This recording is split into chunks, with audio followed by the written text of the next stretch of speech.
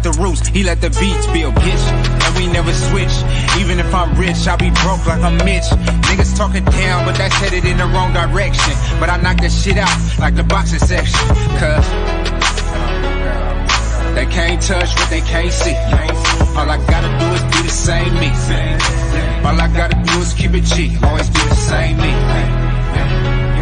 While I'm solid, boy, they can't change me. No.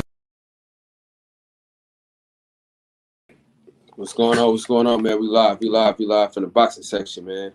What's going on with everybody? Yeah. All right. So, man, we got the biggest fight of September coming up very, very, very, very soon. And that is Cool Boy Steph versus Brandon Figueroa. This fight has been 2 years in the making.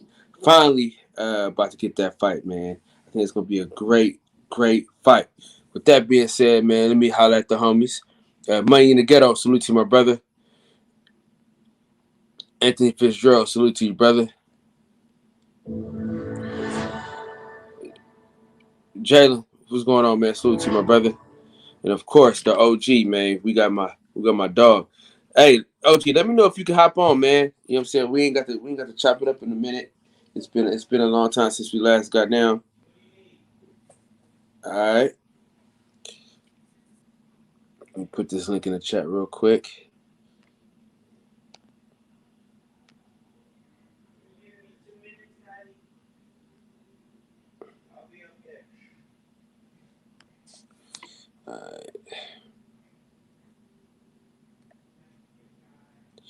All right. Yeah. Hop on, OG. We can chop it up real quick.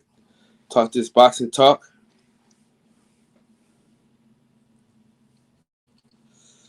Yeah, man, I'm set, ready to go. So, yeah, man, the Cool Boy Steph fight, man, I think it's going to be a great card. Man, I'm looking forward to it. And then if everything goes according to plan, me and the team are going to Atlanta, Georgia. One more time. Yes, sir. Shakur Stevenson, Jamel Herring. I got so many fighters that have been on the channel, that have supported the channel, that we've supported, that are going to be fighting that night. So, got to be in the building for that, man. Got to be in the building.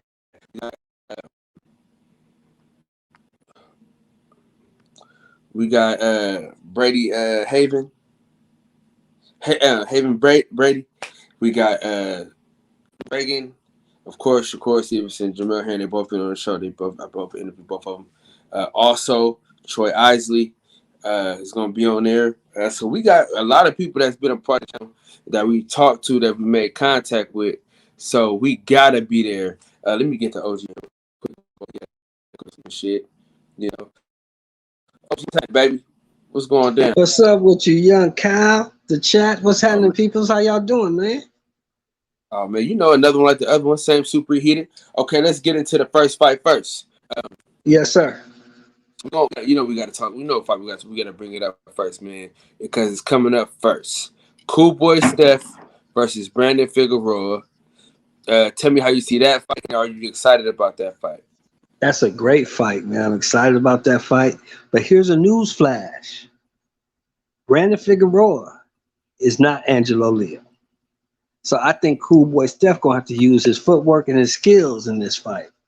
I don't know if he really wants to go inside and have a bang out fight with Brandon Figueroa, because that's what he wants to do.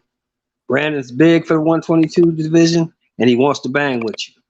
You saw how that worked out for my boy Luis Neri. It didn't work out too good. Yeah, but Luis Neri, I think Steph gonna have to use his speed and box him.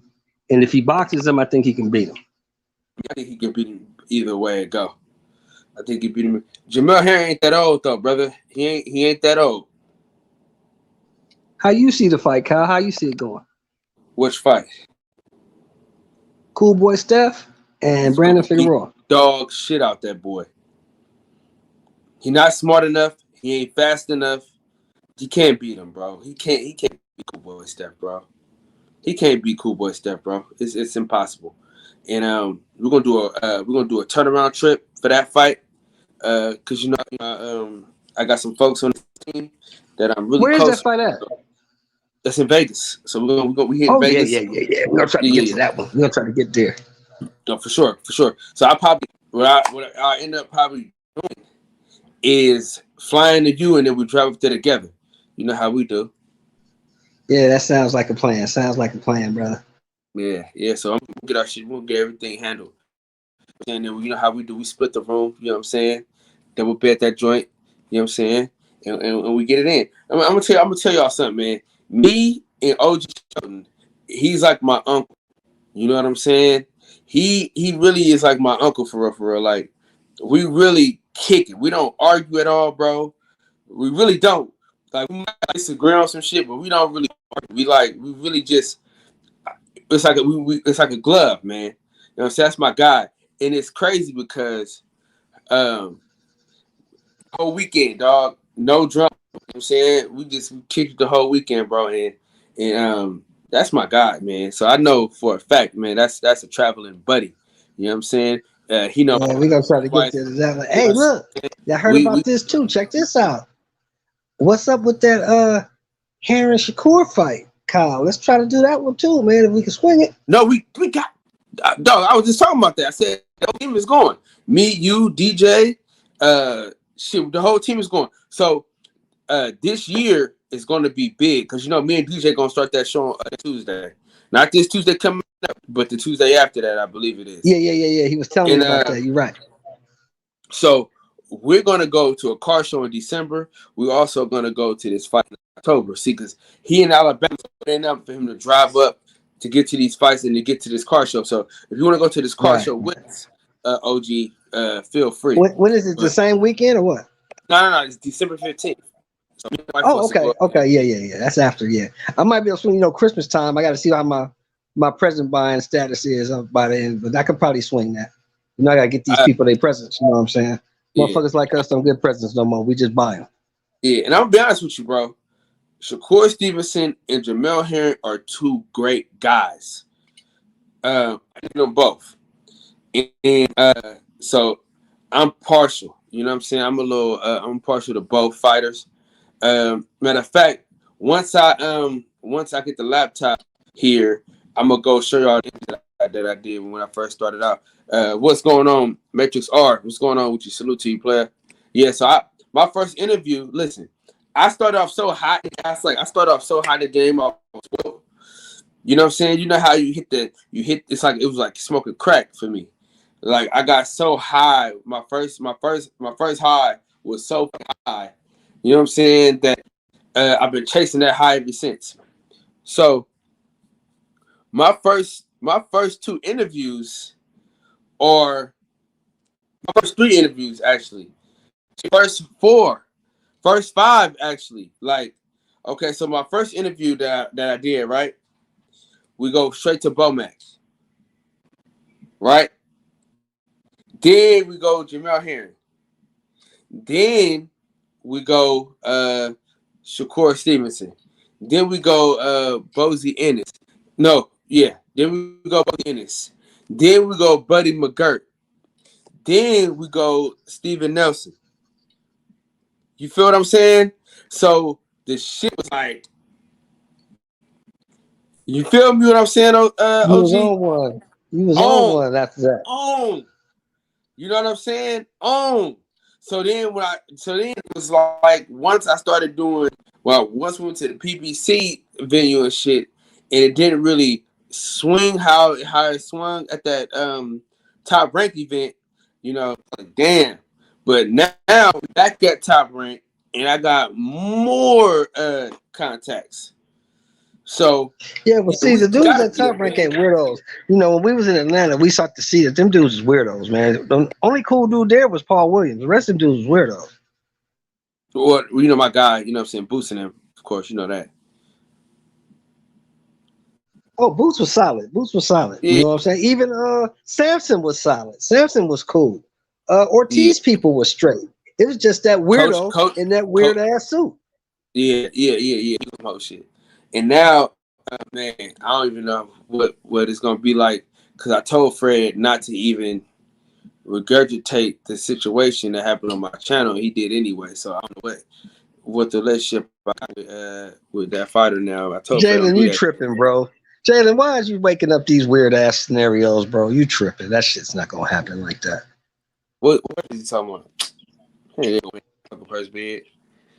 He'll never have a fight in America ever again if you do that. That's a fact. He's As not a gonna matter win of that fact, first bid for that fight. hold everything down right quick, Santos. I don't know if I'm nigga. He always on here and shit. OG Sheldon, hold it down real quick. I gotta call my father real quick. Yeah, how do you business? No. I'm saying I'm gonna call him so he can get on so we can all chop it up and shit. Oh, Matter, okay. yeah. So Do give me your a thing. second. But yeah, man. Yeah, he's not. I think, honestly, which is a really scary thought, bro. But I think PBC gonna win that first bid. I think that's the way Al Heyman goes. That's the way Bob gonna set it up. I think Bob gonna bid low on purpose. He don't want to pay for the fight because he don't want to pay Porter what he got to pay him. See, Bud's purse is already locked in. Bud gonna get his 5.5. He don't want to pay Porter. That's the issue.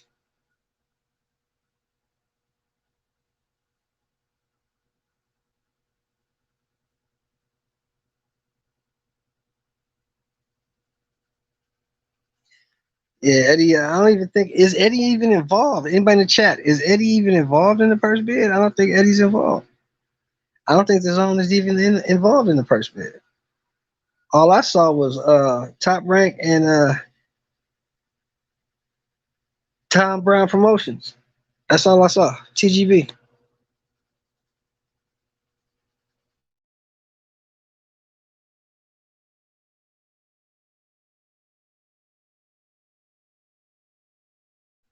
Oh, any promoter can bid. Okay, well we'll see on the second. They say that shit gonna be live on Facebook. So we'll see on the second who gonna bid on that fight and how that fight gonna turn out. I'm hoping Porter don't duck. Now in the chat, do you think Al is gonna allow Porter to take the fight, or is he gonna tell him not to take it?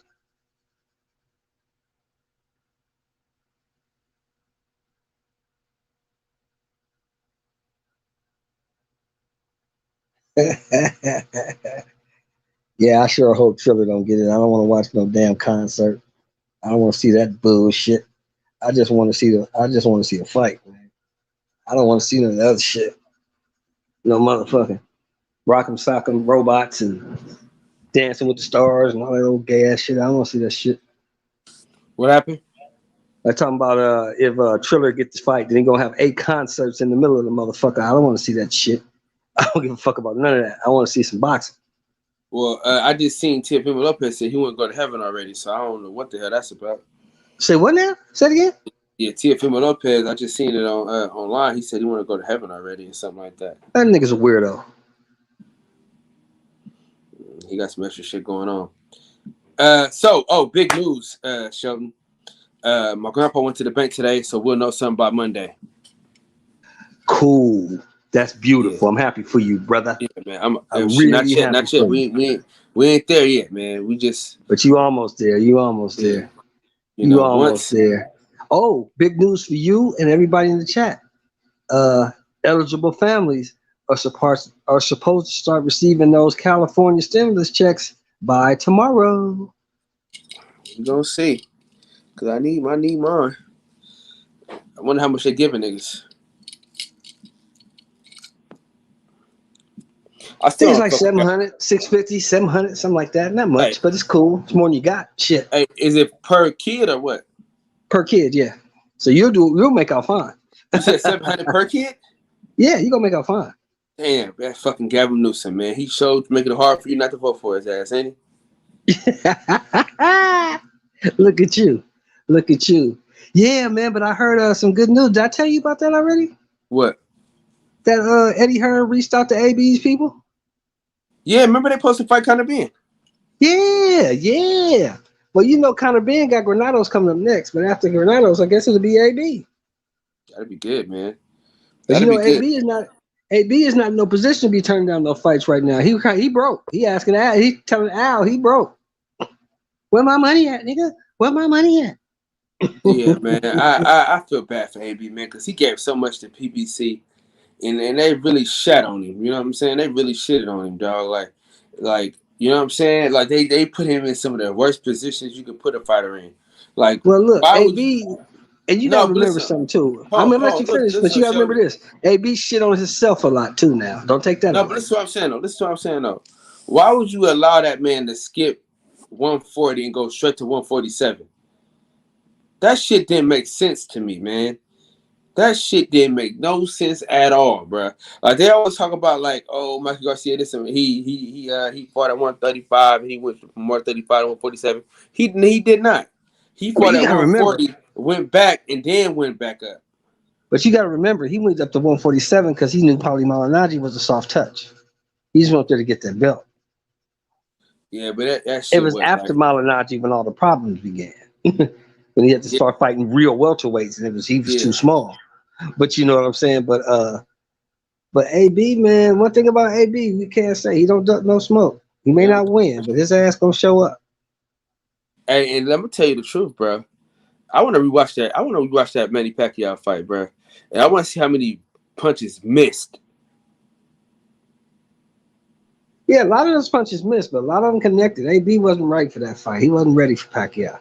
He Yeah, wasn't ready I for don't that know. pressure. I just think if he let his hands go just a little bit more, he Yeah, could have but done what Ugas did. He but could have done fucking what Ugas Maidana did. ruined him, bro. Maidana ruined him. And then every time I try to give AB the benefit of the doubt, he do some dumb shit like he did 2 weeks ago. The niggas on Instagram, you know what he was doing. You saw that? Did you see it? I don't follow the nigga, dog. The nigga was on Instagram eating the cat out, man. Come on, man. So what? Yeah, that's what he was doing, bro. What you mean? We say eating a cat out. What you mean? Eating the cat, eating some ass, nigga. Oh, she ain't mad about Live that. in the living color. That's the type of shit the nigga be doing, man. She a wild boy, man. He a wild ass nigga. Wild ass nigga. But I'm gonna be honest with you though, bro. I'm gonna be truly honest with you, man. Gary Russell fucked up. He How? fucked What do up, you man. do? What do you You know, do? Santa Cruz ain't fighting him. He fighting King Tug. Why ain't fighting Gary? I don't know, man. What happened? Gary Russell talk too fucking much, man. He done piss off the wrong people, man. I think Gary should just start training his brother, man. Just train Gary Antoine, man. Let Gary Antoine run through 140s, and him and Josh Taylor can get it on. Well, Josh Taylor finna leave anyway, though. He's moving up.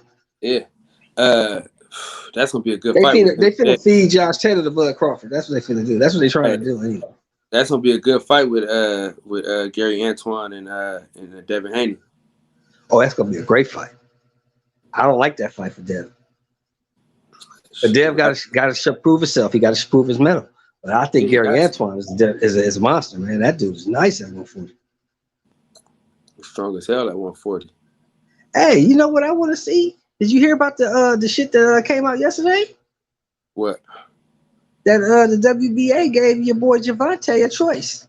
He told him Oh you yeah, either gonna fight. yeah. He You either got gonna 2 fight weeks. Tiafimo or you gonna fight Josh Taylor. But you gonna fight one of them.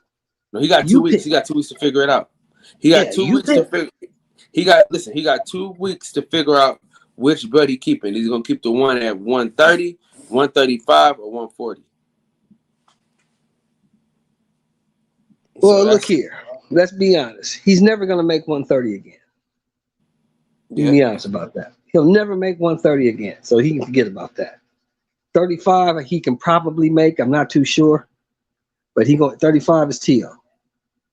I like that fight for Tank. I think he knocks T.O. out. The Josh Taylor fight, I'm not too sure of. I don't really like that fight because Josh is a lot longer. I think the Josh Taylor fight might not go his way, but hey, Tank has made me wrong before. I done bet against Tank and been wrong before. He sure did. He made you buy me them nasty ass fucking wings. Yeah, I know. But you ate the motherfucker, so whatever. Well, shout out to L-Dub Boxing. L-Dub Boxing is the worldwide leader in boxing news. He get the news 3 days before niggas get it. And actually he's actually got a 2-week extension. Shalom, my brother. Shalom.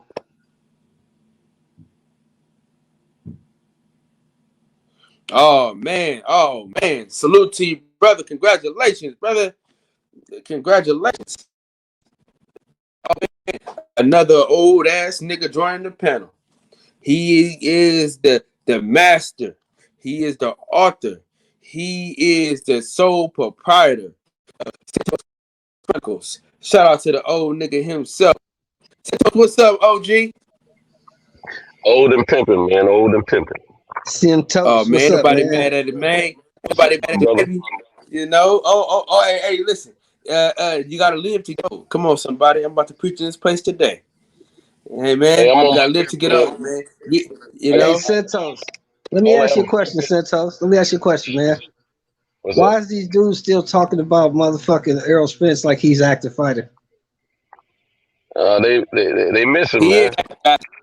Miss He him. only up 8 weeks. Don't I'm believe gonna that tell you. stupid. I'm gonna Don't tell believe you. that stupidity, Kyle. Earl is gonna do what Earl does. He's not gonna lay down. He's gonna do all he can to get back, but he still got to wait on Mother Nature, man, on the healing. Yes, tell him again, man. That dude got a That's, detached retina, bro. He's not I'm coming gonna back in say. 8 weeks. Stop I'm gonna feeding these say. people that garbage. It's not happening. I know he's young, but many other fighters were young when they had that same injury. I'm gonna stick with. I'm not gonna over emotionalize the situation because I like Earl myself, and I think he's a credit to the sport of boxing. But I got to be realistic. I had a conversation with another brother of mine earlier today, but yeah, he's got to go through the healing process regardless, man. I mean, you got to remember, yeah, he can go in there and hit the bag, and he could walk or whatever. He can't do a whole lot of certain things at this moment. But one thing definitely he can't do is spar. So I mean, he's got a ways to go right now. So I'm He just can't gonna even run. He can't even run right now. right, They won't even let exactly. him run because So the we shot, just gotta go through the process. the concussion from running could detach the retina again. That's what we're talking about, Kyle. The boy got a detached retina. That's a Yeah. serious injury. He got to heal completely from that before he even think about sparring and getting back in the ring. Yeah, so he's got a little ways to go. He's like I said, he's a credit to the sport. He's serious about his craft and not taking things for granted anymore. He's going to be serious about it and do all he can to get himself back in the ring. But at the same time, we got to understand that nature has to take its course because as great of an athlete and as young as he is and as strong as he is, he's still not a superhero where he can heal overnight. He's still got to go through a process. And it's just, and I'm gonna tell you, I hadn't had a detached retina, but I've had injuries. I think I was talking about it a few nights ago. The most recent serious injury I had was to my right leg, and the nerves and stuff just stopped. And matter of fact, I'm touching it now, and I can feel a little difference in it. It still ain't 100%. It's probably about. I don't have any pain in it anymore, but just that touch, I can tell it's something still there. So I'm gonna put myself at probably 90% on that right leg, but my strength is there. I can work out with it now. I can climb up on the back of my trucks without a problem like I used to have, and I can pull pallets with 25 to 3,500 pounds on them without too much of a problem like I used to. But there was a time when I had this injury, I wasn't able to do that, and I hurt myself like the beginning of 2020. It was either December of 2019 or January of 2020, and I'm just a few months ago just getting beyond that point, man. I didn't go to the hospital for it, and that's what I'm trying to. Some people heal different, some people endure pain different. I'm one of those that endure pain different. Now, you try to give me a shot with a needle, I'm gonna cringe and cry like a little girl. I don't like needles. Now I'm a queer bait on that something. I'm like, hold up for a minute, but if I get an injury from hurting myself, falling, or something hitting my body, or anything like that, I'm a G straight up. I mean, I'm taking that pain and I'm rolling. I'm like, I'll be all right. When the average person probably want to go to the hospital. But some people endure pain and deal with it differently. But at the same time, we're not magical about healing. So I'm just looking at the fact I'm not as young as I used to be, but I'm not as old as some people my age as well. And I take care of myself to a certain degree. I mean, I eat sloppy sometimes, but for the most part, I try to be cognizant of what I put in my body. Don't drink, don't get high, never have. And as y'all know, I'm not getting as much sex as I should. So I'm almost AC Green around this joint. You understand? So we got injuries. They heal differently, man, and it depends on the part of the body. Now, unfortunately for him, the eye is one of the fastest parts on your body to heal, but there's still a time period. There's still a healing process. Well, I've been watching these injuries in fighters since 1981, and I've Mhm. never seen any fighter come back from a detachment Sugar quicker Ray than a Leonard. year.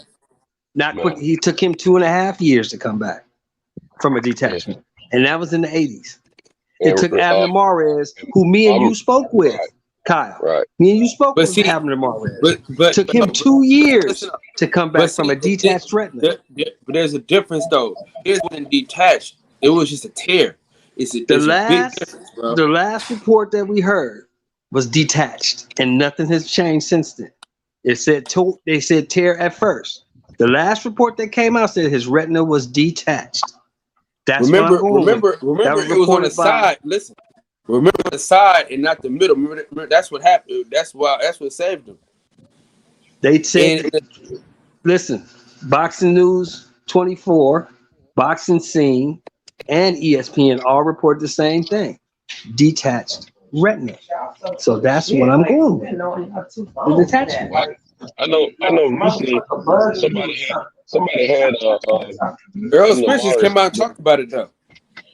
Abner Maris was on somebody's show recently, and he was talking about it because he was letting us know that Earl Spence was seeing the same doctor he saw for his injury. He was being taken care of by that doctor, and he was saying that at the time we were under the impression that Earl only had a tear. And he was saying that he'd probably be all right. He said, but it took him, 2 years or whatever. He said, but I had a detached retina. I don't remember if he said it was a certain type of detached retina. I don't know that much about all that, but I just know every time I've heard detached retina, it's a time process. It's more than a year. I don't know if things have changed. I never had that injury, so all I can do is just wait and see. But I do know that it's going to take some time. I don't see him Right. 6 months, 8 months, none of that. I see a year No. plus. That's what I Yeah. see. So Facts. that's what I'm going by. That's what I'm going by. That's what I believe. You will not see him in the ring until maybe this time next year or a little bit later than that. Because he Yeah, got I to don't think heal it's that not far. only physically, he got to heal mentally from this. He got to be ready to take contact on that eye. He got to be ready for all that. That's a mental process. If you know one if the thing about doctor, Earl Spence though, he's mentally tough though. One thing he's mentally tough. you can be as mentally tough as you want, but Mother Nature is a whole different. But see, I'm gonna tell you, when you got an injury that requires some bandaging and some that's kind of external. That's you can mess with it externally with bandages and rehabbing and stuff like that. That's one thing because when you rehab, you can get things strong, build them up, get the strength back in them. When you gotta wait on Mother Nature, you can't do no. I don't know of any what type of rehab you can do on your eye. I'm sure there might be Yeah, something, you but can rehab with I don't, I everything. don't see I don't see a way that you can rush the process. Is what I'm getting at. Yeah. I don't know. But look, fellas, I'm gonna have to get off. I got to load my truck and get my late start again tonight, and I'm gonna jump back on in a few minutes when I get finished loading. Okay. All right, brother. All right, man. Yep. Yeah,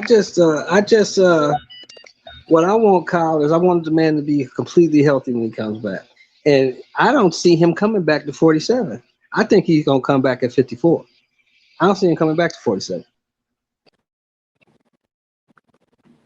Yeah, I think he's ready to go.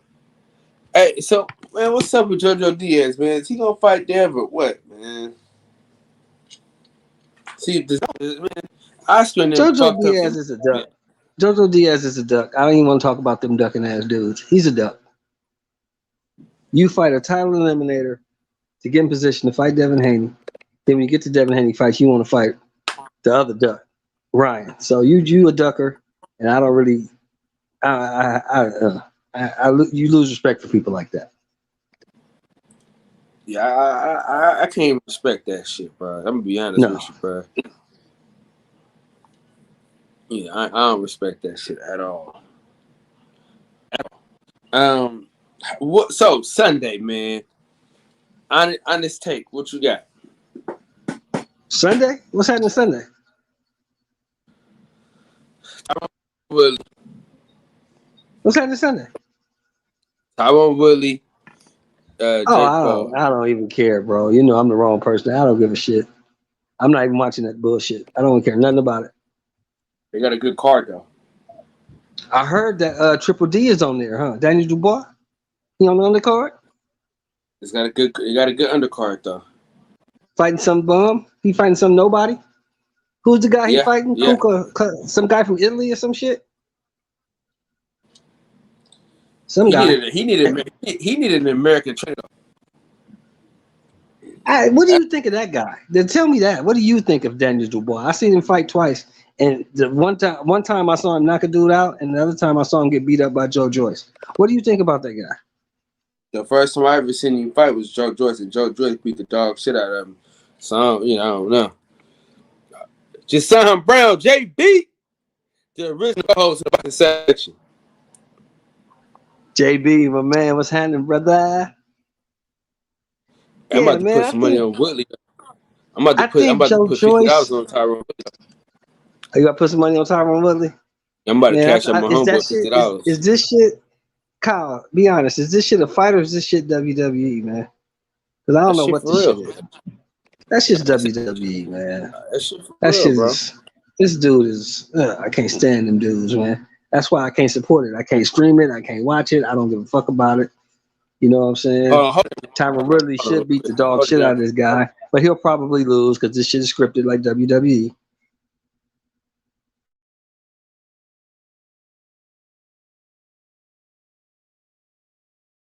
They got this fucking weirdo all on Showtime talking about he's the most hated man in boxing and all this old bullshit. I can't stand this shit. I can't stand that shit. Tyron Woodley and Jake Paul. Be fucking serious. I like watching that bullshit.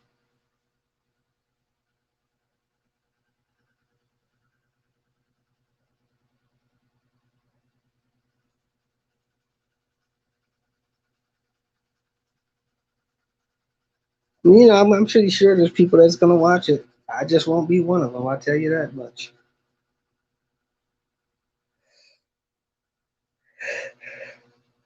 Excuse me, fellas. Sorry about that.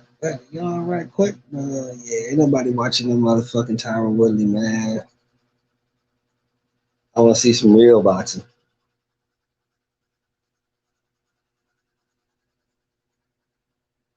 I think we got the boy fighting tomorrow. Jose Benavidez, I believe. Can you help me out in the chat? Is that a fight? Is that a top rank card tomorrow? I think there's a top rank card tomorrow. No.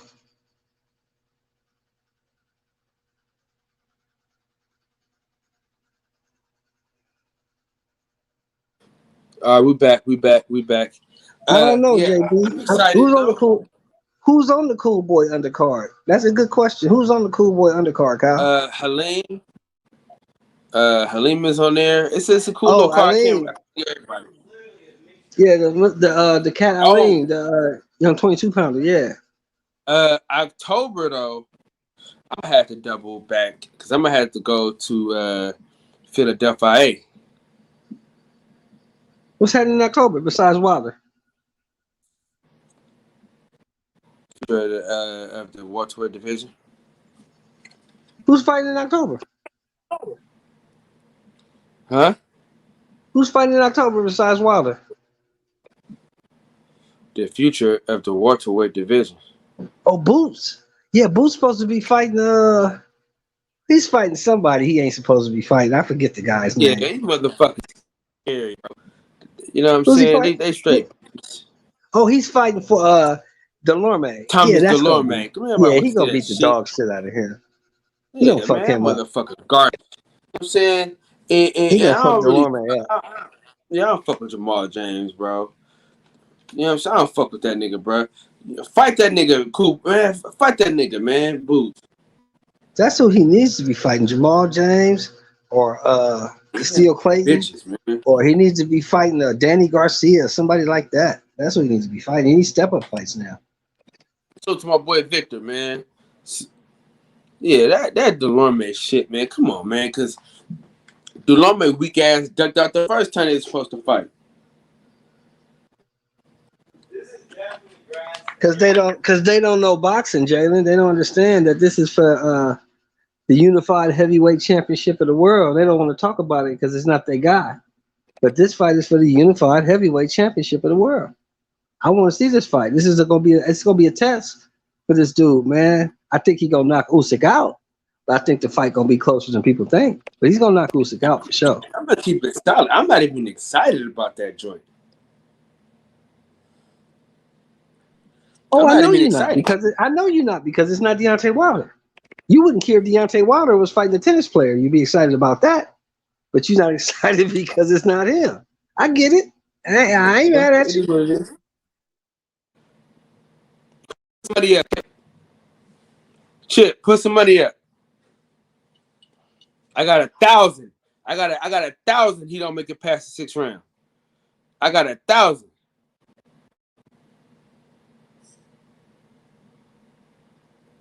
Yo, hey, Wyatt Simmons is the homie. Yeah. Don't whoever that is in the chat, don't take that bet. That's a sucker bet. You betting on Delorme. That's a sucker bet. I got $1,000. I got $1,000. He don't make it past the 6th round. Holla at me. If it ain't no easy fight, I got 1,000 for you.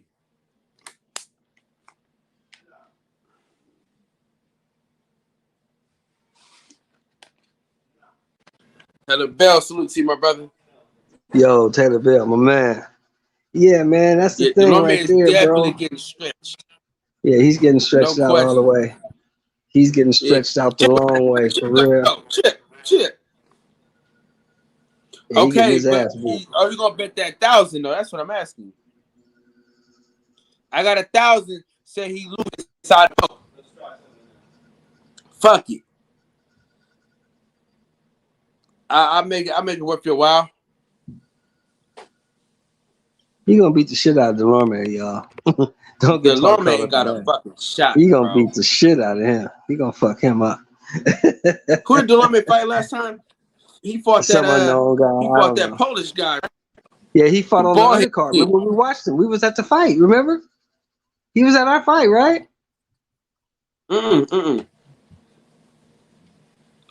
No, he was on the Charlo undercard. He was on the Charlo undercard, right? He was on the Charlo undercard. That's right. He was on the Charlo undercard. He fought some unknown guy, and he lost. Man, look, you see that? He ain't want to say nothing about the 6th round. As soon as I said fault, he wanted to bet now. Fuck, I got 100. I got 100 on that. I got 100 on that 4th round. 4th round, I got 100 on it. 6th round, I got 1,000 though. 4th round, I got 100. Round, I got 100. 6th round, I got 1,000. What we doing? Cause you don't believe that shit gonna be a tough fight. He just talking shit. He just want to be a contrarian. It wasn't it, bro. It smelled bad. Hey, listen. Listen. No, you gotta take both bets, Chip. Hey, you gotta take both bets. Hey, listen. My little brother just cooked. What kind of burger was that, bro? It was a mixture of 3 different types of beef. It was short rib, Angus beef, and it smelled like Parmesan cheese with just he fought Stanionis? That's what he fought for Stanionis? Yeah. He damn near beat Stanley on the stove. He ain't shit. They say Stanionis is supposed to be some hot prospect. He don't look that good, bro. These motherfucking man, come on, man. I don't want to hear that shit, dog.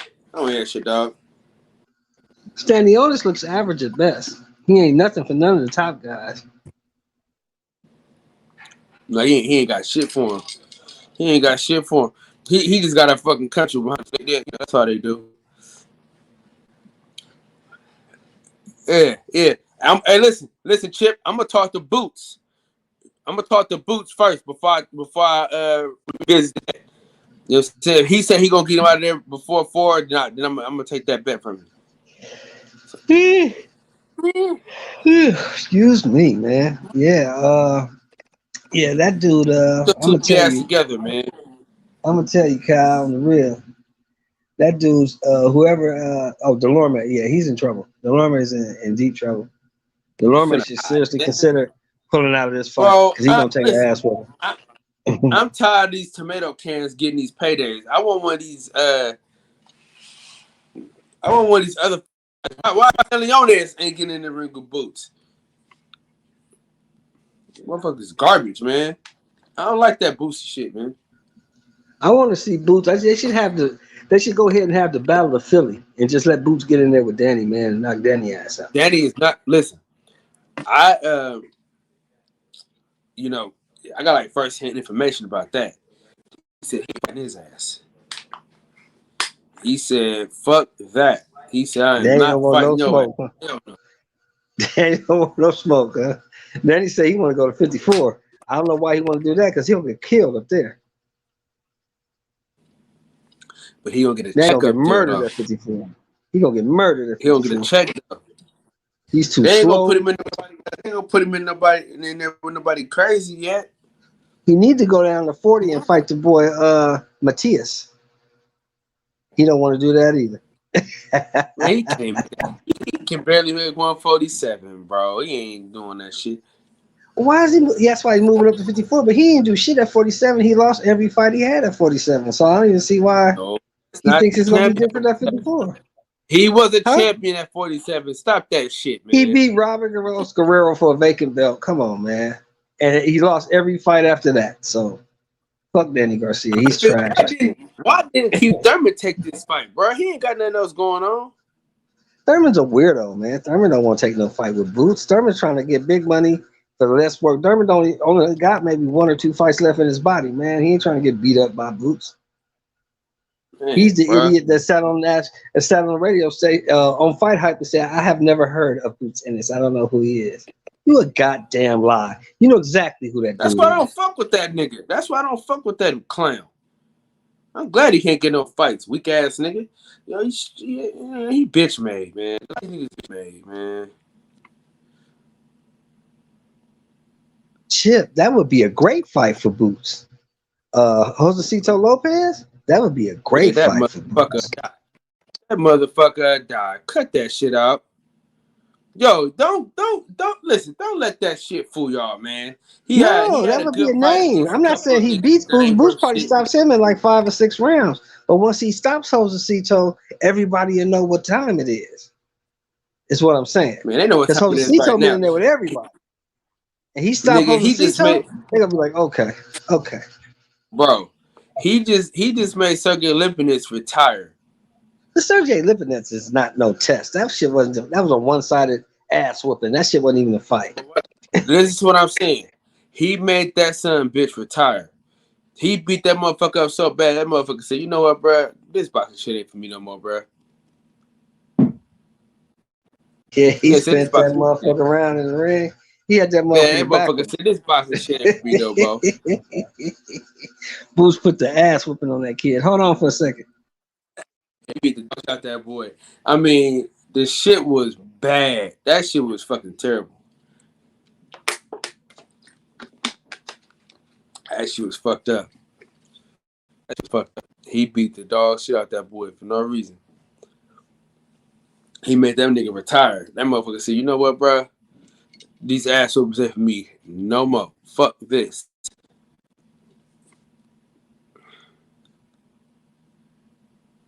No, for sure, he made that look bad.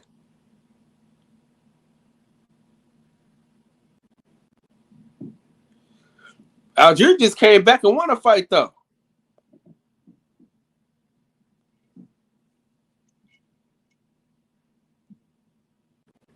Oh man, for sure he got the X factor for sure.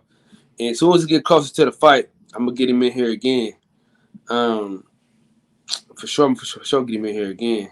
You know what I'm saying? But dude, I really September is going down, brother. I'm going to be in Vegas for that shit, dog. I think that's fucking insane. I'm going Yeah, to that's the be in truth.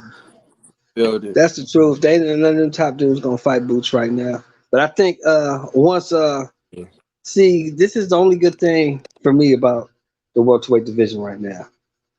With Errol I'm just being saying the injured, man want to fight, bro. I ain't saying he be the world beater. I'm just saying the motherfucker came back and want to fight. with Errol Call me being out. injured, right? With Errol being injured, which I hate the boy's Well, injured, and I wish this is him what a I'm telling great you, bro. recovery. Listen, this is what I'm telling you. If the injury was that, listen to me, bro. If the injury was as bad as you think it is, he would have got stripped for his titles, bro. He would be put in No, they can't champion. strip him yet because they got to give him a year. He has to defend the title within a year. It hasn't been a year yet. In a year, I don't know if the WBC is going to strip him. The IBF is definitely going to because they don't fuck around. They don't care who you are. They going to strip him. Now you got the dude that been waiting for Spence for 2 years, Abukarev, the Russian guy. You got Porter, who's tied up with Crawford, so he's out of the way. That's number 2. Mikey is number 3 in the IBF. He ain't gonna take the fight. Number 4 is Boots. So Akaburev, however you pronounce his name, the Russian guy who's number 1, and Boots are gonna fight for that IBF title. When? That's coming next year. I guarantee it. They gonna strip Errol probably in February. It's gonna be a year. When's the last time Errol fought? When did he fight last? All right. December, right? Let's bet $100 on wax. Yeah, we can bet $100. He gonna get stripped because he's not coming back for a year. For sure. Give me 18 months. For sure. You got $100 bet. Sure. You got that. Mhm. He's not coming back for a year, maybe 18 months. Hey, I wanted this in 50-cent pieces too. Okay, that's cool. I can go to the bank and get that. They got a whole bunch of them over there. Yeah. But yeah, he's not coming back for a while. People don't understand why I always might let him keep his belt until he recovers. LG. Huh? LG. People don't understand why I asked changing that in that format. They don't understand that the 50-cent pieces have silver in them.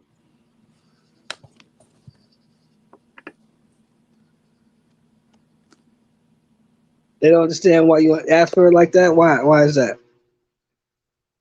You know, it got silver in it. Oh yeah, 50-cent pieces. Certain ones got silver. Certain ones have. Certain ones. I got you. Yeah, not all of them. I know what you're talking about. Yeah, so certain ones are more. So certain ones are worth more than 50 cents. So that's why I always ask, because just because they get lucky on some shit. Right. Get some extra paper. I got you. I got you. Yeah. But yeah, man. I think they go. That's the way that's gonna work out. WBC, I don't know. They might let Errol keep his strap until he heals. But the I'm telling IBF, you, bro, they not fucking around. Listen, he gonna be back before then, bro. I'm telling you. Because he caught it soon. See, because Abdul Morris didn't catch it soon enough. You know what I'm saying?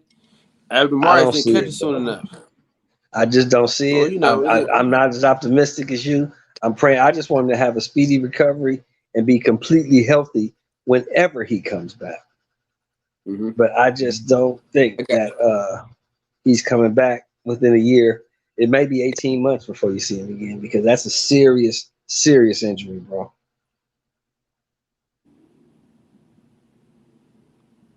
Yeah, that's a fact, Victor. I don't think you'll ever see Errol Spence at 147 again. I don't. Listen, Manny Pacquiao better thank God. He better thank the God he serves that wasn't Errol Spence in the ring on Saturday night. He better thank his lucky stars that Bob Arum is a piece of dog shit and that wasn't Crawford in the ring.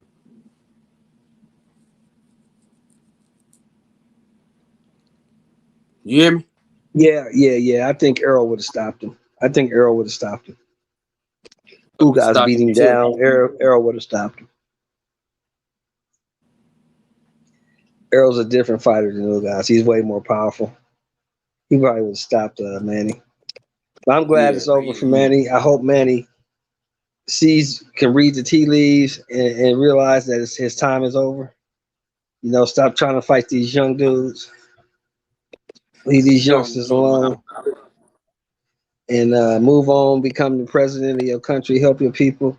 But stay up out this game. It's a young man sport, bro. It's a young man sport.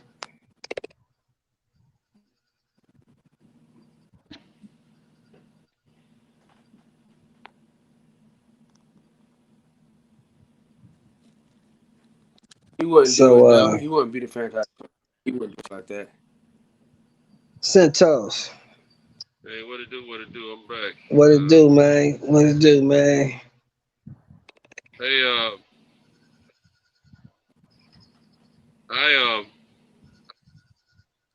I believe in Earl just as much as everybody else do, but I'm more of a realist. Man, we got enough sacks from Chilton's ass. What I'm getting ready to come, I just heard y'all speaking on the fact that Earl would have stopped Manny, maybe not. One thing about Manny, when you catch him, is usually you got to catch him with the proper counter to lay him out. That's how he's been knocked out most of those 3 times he's been knocked out. Man, he was going to get necessarily. Damn, bro. He may have been caught by Earl like that. Then again, maybe not. You know, we don't know that. I mean, we can't take nothing from Ugas, man. He did what he was supposed to do. He laid some leather on Manny. It wasn't like he wasn't hitting Manny and Manny wasn't feeling it. Right now, Manny is sore from that stuff, man. So don't forget, He beat Manny down. He beat Manny down. He did do that. Yeah, don't forget Ugas and Earl was supposed to fight a few years ago, and that was a big fight that they were supposed to. Ugas is not a small dude for a welterweight. He's bigger than. He might not be that very tall, but he's not very short for a welterweight, and he's one of the physically more thicker guys at the welterweight division. He's one of the bigger welterweights out there. So he ain't got this so-called super knockout power, but he got heavy hands. So we don't get it twisted now. Sometimes it ain't about the knockout. It's about just the butt whooping itself. And sometimes you can get a much greater butt whooping from going 12 rounds versus a knockout. Knockout come quick. A butt whooping lasts. But what? So you don't think Earl would have stopped him, bro? He has the ability. Ugas had the ability to stop him. A whole lot of people's had the ability to stop him. What's my man name? Mayweather had the ability to stop him, but Mayweather fought a style of fight that wasn't going to give him the knockout. He was trying to win the fight. He wasn't thinking about the knockout. See, sometimes style is all about styles making fights, and it's all about what style is going against the other style in the ring at that time. What Marquez did was he knew Manny Pacquiao better than any opponent Manny's ever had, and he knew what he was dealing with. He knew he had to stand through the fire to get to Manny, but he knew Manny was going to come forward eventually, and he was going to catch him. He told us that before the fight, and he actually made it happen. Just like he explained to Manny that Manny could not beat Mayweather because he's a come forward fighter, and Mayweather's the greatest counter punch he ever faced. So when Manny came in at one time, he caught him perfect, lights out. I can't agree with you on this, bro.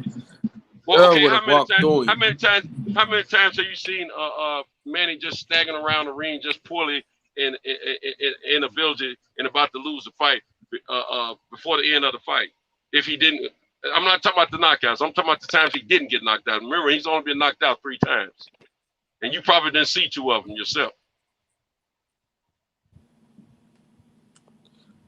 This is what I'm saying though.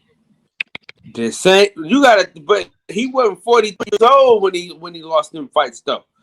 That's okay. That's okay. That's no, bro. It's a whole different. It ain't all about the age, man. It ain't all about the age. The age does make a difference.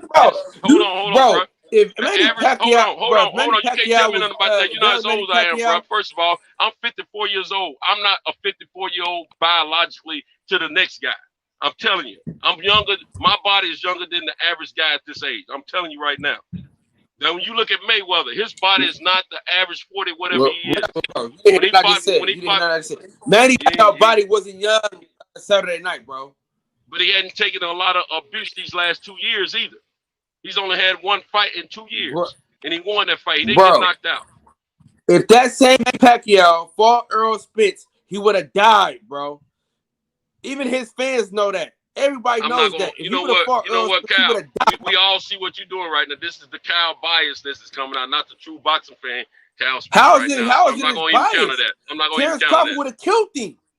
No, he Bro, wouldn't have, man. Terrence Crawford need- would have killed need- murdered hey, that man. Let me John tell you Ennis something. would have murdered that man.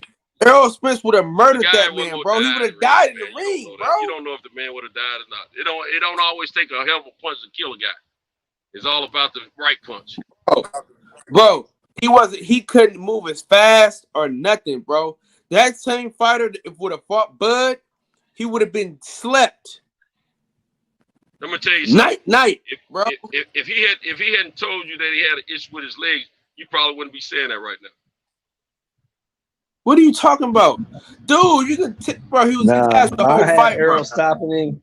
I had Errol stopping him when the Bro, fight was he made. gotta stop I had bullshit, most- man. Errol most stopping him. most I of had us- Bud Let me stopping. tell you something. Most of us had Earl stop. Matter of fact, he got a distant cousin that I know, Manny does, and she felt like he was gonna get knocked out, but she wasn't sure of that. But all I'm telling you is a said what? knockout is not guaranteed. She Oh, wasn't sure. he said he gotta hear this. Do what? Say that one said more he time. has I couldn't hear you. Manny has a distant cousin that I know, and she was saying that he was Okay. going to lose and probably get knocked out, but she wasn't sure about that. Now I'm telling you, a knockout is not guaranteed for everybody unless you are a Deontay Wilder type individual. If you are a knockout artist, then maybe yes. Earl ain't had a knockout in a while, bro. He might have Blu-ray in his corner, but he ain't had a knockout. He's not a knockout artist. He's a heavy puncher that puts punishment on your body. That's what he is. That's what Ugas gave Manny as well. Earl is not a knockout artist. Y'all, man, Earl, I love Earl, but Earl is not a knockout artist. If it's Mike I didn't Tyson say it's you're gonna talking knock about, bro. He would have just said broke Earl his would have body down, killed him or knocked him out. You just said Earl would have killed him and knocked him out. We don't know that. Ugas didn't even go to the body like that, bro. Them body shots was effective in that fight from Ugas. Listen to what I'm telling you, bro. Listen to Go what I'm back and saying. look at Listen to what I'm saying. Earl would have destroyed that man's body, bro. And you got to remember these guys. Look, you got to have the right punch to the body to drop a guy as well. These guys are not going to the gym and sparring and not working on body shots, bro. They're not working on not taking body shots. They're going to the gym. They're working on getting hit. That's what they're working on. We don't just set up and say that this man was guaranteed to get a knockout. It's ludicrous. And we don't know that. Bro, We can't discount the performance that Ugas just put on Manny. We can't discount that, man, because we're wrong for doing that. Are you saying fought a good fight? He fought the fight that he needed to fight to win the fight, and that's what he did. Is Ugas a better fighter than Earl Spence? I ain't never said that, Cal. I'm not gonna let you put words in my mouth. What I'm trying to tell you is you can't look at what Ugas did to Manny and say that Earl would have knocked him out because Ugas beat him. Dude, you can't say Earl that. You don't know that. That's him, not bro. a definitive way to. You don't know that, bro. I'm gonna let you have that. Bro, But I know for a fact you don't know what you're talking about. I know that for a fact. Everybody in the fucking universe you knows Earl Spence. No, you don't. Guess what? Even Listen, Earl said he didn't know if he was gonna knock him out. Bro, we Even can't talk Earl at the same said he time, didn't know bro. he was gonna knock him out. You don't know what you're talking about. Bro, you talking from a biased mindset. You can't ever talk to me though, bro. You bro. What I'm saying is that Manny Pacquiao that stepped in the ring. What are you talking about, bro? You starting to sound bro, like I'm in the the biased platforms, bro. You talking over me. You cut me off. What are you talking about? The same Manny Pacquiao. Bro, that's my statement though. The same Manny Pacquiao that would have got if that same Manny Pacquiao would have gotten Earl Spence, bruh, he would have got finished. That Manny Pacquiao was too slow. That Manny Pacquiao I can take that better from you and anybody else if you say that's my opinion. But if you saying that's an actual can fact, I finish my statement? Can I finish my statement, bro? I don't care what you do. The man He couldn't take punches good. His resistance was trash, bruh. And Earl Spence hits harder than Ugas. That's all I'm saying. Go ahead, Sheldon. Yeah, I have to agree with Kyle on that. You know, the Manny we seen that beat Keith Thurman, that's a different Manny. The Manny Pacquiao we saw 2 Saturdays ago, or last Saturday, whatever it was, because tomorrow's Saturday. So I'll say 2 Saturdays ago. That Manny Pacquiao we saw on August 21st, Errol Spence would have stopped him. Errol Spence would have stopped him. In your opinion, right? In my opinion, yes. In my opinion.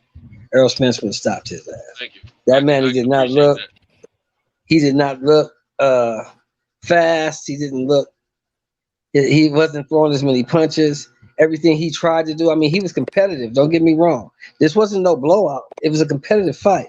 But everything he tried to do, Ugas was offsetting it and doing it better. He outfought Manny. He outboxed Manny. He just beat Manny all around. He all around beat Manny. There was no way to take it from Ugas. He dominated the fight down there. Absolutely, I agree 100% with that. And what I'm trying to say is, understanding, like I said, this guaranteeing a knockout is an opinion. We don't know what would have happened. The man hadn't had a knockout in a while, and the man hadn't been knocked out in a few fights that we figured would get knocked out. The consensus said that he would win the fight. We wouldn't necessarily know if he would knock him out by in the win or not. But at the same time, we can't sit here and say that the 2 year younger Manny Pacquiao, who fought Keith Thurman, who didn't stop Manny, who lost to Manny, we can't say that he doesn't hit as hard as Earl or he doesn't hit as hard as Ugas. We don't know that. We haven't faced either one of these guys. Hold on, bro. Just like you don't want me to cut you off. We didn't face either one of these guys personally ourselves. I stopped. That's why I stopped. But hold on. But we also know that we know Keith Thurman was known for knocking folks out in the past. And just like Earl Spence, Earl in history was known for stopping, not knocking out, but stopping people. There's a difference. Now, we don't know if he would have stopped or knocked out Pacquiao. He may have, but you got to remember, this is a cagey veteran. If you don't hit him right, he probably would have survived through the fight, because some guys know how to survive and avoid a knockout or a stoppage. So we don't know necessarily, but if that's your opinion that he would have been stopped or knocked out, then fine, that's fine. But not trying to say that, I guarantee you would. You don't know that. The man did go through a horrific accident. He didn't stop Danny, and Danny said he hits hard. But at the same time, he didn't stop him. And Earl doesn't move a whole lot in the ring himself. He moves enough to get his strategies off and his punches off. He ain't dancing a machine in the ring. He don't move too much more than Ugas does in the ring. So we don't know how that fight would have went. Styles make fights. I'm gonna take that to my grave. Well, I'm gonna say this, and you just skipped over everything that I already said, and you just confirmed what I just said. I didn't say that the fighter that fought Keith Thurman. I said the same fighter that the same Pacquiao that stepped foot in the ring Saturday night. It was not the same fighter that fought Keith Thurman. It was not the same fighter. Wasn't even close to being the same fighter. The Manny Pacquiao that fought Saturday night was not the same Manny Pacquiao that fought Keith Thurman. Not even close to that guy. If the same Manny Pacquiao that fought Saturday night would have fought Keith Thurman from that time would have stopped him.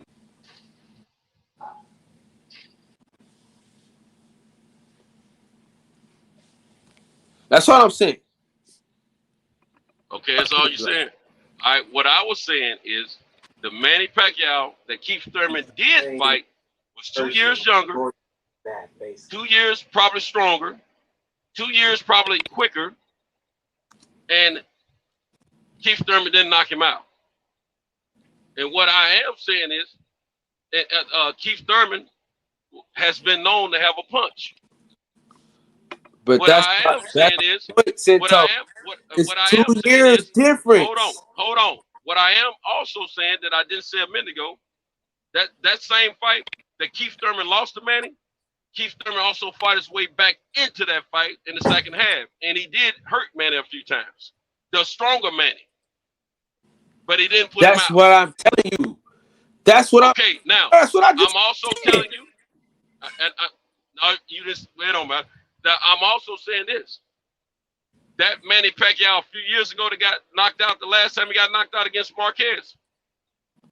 Do you think Marquez is stronger than Earl Spence, stronger than Ugas, or stronger than Keith Thurman? No. It was a perfect punch at the perfect time, and that's what put him out. Now, the Manny that was less stronger, that doesn't mean that his chin is less stronger. That just means his physical body, his legs weren't right. That don't mean his chin was not as strong as it had been. But it doesn't matter how strong his chin is. If you catch a guy with the right punch at the right time, you put him down, period. We don't know if he would have got knocked out or not. Yes, it was a possibility, but we don't know if he would have. And yes, that is your opinion, and that's all right. But it ain't no guarantees. Listen, you just made my point for me. Listen, I guess. Keith If you think hold that, on, man. Damn, brother, can I get my point out? Listen, God damn. All I'm saying, this is what I'm saying though. You already made my point for me. You just said that this Keith Thurman fought his way back to that fight with a better Manny Pacquiao. So if he would have fought that same Manny Pacquiao that Ugas fought, it would have been a different outcome. And y'all know I don't like Keith Thurman. Yeah. And y'all know I don't even like Keith Thurman. Keith Thurman would have stopped them, but if they would have on Saturday, that means something because I don't fuck with Keith Thurman at all. You know this shit. But what I'm saying is the Manny Pacquiao that I saw, he couldn't get out of the way of no punches. Man, he couldn't get out of the way of nothing. The man was getting hit with everything, and he got hurt a few times. And I don't know what Ugas didn't want to step on or not, but I don't know. All I know is that nigga legs wasn't there, and if Ugas would have went more, he might have could have stopped Pacquiao. A body puncher would have got Manny Pacquiao out of there. I'm just keeping it G. Go ahead, OG Sheldon. I got 2 questions for you. And I want to start with you, Kyle, then go to Santos.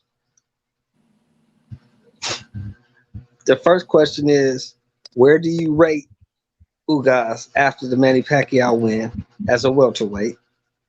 And number 2, who should he fight next? Where's Ugas as a welterweight? Yes. 5th. you got to put him top 3. You have to. He's a champion. He's a true champion after that defeat. I mean, Okay, so name the 4 that are above him. Name the 4 that are above him, as he is the WBA super champion. Name the 4 welterweights that are above him. 4. Now I don't have him. I have him in top 3, so it can't be 4. Okay. No, I'm talking to Kyle. Your turn ain't came yet. I'm talking to Kyle. Oh, okay. See, look, you over talking niggas again, Santos. You know what I mean? See, and listen, hey, you giving Santos Chronicles? He brings. Man, Santos. answer the question, man. Hey, Quit playing high listen, school games. hey, Sheldon, you give a nigga Santos Chronicles, he brings Santos Chronicles to the boxing section. Hey, listen. Hey, everybody, let me tell you something. Everybody know me. When I go to a panel, if you talking some bias stuff, I'm gonna check you on it every time. And it's not the bias. I just stop him. I hate Keith Thurman. You know that. Mm-hmm. This ain't about Keith Thurman. This is about boxing. This ain't about Keith Thurman. I don't see what you kind of got misconstrued. I don't look to Manny to beat Earl. Never have. But I'm a boxing fan first. I never said you did. I'm gonna speak from a factual point of boxing that I know about, not from a. If I'm gonna be biased, I'm gonna give you the disclaimer and say that this is my biased thinking.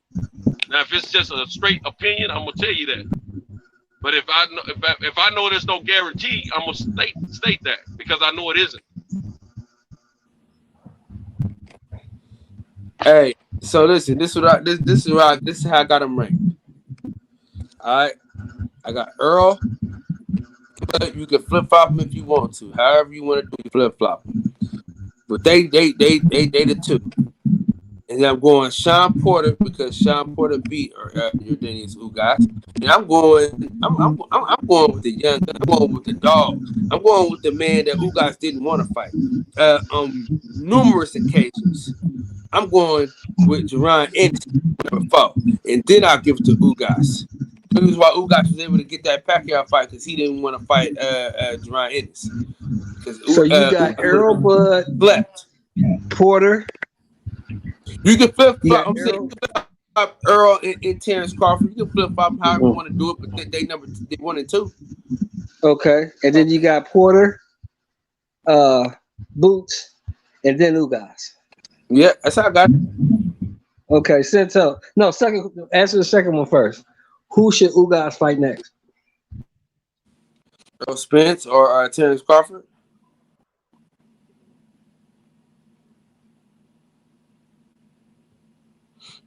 Okay, Cinto. Same 2 questions. I got him in the top 3, and however order you want to put them. I got him 3rd, and I got the other 2 guys. They can be 1 or 2, no matter which position you want to put them in. and as far as Earl and Bud, and I think Ugas should fight one of those guys next, particularly Bud, because he's the healthy guy right now. And I think Bud does have to get through Sean Porter, which I feel confident that he will. But there's no guarantees. That's my opinion. And but if Bud gets through Sean Porter with no problems and no physicalities that holds him up on healing and things of that nature, I think that he will be available before Earl is. And I would like to see me as a boxing fan. I would like to see the quickest fights, not the later fights, because we wait too long, we may not get these fights. So if Bud is the man available after his next fight, quicker than Earl, I would like to see Ugas and Bud hit it. If Earl's available before that or about the same time, I'm okay with him and Earl fighting. But he needs to fight one of those 2 champions. Champions need to fight champions. Here's my question to you on that. I would like to see that too. I would like to see Bud go over there and get that strap off Ugas. Do you think Al Heyman will allow that to happen though? Since nobody seems to like to do fights with other promotions. Well, I'm sure Al would love to see Earl and Ugas fight sooner. Before Bud, since he's with another promotion. But at the same time, this is a disagreement you and I had the other day, and I hadn't done my investigation to see if you and DJ were right about it. I just think Bud, if he doesn't re-sign, I think this next fight is going to be his last fight because he's already changed management team. So I just think he's moved his chess pieces around, and I think this is going to be his last fight on the Top Rank, and he won't have to worry about that dealing with Al Heyman this time. But we don't know who he's going to sign with. If he signs for Top Rank again, he gets the same old Cheerios he's been eating since a few years ago. But if he remains a free agent, he stands a better chance of locking in fights that he prefer with some of these PBC fighters.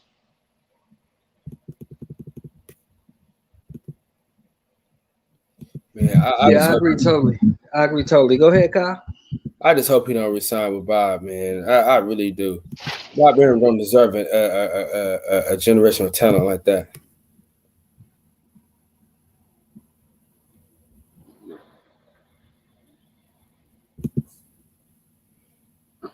Well, I don't think he does. I think he stays a free agent. That's what I think he's going to do. And I think I can predict, I was telling Santos the other day, I think he's going to get through Porter. I think his next fight is probably going to be Virgil. And after Virgil, I think the next fight after that will be Josh Taylor in Scotland for a boatload of money.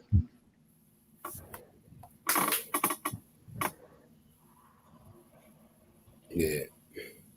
What? Let me ask you this: Why are you so convinced that he may fight Virgil next after Sean Porter? Because Virgil been calling for the fight, And to me, I don't know the guy, never met him a day in my life. But he seems like the type of guy that if you keep calling his name, he's going to answer the phone eventually. And if you Virgil keeps calling for this fight and people keep pressing for this fight, Virgil says he's ready. The sanctioning body says he's ready. His record says he's ready. So you keep calling my name, you want this ass whooping? I'm going to oblige you. I'm going to give it to you. This is what you really want. I'm going to let you have it. That's the kind of person I think Bud is. Well, I think part of what you're saying I can agree with, but I also think Bud is at the point in his career where the money is a factor. The money ain't right at this point, knowing that Virgil's not, knowing that Virgil is not Earl Spence, knowing that Virgil is not going to help him be unified. It's not going to be a legacy fight for him as well. I think the money will have to line up, and it have to make all good business sense before he will fight Ortiz. Well, that's my whole point. That's the point I was trying to make to you the other day. A Ortiz fight in Texas is big money. It's a pay-per-view fight, and it will sell. That was a big money fight. If you fight him in Texas, that fight is sell out the venue. Okay, who's going to make it? Who's going to promote it as a big money fight? Golden Boy will promote it. But Oscar, you really think Oscar gonna be willing to pour money into Terrence Crawford, that money that he needs and wants for himself? He doesn't have another fighter. Who's his other star fighter? What other star fighter does he have besides Virgil Ortiz? This is what I'm saying. That's all he got. That's all he got. But he also takes cues from. He knows what Bud has gone through with his own promoter. I mean, he knows what the promoters said about him and things of that nature. He's taking a lot of cues from Bob Arum. Let it be known. Oscar De La Hoya ain't too far off on his methods from what he was taught when he was under Bob Arum. I think that fight is that's a no-brainer to me. I mean, that Virgil fight to me is a no-brainer. I think that fight will sell like a motherfucker. Sell like hotcakes. I know I'll pay for it. Well, you will too. I'm gonna say if the money's right for Bud, he'll take the fight. If it's not right, and if he don't have another option, if the money ain't right, he won't take that fight. You're gonna see a businessman Bud from this point on. I promise you. Yeah, but here's the thing, though. See, you're talking about the unification. I think with Errol Spence being gone, unification is off the table because they finna split them belts up, and it's gonna be too hard to unify. But why wouldn't he petition to fight Ugas? Now that Ugas is available, we see that boxing has changed. But if he's a free agent and that Ugas fight is available, there's no Earl. Al Heyman got to make a decision. So you think that the reason he has never got the Earl fight is because Al don't want to do business with Top Rank, or Al don't want to do business with Bud? What do you think it is? I think that both guys wanted to fight, and both teams knew they wanted to fight. I do think that Bob put up some hurdles in the beginning, and I do think Al put up some in the beginning, but I think they both are businessmen first, and they saw that fight being bigger later than before. That's what I believe. And I think that's what all the waiting has been about. And according to what some comments that Earl has made himself, as well as Terrence, it's been a hold up because of the fact that these people that put the fight together, the business of boxing, want to build it to a extravaganza type fight, a mega fight on the money end. And they were speaking the right time. I think the accident kind of threw it off a little bit, but at the same time, it is what it is. It's about business first with Al and Bob. With Earl and Bud, it's about fighting and proving who's the best. Who just joined the panel? Picasso. This Picasso. Hola. Hey, Picasso. So what you think about this? We've been cooking on it for a minute. What you think? Let's see. Ask me that same question again, so I get the whole. Do you think that Undisputed is still on the table for Bud with Errol being out of the picture for a little bit?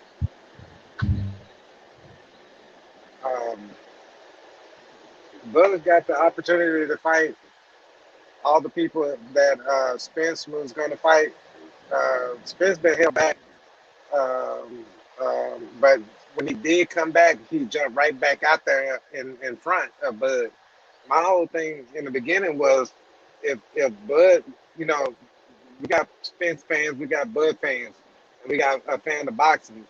But if I was speaking from the outside looking in, helicopter perspective, if Bud goes ahead and jump ahead of Spence, this to eliminate all that what side of the street type of stuff, because when I know what Spence mean by its side of the street.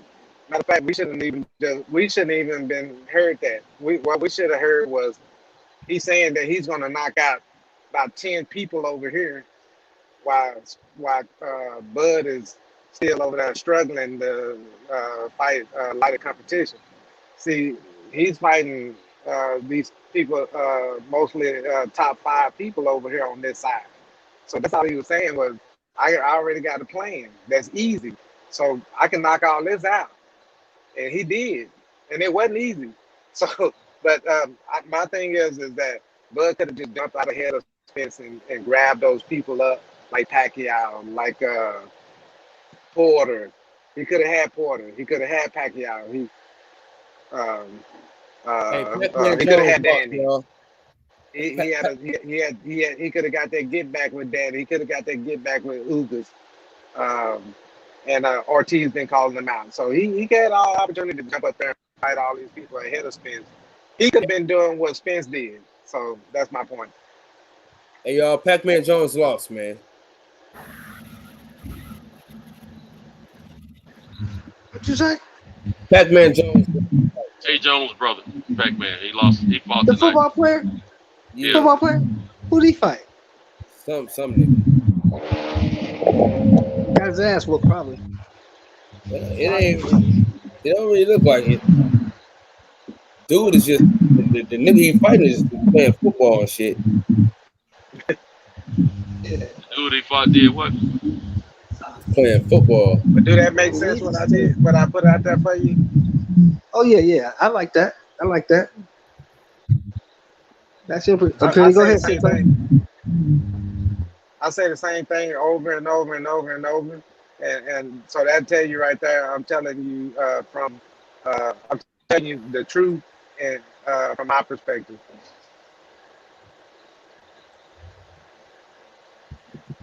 Yeah, I just don't see Al making that fight, because I think Al wants to keep all them belts over there, as many belts as he can, rather in house.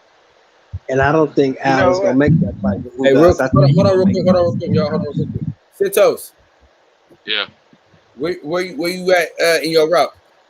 I just started, bro. Remember I said I was getting a late start? Okay, I'm asking you that because nigga, I'm about to get off. I'm trying to see where you at so I can keep you on.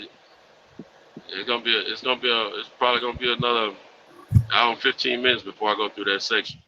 All right, cool. All right, shit, man. Y'all know, in the words of the great philosopher Lil E, I want y'all to breathe air and live life. You know, it's always shooting players. Me, thank y'all for breaking bread with me, man. Listen, I'm on a crazy work schedule. I'm working on my off days and all that shit. So I'm trying to make this shit work, man. I got to make this money for this car because we hear from the bank on Monday, so I'm trying to have some shit ready to go. I heard that, you know, sleep is the cousin of death, so get you a couple of winks and come on back. Come on. Yeah, man. Hey, Santos, you know what to do. All right. Appreciate it, bro. Yep. Roger that. Hey, see, the way that they are running this system is just like the politics in the U.S. and around the world. They're gonna run it to where they're gonna be in charge, and they're gonna put who they want to be the face of boxing, and we supposed to be the sheep, and look at what they're doing because they're blocking all the ways for us to jump back in the game, right? So okay, so all I can say is on that part right there, they've already us us integrating was the only damaged us because when we didn't stick with what we have 100%, and we didn't stand behind our guy at 100%. Which we already know that everybody uh, black is not going to stick with a black champion, but everybody majority white is going to stick with a white champion. Majority Spanish is going to stick with a Spanish champion. We see that, so we know that we're the ones that's going to drop the ball on that part, and we get what it's like. We get what we deserve, but all of us not feeling that way. But part of us been diluted to a point to where we're like half and half. So half the family wants to go one way and the other half go the other way. And then half of them don't like themselves, so they rather go with something else, but they don't know how to support their own.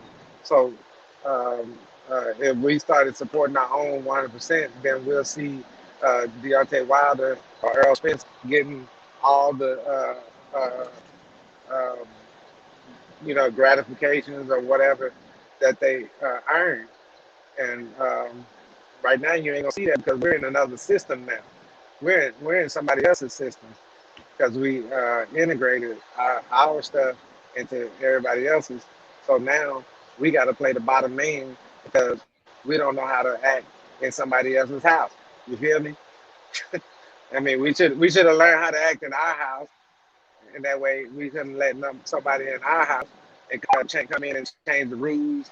And now we got to act accordingly. And if we don't, then it's gonna be we're gonna get kicked out the house.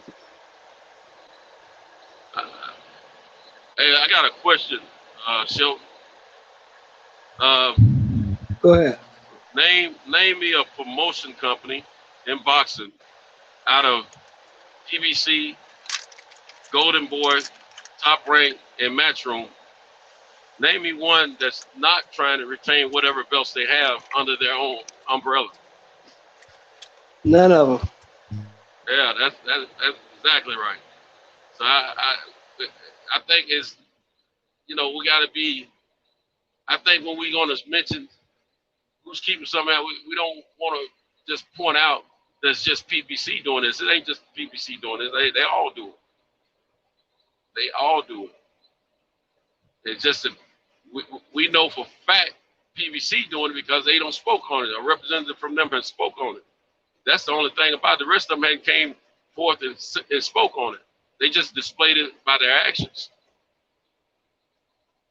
But we know exactly what PBC is doing because they have Mayweather spoke on it. He verbally said it.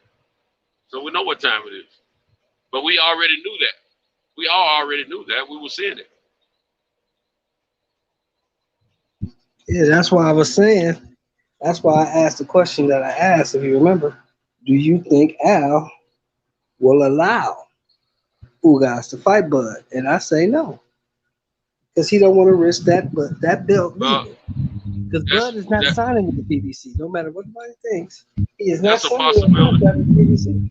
What you said is a possibility, but at the same time, if Al Heyman is the man he's claiming to be, and if he's the man that the fighters are claiming that he is, and these fighters, these elite, these champion fighters want to fight for undisputed, he will have to eventually.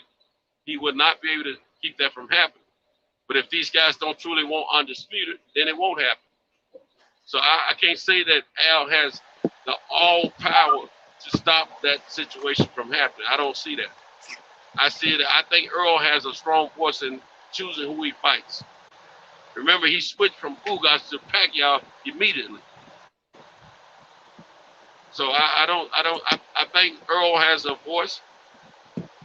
Terrence is going to have a voice who he fights pretty soon here. Ugas may have the lesser of the voices of the three of them. But I think if he's saying he wants to fight for unification or undisputed, he's going to be allowed to, I think.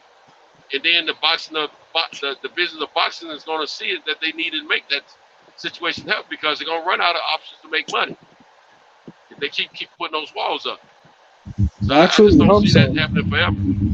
For me, I truly hope so. I hope that they make the fight because that's the fight I want to see. I want to see Crawford beat all the guys he's supposed to beat. That's what I want to see. You know what I think? I think whether the PBS, they don't have a schedule, so they could use a big fight with belts involved, and then on top of that, Bud he been asking for the lion's share of the half. I mean, the bigger half, and so all this to do is give him a chance to compete with Earl if he make it up there to fight Earl again. I mean, to negotiate again, then he won't be asking for too much. They can go 50-50 if you two belts go to two belts and two belts. So that'll give him some ground to stand on when he asks for 50-50 or something like that. But he come back with that 60-40 deal in his favor, then I don't see no fight. Then again, The best, if Spence is upset with that, and he say, "Fuck it, I take the shorty in because I want to beat his ass," for even thinking that he can beat me. So I can see it go that way when it get down to the fighter. But when it comes to Al, I can see Al setting it up so Spence can evenly negotiate with him, and they can split the money and go on about the business and have that fight of the decade or whatever.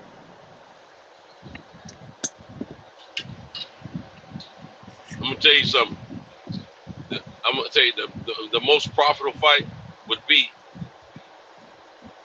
if Bud and had two belts as well as Earl having his two belts. That would undoubtedly make that a mega fight. It's already a big fight, a huge fight, but it'd be even bigger. With that being said, with just them two at the top of the mountain, and which means this strategically, if Bud and Ugas fought and Bud were to beat Ugas, which is no guarantee, then that bring this to be sort of like a fight tournament that happens that they don't realize is happening, but it happens the way we as fans would rather see it happen. And they go in there, they both got two belts, they're both undefeated, and they go in there and fight one another to see who's going to be at the top of the mountain. We're talking about a major amount of money, man.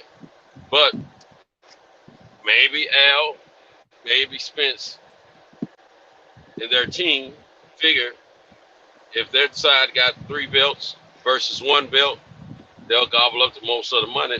But they're fools for thinking that because it's going to stagnate the money potential for the whole part of the fight.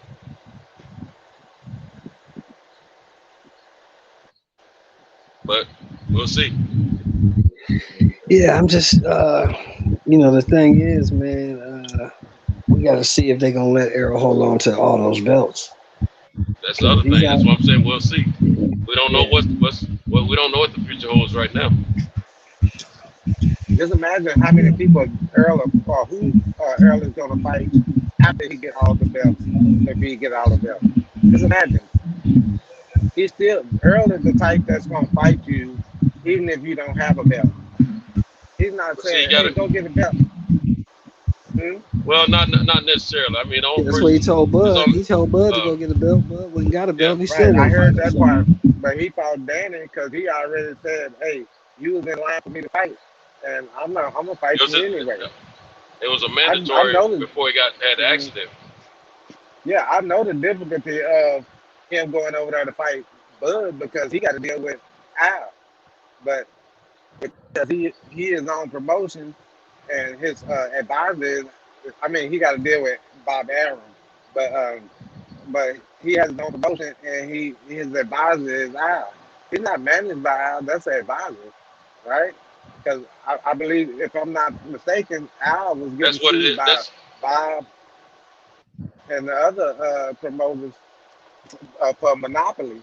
But so Al stepped down out of being the manager and became an advisor. No, he was already the advisor. Well, maybe you're right about that. But the thing is, they was what it is on paper and legally. He's an advisor to these fighters. He's also the figurehead of PBC, which is a promotional company. But because of the Ali Act and the way the laws are set up and the way he structured the company, he's not filling in like that. He brings in other promoters to be the promoter of on paper for all of those fights, like Tom Brown. He brings him in most of the time. He used to bring in Lou DiBella and Tom Brown sometimes, but now it's just Tom Brown.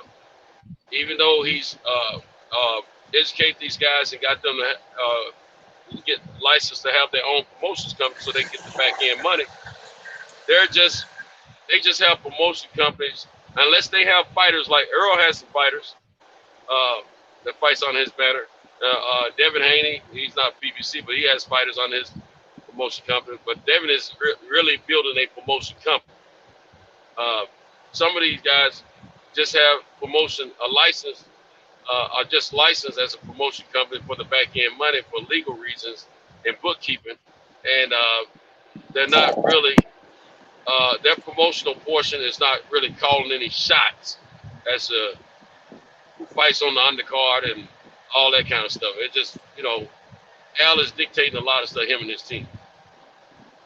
So we just got to be real about it. I'm a PBC fan because I like the way they educate their guys and get their guys paid and get them paid on the front and the back end. I have a reason why I appreciate that because I've had some experience in my life where getting paid on the front end and the back end was important to me as well. So I respect what he's doing in that behalf. But at the same time, we got to keep it real. These guys, anytime a guy tell you he's his own boss, he's got a promotion company and all this, but then he tell you got to call Al, he has a boss. Well, it's set up so Al don't get sued by other who was the Oscar? He's not going to get sued. That Al was too smart to get sued in the first place. That's why he set it up the way he did, because he was aware of the Ali Act and all those things and all the safety situations of boxing. He's not a dumb man. That's why they were not successful in their lawsuit. But it's not so just he's Al. not gonna get sued. Like these guys, they smart. They went to college and they did whatever. They had rich families and so on. Well, resources and all of that. I believe in education, my man Picasso. I think but college doesn't they make you. have people College around doesn't. them. But what I'm saying, college is not the they have factory people around them. how smart you are. Don't forget, Don King. Don King did not go to Harvard. Al Heyman did, and Bob Arum did, but Don King didn't go to Harvard, and he made as much money, if not more, than both those guys. So it ain't about the college you went to if you went to college.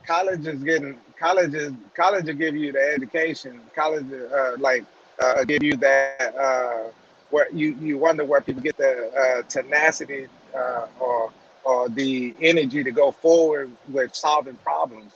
So I can see that. I know that. Do you think Al Heyman or Bob Arum studied promotions while they were in college, or did they study business law and man, I can't think of the other one. Which one? Anyway, do you think they studied business and law, business practice principles, law, and some accounting, or do you think they went to school to study promotions? Law. Okay, the promotion they learned. Al Heyman learned from the Godfather. I forget the guy's name. He learned a lot from him, and guess who else he learned from? Don King. That's who he learned. That's what the two guys, they helped make him a great promoter. They educated him. And then Bob Arum, he learned by trial and error. He started his promotion company with another guy, It started with about 10 grand, he said. I don't know how true that is. That's what he spoke out his Yeah, mouth on but the barbershop.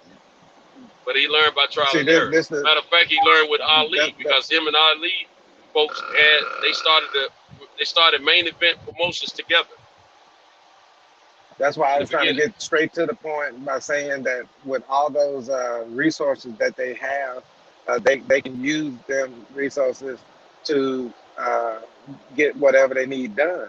They don't have to be smart. They can pay for smart people to be around them. Even Mayweather said that. So whatever happens in this sport, boxing, uh, it, it it didn't happen because of one man. It happened because of organized um, group that just like LeBron James, he organized the people around him to galvanize the people around him to make one fist, which works for him. You see, so he has generational wealth. So and he's protected, and so that the same thing with this here. Al, he galvanized some people around him, and you heard them come out and make little speeches about what they do, what their job is, and yada yada yada. We never hear from them every day. We barely hear from these people, unless you, I guess, a journalist and you're on the scene and you see these people popping up every once in a while to watch a fight, but they're always behind the scenes doing things. Uh, uh, uh, Al is Al don't even have to show up. And I'd rather be in his position where I don't even have to show up. I want to be a student at my own gym, and while everybody's out learning and everything, I'm learning with them.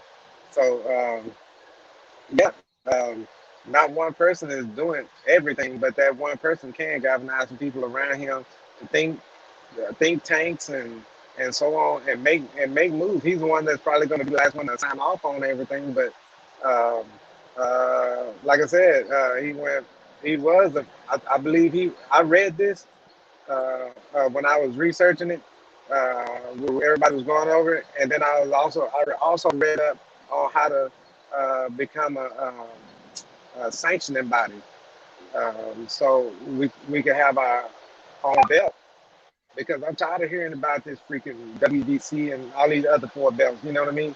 I'm tired of hearing about that because they're based out of something that we don't even um, support us. So I don't want to get all the way up into that, but we should have been and had a belt. If everybody else can have a belt, then we should have had a belt. And the thing is that anybody can earn that belt, but you got to earn that belt. You can't just be over here getting gifts. You know what I mean? So um, we have to have our own polls taken. We can do it online. It's easy. So and after that's how the belt should be done. You have take a poll, and you have the judges on the at the matches. We'll have that, and then you take a poll online, and then come up where you compare those, and instead of just giving me people that didn't earn that match, um, you give the person that really earned that fight, that actually put in the work and was the aggressor, or I mean the one that had the most effectiveness in the fight, or they can go and fight again, you know, and make it happen. But if they don't, then at least the belt went to the person that actually won, instead of somebody like if you look at the Canelo and the Lara fight, I always go back to that. I was like, man, I don't know what people be thinking. I got a lot of words to say for somebody that say Lara didn't win that fight. I don't give a fuck who it is. You know what I mean? But uh, Lara got hit more than Floyd, but he made Canelo miss all over the place. But he got hit more than Floyd did. but anybody that can move like that, and I believe that if Laura fought Canelo right now, he would actually beat Canelo. Yeah. Now I'm gonna stop talking because let somebody else talk. You say Laura? What you say, Shelton? I said he said Laura. Yeah, I said he's Yeah, talking about Laura just then. At I think 40, I Laura don't could beat know. Canelo. At 40 years old, I don't know. I think he beat Canelo when he beat him that night. I still say that. I'm gonna tell you why. Check this out. If I tell you this, would you also say agree? Um, Laura, he's I forgot which Charlo he sparred with or trained with at one point because he was over there training with them, putting in work. He was moving a lot with them and everything. And if it was Maul, he did good because Maul will maul you with them jabs and You got that uppercuts. background noise, Shelton. You see what I'm saying? Go, If go. he was in that stable with Maul and I don't know if he sparred with Earl or Mel, but if he was over there in that camp getting some good sparring with him, ain't no. Why you think Canelo running from Maul? Or you know what I mean? Why you think he's stalling till later on and let him get wore down or whatever um, before he tried to fight him? Um, because he want to see him get. If Maul get beat by somebody, then it's like a broken fighter at that point. Then you'll see Canelo come running, right? But you don't see that, so he's running away. And like I said, Laura been in the camp with Maul and them. So and then he's fought Canelo and did real good, enough to beat him, but they didn't give it to him. So that's why you don't see Canelo coming back over there in that territory, because he he's done at that point. His fans don't even want him to come over there near. His fans don't even want him to mention the Charlos or Laura again. You see what I'm saying? He's running from that type of fighter. But I don't even have no respect for that guy anyway, at all. Because he, for one, you on drugs and then you're still running. You know what I mean?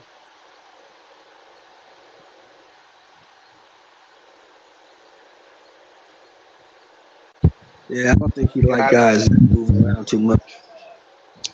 He wants people to I stand right in front of him. said again. You say he wants you to stand right there in front of him. Yeah, Canelo wants people to stand in front of him. He don't like people he got to chase. He don't want to fight. He don't want to Yeah, fight slick fighters that move a lot. He wants people that's gonna make him look good. yeah. You know what? The first time I sparred a guy, the first time in the ring, um, I I didn't know how he was gonna react. Right. For all I know, my coach told me just pick out somebody in the gym. I never seen him spar before. No, I seen him spar before, but I wasn't paying attention to him. I was just hitting the bag or whatever, and working out. And then my coach said, "Hey, pick somebody in the gym." And that guy was the only guy in the gym, right? So it was tripping. But I told the guy, "Hey, you want to spar?" But when we got there in the ring, I didn't move nowhere. You know what I mean? I was right there in front of him. I didn't know what he had. Right? I didn't study him. I was right there Right. in front of him. As soon as he flinched, bam! That's all. That's all it was. You know, He was every on time he him. flinched, I popped him. Right. And then he didn't know what to do because he was like, this dude is too fast. Every time I tried to, and plus I didn't give him nothing to hit. I was training so much that I was like a beginner, so I was tight. I was Right. I was sideways, with my guard straight up, right Right. under my chin. So I'm gonna tell you who I was studying. I was studying Bruce Lee and Mike Tyson at the time, and I was trying to put those two styles together. I was trying to be able to, like I said, I kind of got a. I like how Errol Spence throw those short punches on the inside, and because you right, I mean that tells you a lot about a person. You right there in their face throwing some short punches and you drop their ass. You see what I'm saying? Um, that's what I was trying to do. I was trying to get to that point. I don't like standing in front of nobody, but I wanted to. I always wanted to be there. I used to try to jump around because I wasn't used to being in front of somebody like that. And I would move to the side. I would go to their side and get up on them. So I would step around them and all that good stuff. But this time, in the beginning, I was standing in front of them, and I wasn't even trying to create no angles or nothing. I just wanted them to give me, like throw something at me, but then I was like, I'm gonna catch you before you get it out. Before you get off, I gotta catch you. But nowadays, when you learn, then you can start moving and punching. Move, just one little move here, little move there, and some angles and shit like that. I learned all that down the road, but I was getting a little more from boxing and MMA at that time, so I was losing the science of boxing, and going into more of levels and angles and quickness and stuff like that. Right. I got you. I got you. So I didn't like. Oh, let me put this. Yeah, I didn't like. Uh, I didn't like real short guys because they were real quick and they're already low. They can get to your legs. So I had to. I didn't like how I had to keep going down halfway. You know what I mean, to the ground, and because right there is like your back start burning. You know what I mean? You down there halfway working with this guy because he's low already. He's comfortable, but my back is burning. I ain't trying to stand up, or I'm trying to go all the way to the ground and then do some jujitsu on the ground or something. I ain't even trying to do wrestling. I'm trying to do jujitsu at that point because then I'm going straight for a submission. But if I stand up, then if I stand all the way up, I can't stand all the way up with a short guy, right? He's gonna go Right. down, and Right. that's gonna give him the advantage. So, like I said, short guys they get on my nerves because I got to bend over and burn the shit up out my back and wear my own self out at that point. Exactly. So, tall guys, I was taller than me. I would get them. I would get them because at that point I got their legs and everything, and then I always take their ass down. Oh, damn! This motherfucker What just flew happened? by me on his bike. Did y'all hear that? No, what No, I happened? didn't. I heard you. I didn't hear the bike though. That motherfucker already about 2 miles ahead of me. This motherfucker flying. That's crazy that people do that kind of flying at night, right? That dude he gone. I don't even see him no more. Damn. I hope he It's don't be amazing that somebody drive that fast at night, right? yeah. I mean, I've seen people go faster than that probably. Well, just as fast as that. Uh, on like when you're going around Dallas, they got the 635 loop or whatever, and this guy had a girl on the back, and he flew by me and went. He was gone like in a one, two, boom, he gone like that. And then when I got her all the way up the road, he was sitting there, standing there, him and the girl with somebody else. I guess he was meeting somebody else on the side of the road up there. But man, when he went by me, uh, it was like, and that was it. I said, man, that is too damn fast. Yeah. Whoo! I don't like that, but at the same time, it's like I'm looking ahead like this death involved in going that fast. Yeah, because what if I had tried to get over another lane, or for whatever reason, and then all of a sudden I hear the clunk, boom, and an explosion or whatever. This motherfucker run into the back of my trailer or something. Matter of fact, this company I used to work for, you can probably Google it up.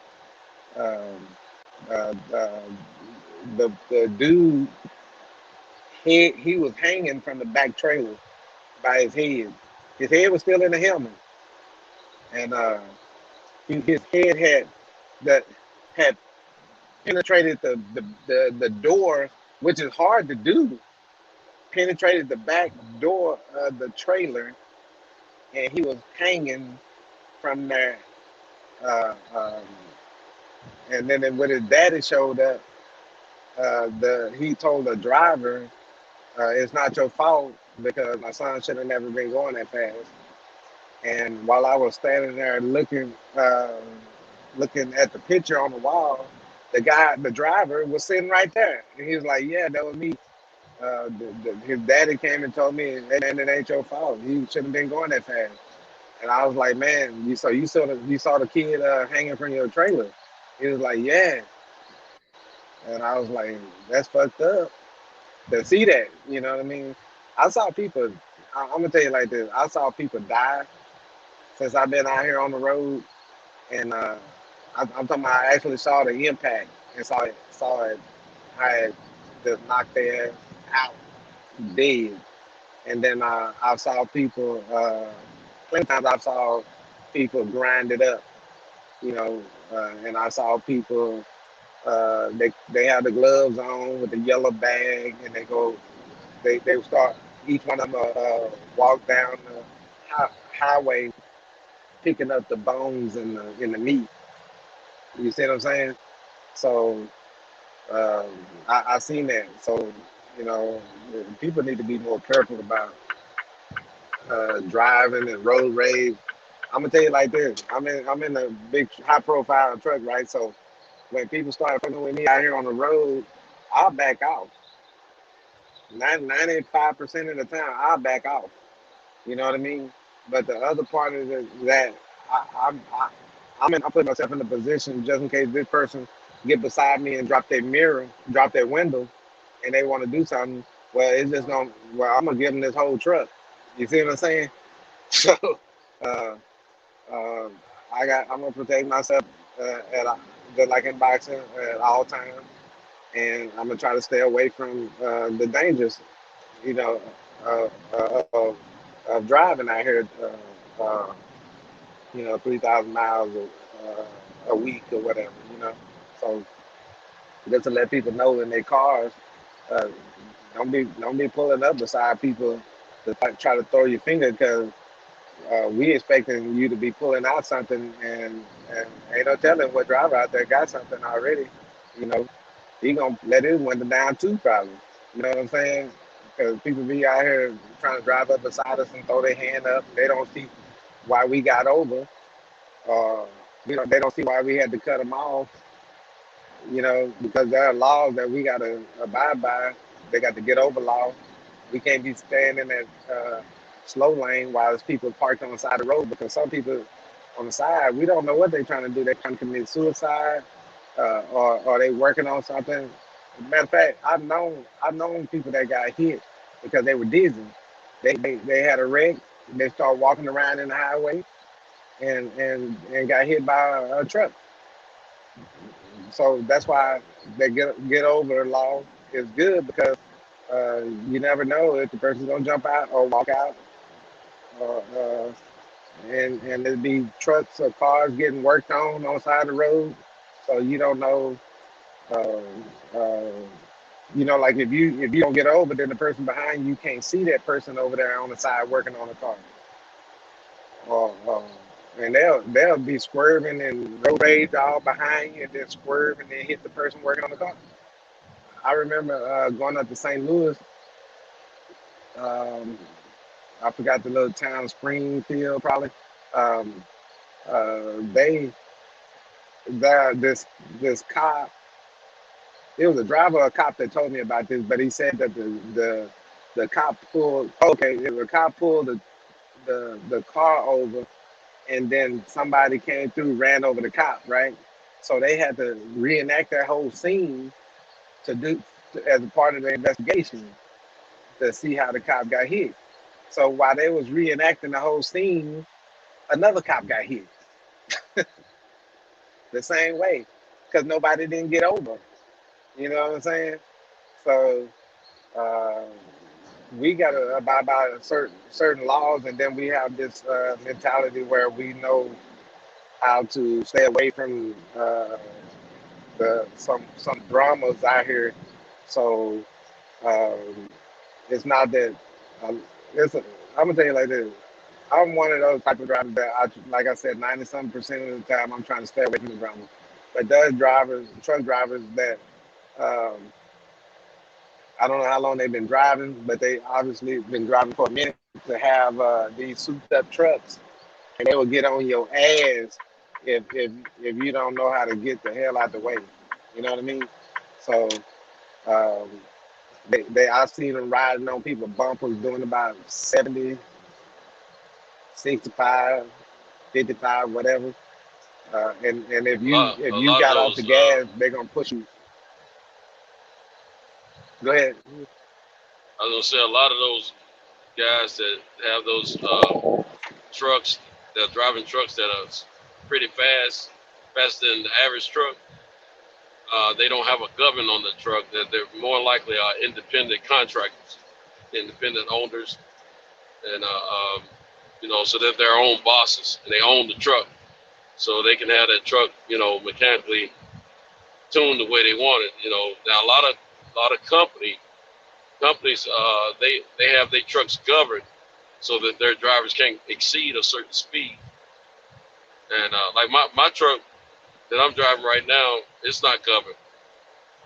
I can do a little over 80 miles an hour as far as, my speedometer goes up to 80, but I know I've been over 80 before because of, how I was passing folks and everything. But at the same time,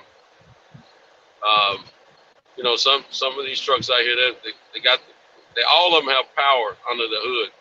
First of all, they got a lot of engine, a lot of power, a lot of horsepower under it, but it depends on how it's geared and tuned, and whether or not it's governed is going to determine how much speed they can gather up and cruise either past you, behind you, beside you, or whatever.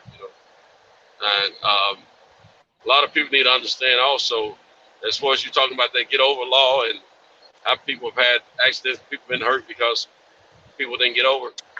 A lot of times, regular private citizens that's driving cars, they don't have the education of about safety and driving techniques and the laws of driving as truck drivers do, because the training that truck drivers have to go through and how they have to prove themselves. Truck drivers are considered expert drivers, in my opinion. They have as much knowledge, if not more knowledge, than the average police officer out here looking at traffic. Now what I find a lot of times when truck drivers are out here, and we're in most states and on most highways, we are mandated to drive in the right lanes. But when we need to get over, we need to get over. And a lot of times there may be a person to the left of us in the next lane who doesn't have that knowledge or not paying attention, and they don't give us the leisure to get over. And sometimes, and that's when it makes me nervous, because I want to get over a lot of times and I can't, because I got a ignorant driver who's not paying attention next to me, or they're just being a butthole. And a lot of times, I say to people all the time, the truck drivers are saving a lot of lives out here on a daily basis because of our training and our knowledge of the laws and the way we have to govern ourselves out here on the highway. There's a lot of people in these cars, SUVs, pickup trucks, that challenge trucks every day, all day. They pull over in front of us real short and close. They get all close to us, beside us. A lot of times they get in front of us, they slam on their brakes and stuff, trying to catch us off guard or whatever. They don't realize that most of these trucks nowadays have cameras in them. I would say 90% of the trucks out here on the roads have cameras. So it's not going to go well in court for a lot of these people when they're trying to get a lawsuit if they did some stuff to cause the accident. And they don't realize that. So when I like you said, when I get somebody picking with me out here, my first instinct is to get back at them, but I don't, because I know that I got a lot going against me, being that I'm in a big vehicle. The first thing they want to do, regardless of what happened, before they do a true investigation, they want to blame the truck driver, because people are looking for lawsuits. So, we as truck drivers have to equip ourselves with cameras and things of that nature in our trucks to help combat some of these frivolous lawsuits that people are creating themselves by picking with these trucks and trying to get trucks to run into them. I'm not saying that all trucks are driving correctly, but what I am saying, there's a lot of people out here in these smaller vehicles that are picking with truck drivers, trying to get a lawsuit. It happens to me probably 3 times a week. But I don't go with my attitude. I just back off and let them do what they're gonna do, and I fuss about it to myself, but I don't like it. But I said, these idiots, they don't realize I have a camera. I've had plenty of people pull over in front of me real short, and then hit their brakes real quick. If I'm not paying attention, guess what? Boom. And they don't realize they're not going to always survive these accidents. Some of them going to end in death. So I would, if I was a person driving a car, I wouldn't challenge these trucks out here at all, especially knowing what I know. Doing that, you're playing with your life, you're playing Russian roulette. But that's exactly what they're doing. We probably better get back to some boxing, because you and I know a little bit more about driving and trucks and things. But I think I chat want to talk about some boxing though. Right. I was talking about how if Al was gonna allow Bud to fight Spence for the belt, and I just said there's a good chance that he would. A good I don't chance think that it's he 100%. won't. I don't think it's 100% Al's decision. Right. I think Al has input. He's an advisor, so he has input, but I don't think it's 100% his decision. I think if a fighter makes it known, if he's a fighter that's on the rise or has he's already started making significant amounts of money, and he's got titles, he has a strong say-so of who he wants to fight. And I think if he truly wants to fight someone, he can speak on it, and it can happen if the other party wants to fight him back. That's what I believe. But a lot of times, like I say a lot, and I've said many times before, I don't like the way the business of boxing gets in the way of giving us the fights that we want to see. I feel that boxing, the sport of boxing, needs to be sort of tournament-like, and so guys can't duck each other. And I feel like that we need to get the fights we want to see. The best need to fight the best, and in order to do that, sometimes the business of boxing has to get out the way, so we can have these fights. But until you notice something? You notice something? What Shelton was saying was about when I mentioned that Spence said his side of the street, but then Bud said, now that I got a belt, you don't want to fight. But Bud was giving his ridiculous numbers. I ain't trying to go off on Bud. I'm just trying to repeat what I heard from him and come up with a decent reason why that fight didn't happen. But Bud said that he got a belt but then the numbers when he gave out his percentage of about what he want to do or get back or whatever. Spence was saying it's in his favor. He's an ace out or whatever. He'll do it for 60-40 because he already have a schedule, right? And Bud, instead of jumping out ahead of Spence, he could take Spence head on if he just say, "Hey man, let's I got a belt and I cleared out that division under that 140, and now that I'm here, I'm coming straight to you. So we need to keep working that out and get that out the way because Bud is saying that he can beat Spence, right? Okay, so he gets the chance to go straight to Spence. He had a chance to go straight to Keith Thurman, but I don't think Keith Thurman really wanted that fight, right? So he went to Horn and got a belt, which I know that was the plan and the work and all along. But No, you got parts of it, but you missed Keith Thurman. Okay, when Bud came up to 147, or when he was on his way, I think he won undisputed. He was on his way up to 147. He was petitioning and campaigning to fight Keith Thurman first because Keith Thurman was the unified champion. He was the only one that had 2 or more belts at the welterweight division. But Keith Thurman was not fighting at the time because he was on that hiatus, claiming all these different injuries and things. Okay, now remember before Bud come in the picture, Sean Porter's and the Danny Garcia and all these guys trying to get fights with Keith Thurman. They felt like he was holding up the welterweight division, and Keith ended up losing his belt, the WBC belt. They stripped him of it.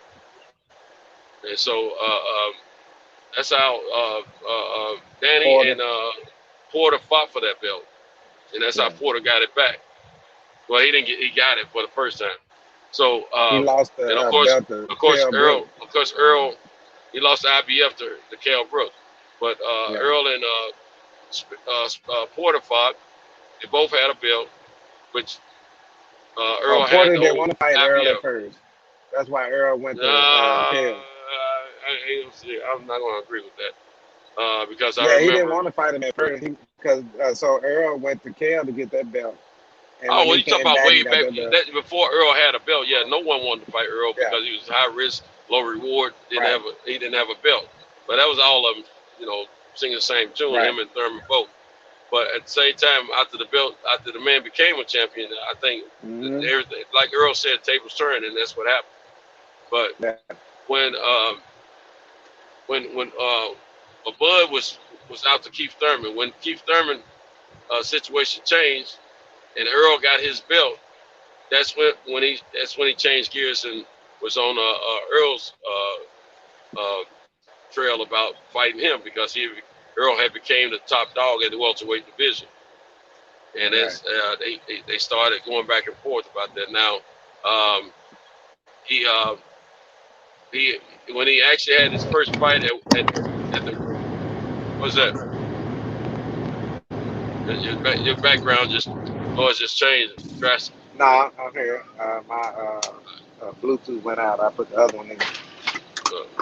When Earl, when the very first fight that Bud had at welterweight was Horn, and he fought for the belt that Horn beat Pacquiao for, and he won that belt. And now he's a champion, and so he's been campaigning to even more to fight these guys, So it's now it was after Bud won the belt that he turned to because he was still wanting to fight Keith Thurman and then Earl won his belt from Earl. And he switched to Earl because Earl.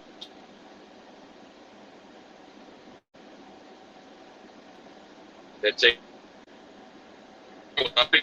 for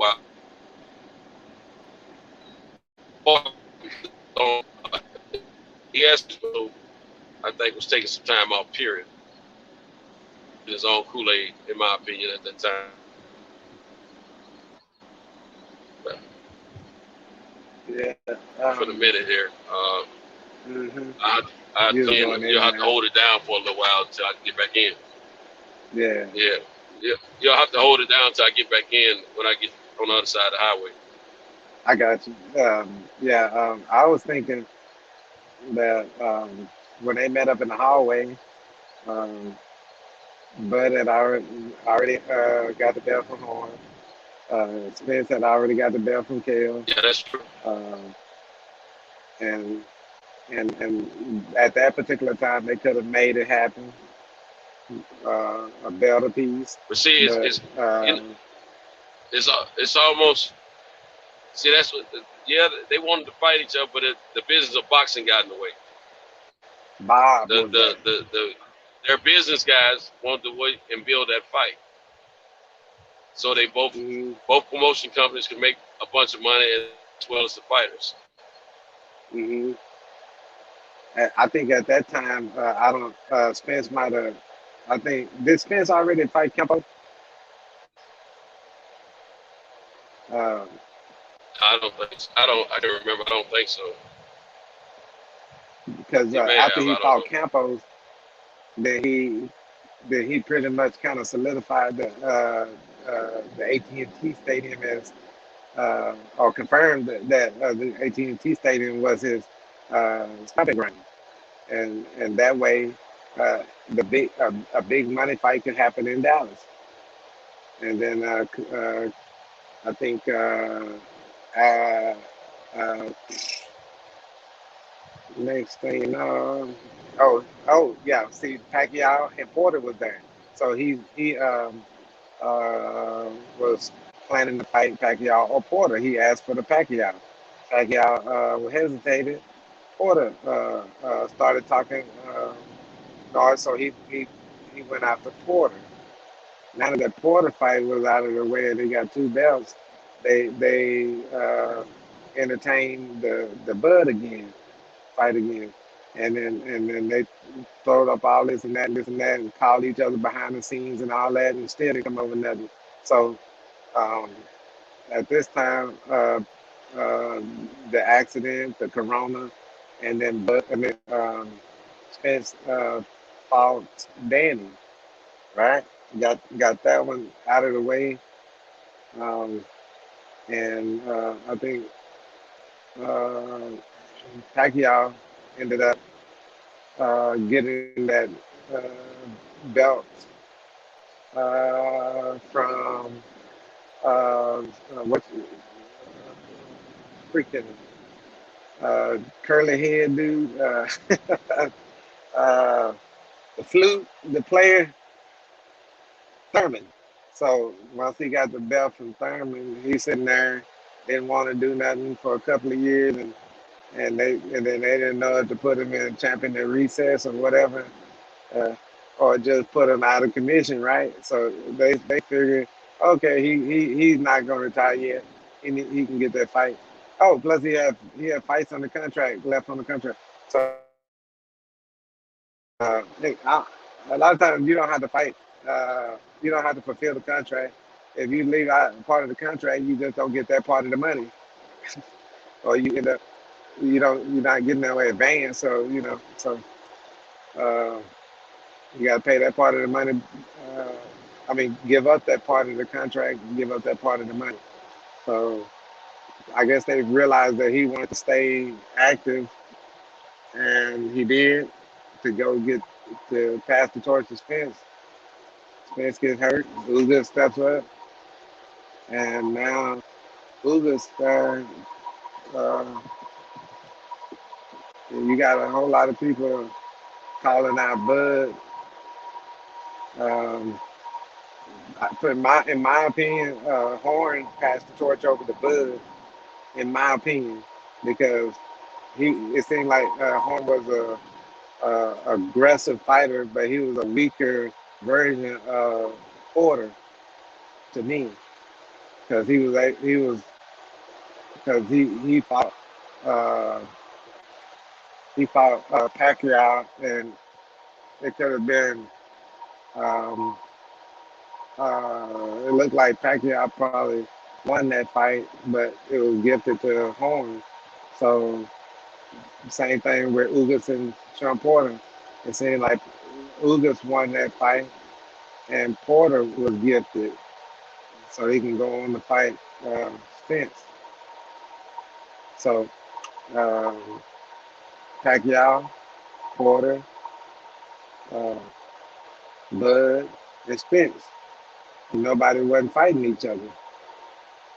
So and until right now, um, uh, uh, Bud is the one that can take advantage of this idle time and fight Ugas, which, but he's not gonna fight somebody. I think he already got a fight scheduled.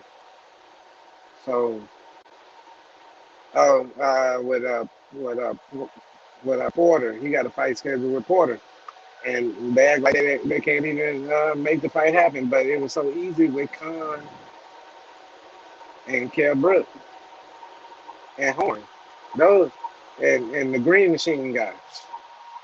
They they uh they were so easy, but for some reason they can't make it an easy. They can't make this fight easily go through like the rest of them. You got to ask. You got to question that. Why is it that all the other fights were so fast to take, to make happen, but then this one with Porter is so difficult to make happen. Is it somebody trying to get enough training in, uh, or what? But after he had that fight with Porter, we know Porter is going to fall off. He's probably going on a out of business tour. He's selling everything for cheap, and the powers that be are gonna make sure Porter, probably the contract, had a Canelo contract, to make sure Porter come in with um, with a you know with not all his stuff together, the water weight clauses, water drain, uh, weight drain clauses, or whatever you want to call it in the contract.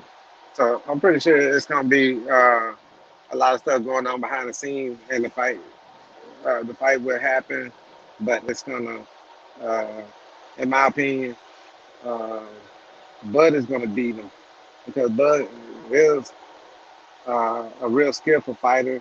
He can time you, and he can keep it, he can hands on you, combinations. He can move around. I think he moves around when he's switching from left to right. I don't know if he's. I think he's not. I don't think he's as educated as Spence on southpaw. Uh, but with Porter, he'll be able to move out of Porter's way. But he's gonna try to dogfight with Porter. I think Porter gonna get caught, uh, and then Bud is gonna win that. I think Bud will beat Ugas, but uh, I got it. I got the. I mean, Bud can piece up Ugas because he throw multiple punches. I don't think Ugas be able to keep up with Bud, but he can survive a 12 round with Bud. I think Ugas can survive 12 rounds with Bud, and it's gonna. And he can make it. That decision go to the judges, and I'm thinking Bud will pull that off. I'm giving Bud a lot of credit. I'm just not. I'm taking credit away because of how should I say, how he negotiates. So he negotiates as if he don't want to make the fights. But sometimes you got to go ahead and take the fight if you're the man that's coming up. Uh, uh, and you want to um, get the fights that you need to unify, become undisputed. Um, he got to start trying to make these fights happen instead of talking that language that he's talking, and then go back out on in the media and type up some stuff that sound like he's got a envy. He's envious of somebody. So it's more uh, need more uh, better negotiation, and I'm pretty sure Bob them got like this. They got more like a leash on Bud. I can't say Bud is making decisions on his own. Like uh, Devin Haney, I'm pretty sure even if his dad said, "Hey, we need to fight this guy here," I think if Devin pushed forward, he can fight whoever he want to fight, regardless of what anybody says. So why uh, I think Bud can't fight whoever he wants to fight, um, even if he tried to push for it, is because I think they got a short leash on him, you know. So and the more we hear, it seems like he do because uh, all these contingencies in his contract. Uh, if he wins, he stays. If he lose, he goes. So I don't think he really want to lose anything to get out of there. I think he want to win and for his legacy and then take that hit or whatever and then go on. But I don't know who we don't know who he is. If he go back if he goes back to Bob, we know who he is because somewhere in there you got to get you you he can lose the fence and then if he loses Spence, then he'll be he's already old, too old, getting old. He's not Floyd Mayweather and Pacquiao old, so I don't know if he's Pacquiao old, but um, um, in the 40s, he ain't there yet, Bud. So Bud should be able to continue to fight, but he probably wore out, you know. Yeah, I don't know. I think he would try to make that fight by letting Bud fight Ugas, and if he make it past Ugas, then by that time Earl would be somewhat healed and probably trying to entertain uh, that match. Uh, so um, I think that could happen next year, 6 months. I don't know. It might be a year for detached retina to heal back fully, and then give him time to train back up in a full camp. By that time, I think Bud can have another fight, and they can do a 50-50, 2 belts apiece. And who's left?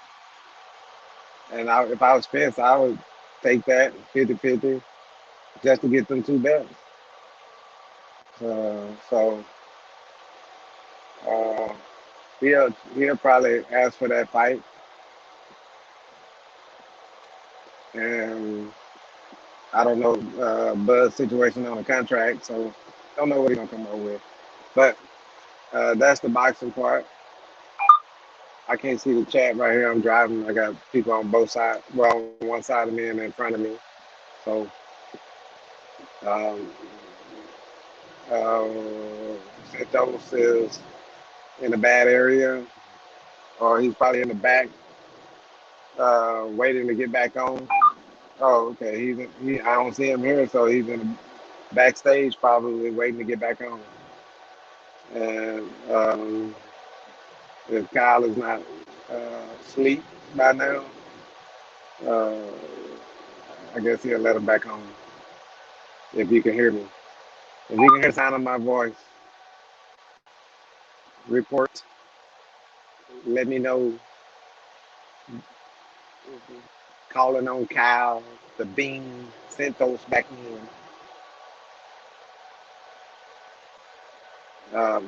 When I got on, I put the beam me up, Kyle. I was going through Kyle, Texas at the time. Yep.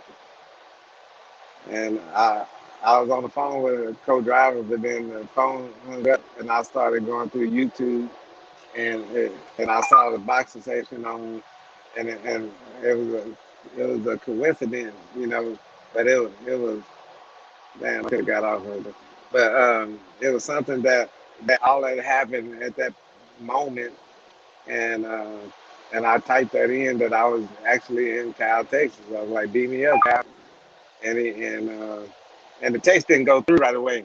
I looked down and I said, "Oh damn, the text didn't go through." So I sent it, and then he called it and beat me up. So that was a coincidence. Man, come on, people.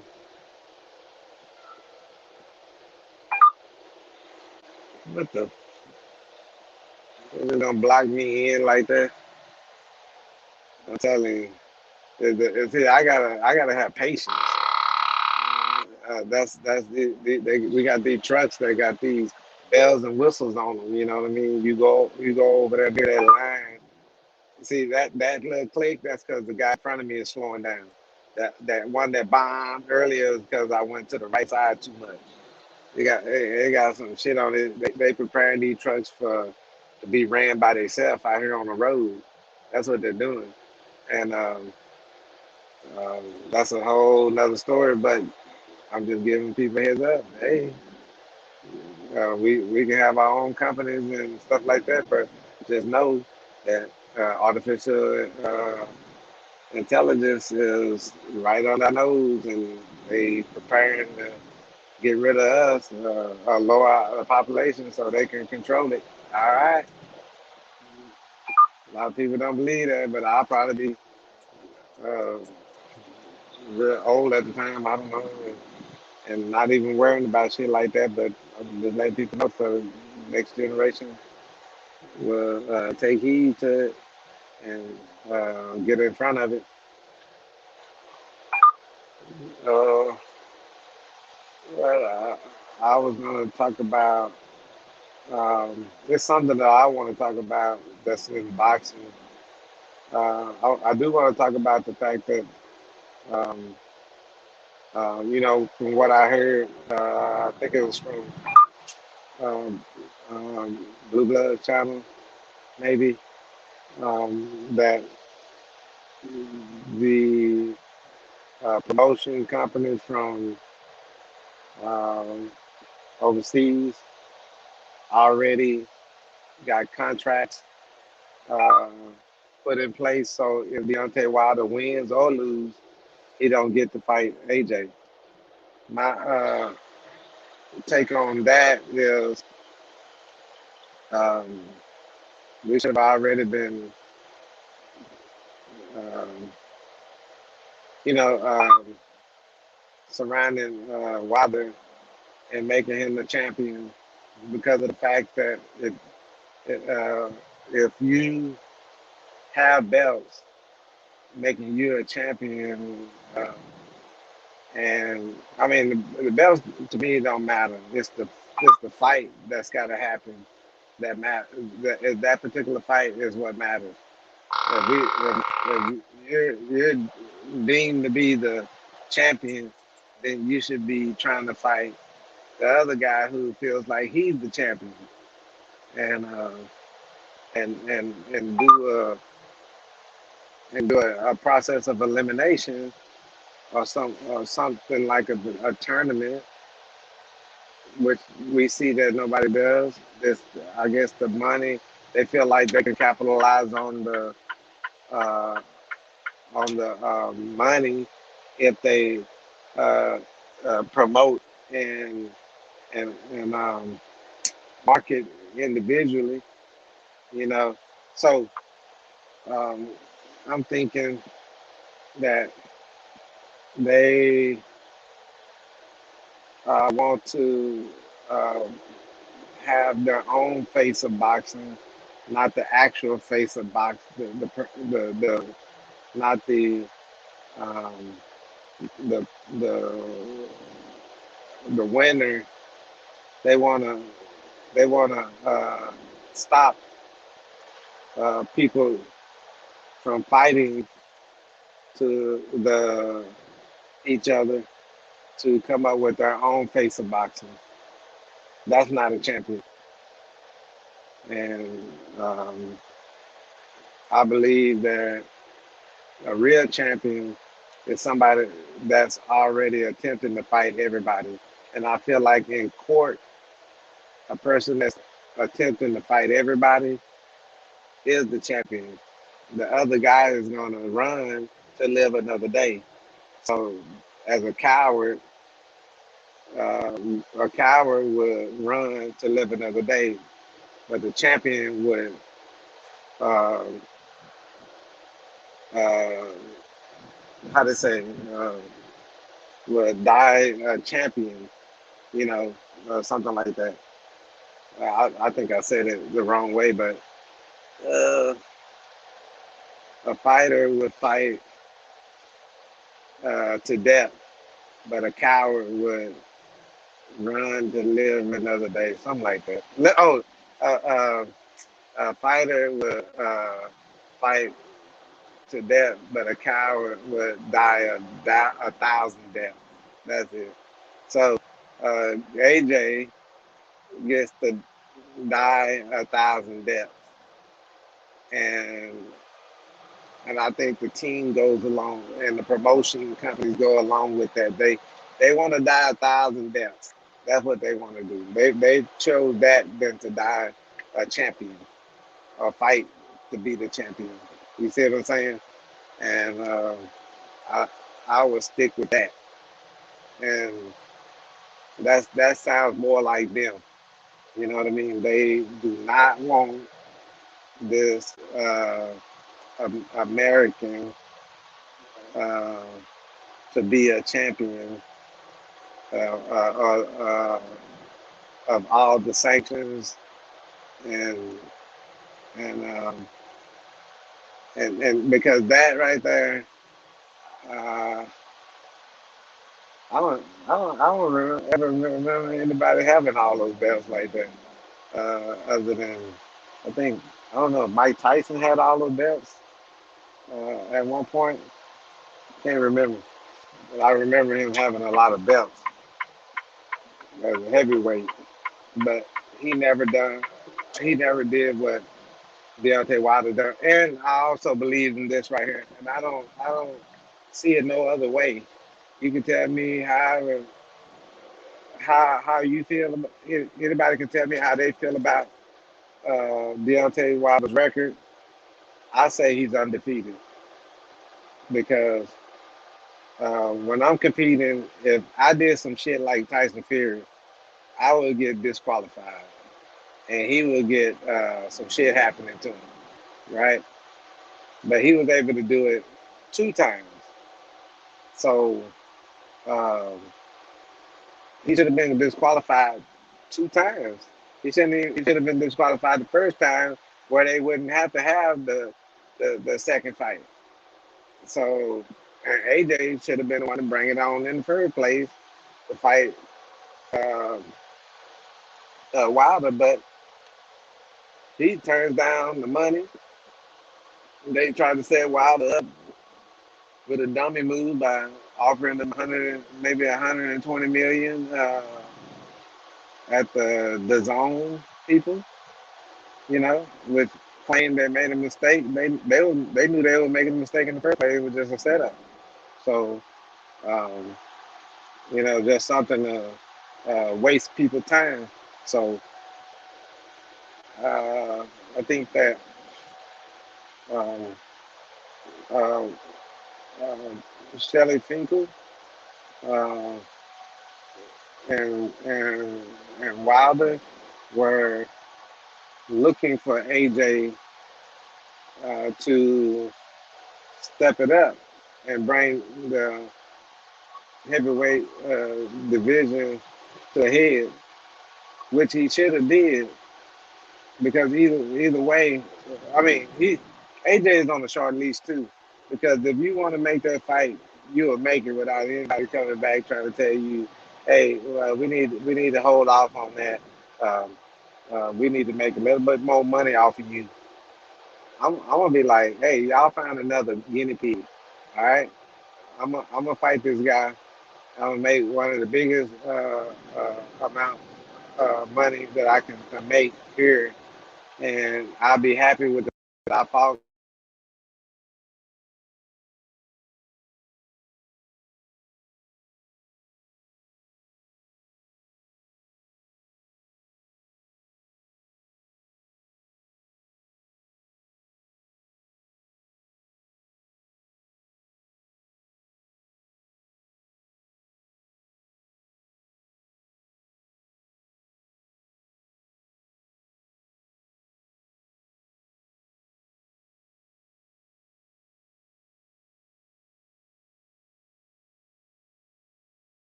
You with a silver spoon.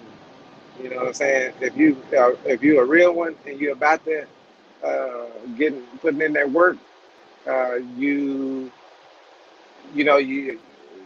in my eyes, every time I see him, I, I see him over there bulking up, probably juicing up on some shit, and just doing all that. They want to look the part, but we already know all that bulking up ain't gonna get you no win. All that's gonna do is make you look like a real slow um, juggernaut or something. Um, so that ain't gonna get you no win, bulking up and all that. Now here he's trying to slim back down and be skinny or whatever. You know, yeah, get like Wilder, get skinny, because all that bulking up is gonna make you slow. It don't make you, you see people out in the streets, you see people bulking up, you see like an Albert and Costello type of fight going on. You got the short fat guy and the tall skinny guy. Well, I, from my hood, you had all of that, and you had the skinny guys that had one hit to quit him. You had the short fat guys that one hit to quit him. You know what I mean? Um, so you know, Andy Garcia. Andy Garcia um, dropped him 4 times with the fat arms, and I don't. And he was real bulky at the time. Just imagine if he'd have fought Gerald Miller, he would have lost because Gerald Miller uh,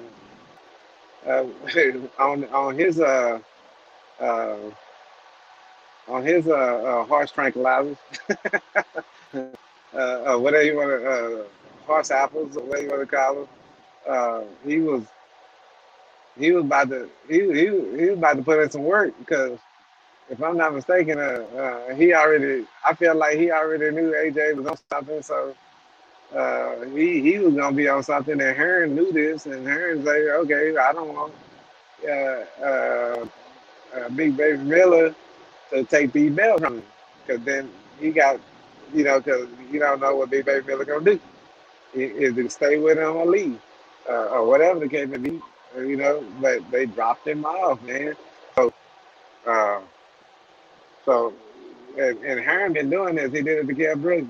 From what I heard, he had Kell Brooks go up uh, out of his comfort zone and fight at what is it, 160 or 160, whatever Triple G uh, division is. Um, he had him go up there to fight him, but when that happened, he was actually giving Triple G a reason to say to not have to say he ducked somebody because Triple G was ducking somebody. I forgot, ducking Maul maybe, and so they brought Kell Brook up there, and then I saw Kell Brook looking at Hearn uh, like you owe me, So maybe he gave him the Bud. He let him work with Bud on that one and gave him his little change that he claimed he owed him. So, uh, but Khan and Kell, they need to work that out too. I saw them going back and forth like they wanted to make the fight and never did. I think they're both scared of each other. Both scared of their own shadow. One of them chin is fucked up, and the other one both eyes is fucked up. It's like it seemed like a one of them Marvel movies where, uh, uh, uh, but this one is the opposite. They don't have superpowers. They got a weakness. You know, the cartoons with a weakness, and one has got a soft chin, uh, and the other one has got soft eyes. Get that soft ass shit out of here. uh, they need to have a fight together because they all broken. And then you got Bud. He got shot in the head. He lived through that. Then you got David, not David, but I forgot his name. Benavidez. He got shot in the leg. You got Spence, uh, car accident and lived through it, and Torn Reckman. So we got an injured list out here fighting, right? But I'm pretty sure that's why ain't nobody fighting Jerome Enos, because then he's the healthy out of the bunch. Bud's supposed to be the healthy out of the bunch, which I think he's still being affected by that round in his head, or if he still got it in his head. I think he might have to think around that round in his head. I don't know. Uh, what's in the way of his thinking. He's trying to charge everybody for the bullet in his head or something. That's 60-40. And he's adding. He's taking the 20. What is it? No, I mean the 10 off of the other side because of the bullet. But I don't know what's going on with all of that. But that was what I had to say about it. I don't know if Santos is back. Nope. I can see the chat. And I'm getting some calls on the other end. I'm trying to hold it down. But jeez. See, I'm gonna have to. This dude just pulled up beside me, and then he only want to go the same speed I'm going. So he's swerving, and that leads me to, I got to back out of it and let this big dummy go on up the road. You big dummy. Yep, that's what I got to deal with in the middle of the night. Nobody ever knows what happened. You know, people will be wondering where he at, what happened. Da, da, da. What time it was? Late at night. I mean, early in the morning. 3:22 Central Time. 76 degrees Fahrenheit, and I'll be up another 2 hours driving.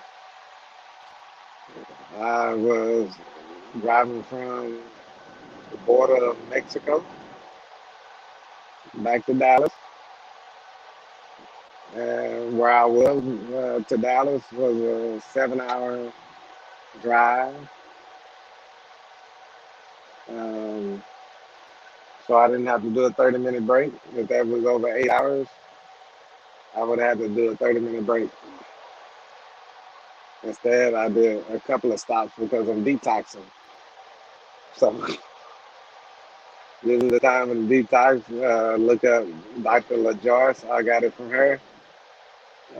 Dr. La Joyce, YouTube. She tell you when to detox. Type that in too.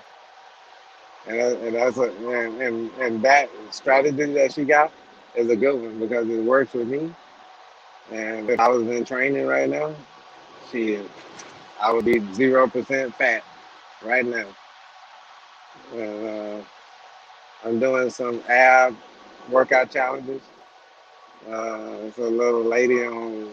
I watch the ladies do exercise. I ain't watching no dude exercise. Um, Watch the little ladies do the exercise challenges and see what happens, and it works out. But I'm gonna jump off here because I'm gonna make an attempt to. Whoo, my phone is hot. Let's go. In the chat. This is comments. I got on. This gonna tell y'all that I'm old right here. Okay, I see. Santos Salute Highway, man. Uh, do. I got knocked off. Yep, I saw that. Uh, Santos say he got knocked off. Okay. What highway, man? Picasso, where are you going to? I'm going to Dallas, McAllen, Laredo, or Far, Texas. Yeah, I know. I've been to each one of them places. I left out of Laredo. I went there yesterday and did my 10 hours rest, got up, heading back. And I probably try to take another trip on the weekend. I always try to do somewhere close to 3,000 miles a week. I'm already like 7 years with this company, and I got little over a million miles already, safety miles, meaning that I haven't had an accident or anything. But the thing was is that a month ago, this lady hit my back tire, and the company is blaming me automatically, so it can save them. So I tell you right there, none of these companies are for you. You're a number. So you got to do what you got to do to hold up your uh, record. So as long as I stay undefeated, um, you know, then I'm good. But this lady bumped into my tire, so the police in Albuquerque, and that policeman that was on that report, the motherfucker didn't even sign off on it. So they tell you the fix is in, is what I'm trying to say. All right, the fix is in, and for some reason, I don't know if these people working together or what, but I don't see how the motherfucker didn't sign off on the report and show that the lady shouldn't have even been either beside me or trying to turn with me, because this bride was already uh, like a crack addict or something, or drunk, and and some people who came on the scene for her. But she called and she was trying to get my phone number on top of that, right? So, but um, I didn't give it to her. So she's gonna say that I did not see her, and I'm like, see you where? You should have even been beside me, and I was turning. I thought you was going straight, but that's your goddamn fault. You shouldn't even been driving without looking. You know what I mean? But the police, they wasn't there. But then at the same time, her story uh, don't even make sense. If you behind me, she didn't even. She claimed she didn't even see my signal light. Did you even have your signal light on? Like, bitch, the fuck out of my place. You know. But this the thing is right here. Um, she shouldn't even been behind. I mean, beside me. She should have been behind me, waiting for me to leave a stop sign to go into traffic. You don't run up between no freaking truck and the fucking curb. That's a dumbass. You know, and then she gonna complain about she got PTSD or whatever to me. What she talking to me for? I just want information to report this shit. You know what I mean? And telling me she worked for DoorDash and shit like that, and she need money. Who gonna pay for this and shit like that? You bitch. You know you you ran into the freaking back tire, and she did and that was a safe move because if I really she was right beside me, I wouldn't even have hit her if she was right beside me. This bitch ran into the truck, right, and uh and they trying to make some sense out of it like I hit her. I ain't hit her. It ain't even my fault. You gotta hit me. I got to hit you with the tractor. This bitch hit the back tire on the back trailer.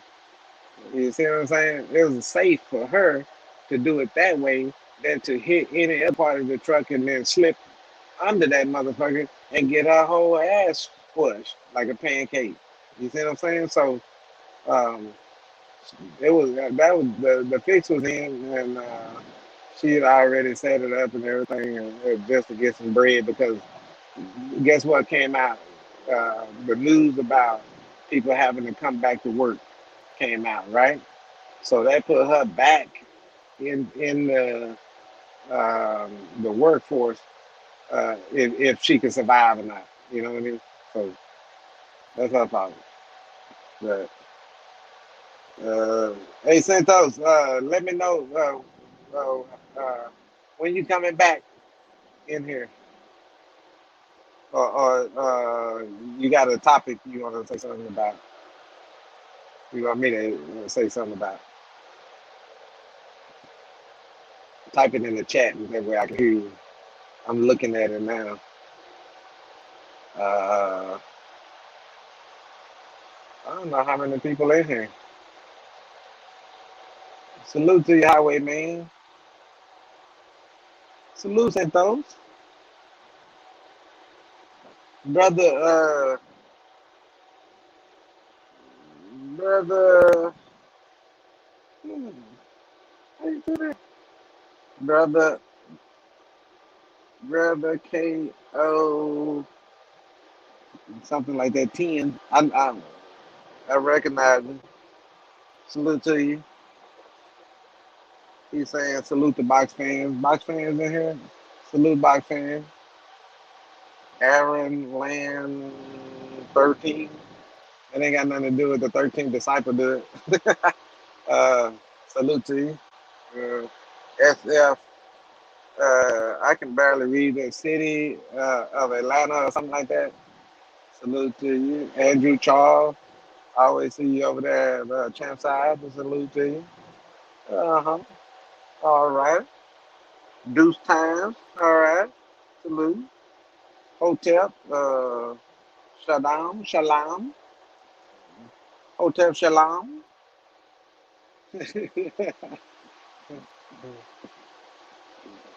Allah. Allah. Let's see. Who else we got in here? Brian Jackson. Eli Zachary. What it do? What it do? CIPH BUDD, something like that. Salute to you. All right. Keelan Jones. All right. Salute. I can't see y'all. I'm driving and everything. That might be everybody that's in here right now, and somebody else might jump up in here. But Santos, you out there? Say something. Say something, or I'm hanging up on you. But I got some calls coming in, so I'm gonna go ahead and jump off of here and get these calls right quick. All right. Uh, I'm gonna come back and see if anybody back in here. It is 3:32 in the morning. Um, oh, I I should be. What's tomorrow? Saturday. The liquor spot come on Saturday, and then we got Sunday uh, where I am ill.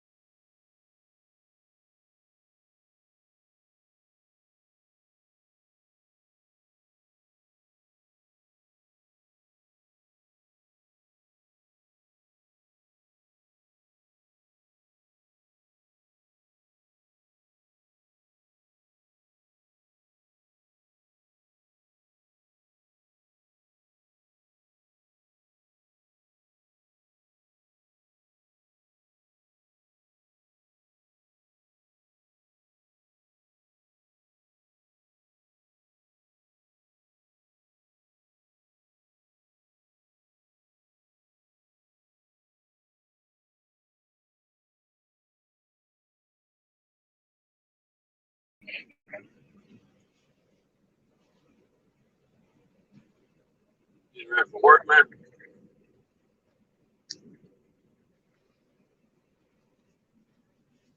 don't know if anybody's still sticking around.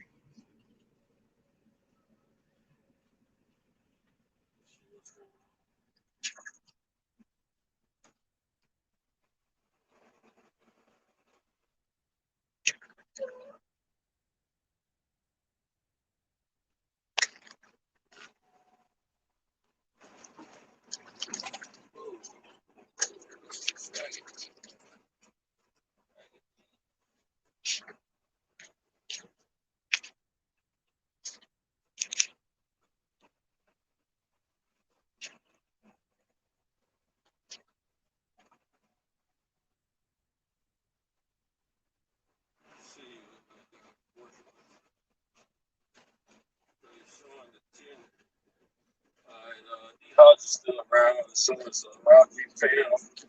Deuce was here earlier. We'll see if we can resurrect this thing. Yo, yo, yo.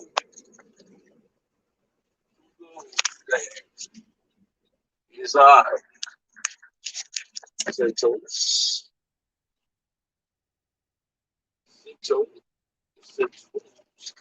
Chronicles.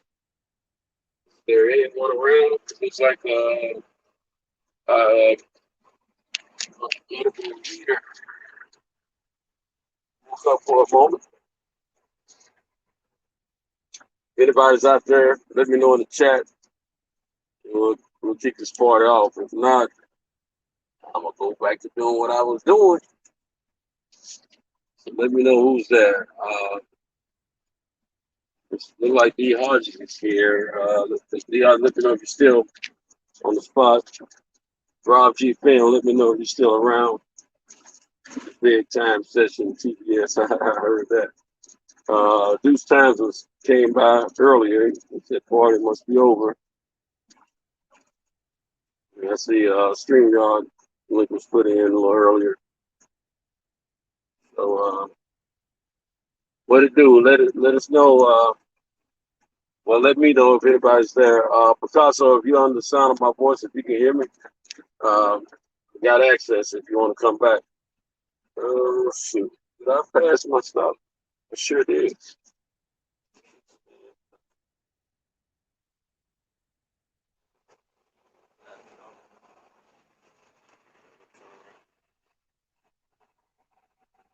Y'all still here. Is there any particular something you want to talk about, the Hodges? So,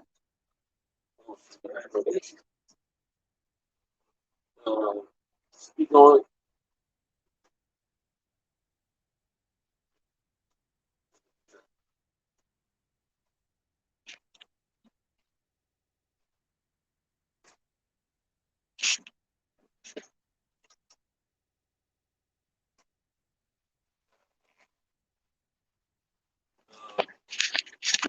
What's on your mind? What's on your heart?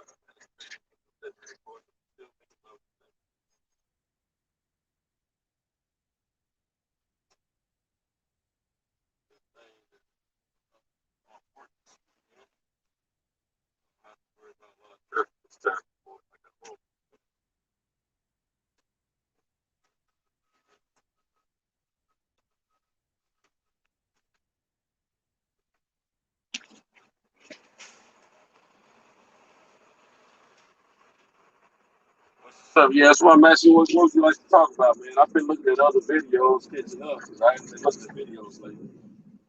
Been ignoring YouTube a little bit. Not ignoring YouTube, but not paying attention to certain videos. I've been getting a little frustrated with some of these panels sometimes, with nonsense that they speak on. Especially when I know it's not factual before I'm trying to take it. So, been staying close to what I feel good about. Anyway, if there's something you want to speak on as far as boxing, feel free to put that in the chat, read it, and we'll talk about it if I know about it. Is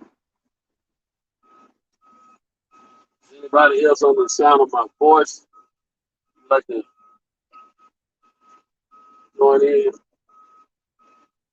D. Hodges and myself do a little bit of elaborating on some conversation topics. Not sure what we're going to be talking about this year. Come over here. I'm sorry, I'm yawning right now. Sorry. Back this thing in right with. Get my load off. Move on to the next one.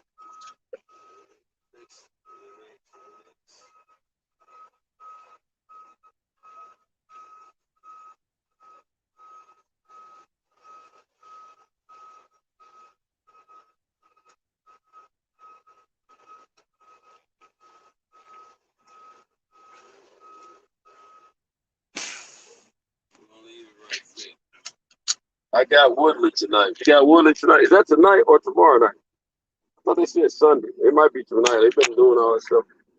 They usually do it for Saturday, but I thought I heard Woodley say something about Sunday, but it's probably tonight. My heart is with Woodley. I'm not sure if he'll win or not because I don't know if he fully dedicated himself to this fight.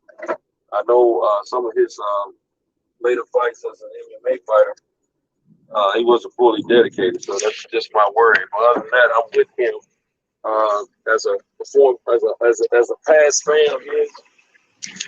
I'm with him.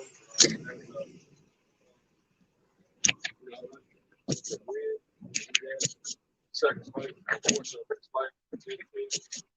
It's one of them.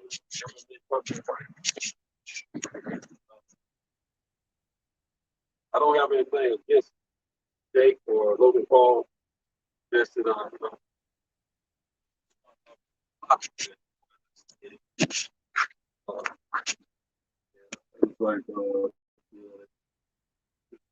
it's like fighting.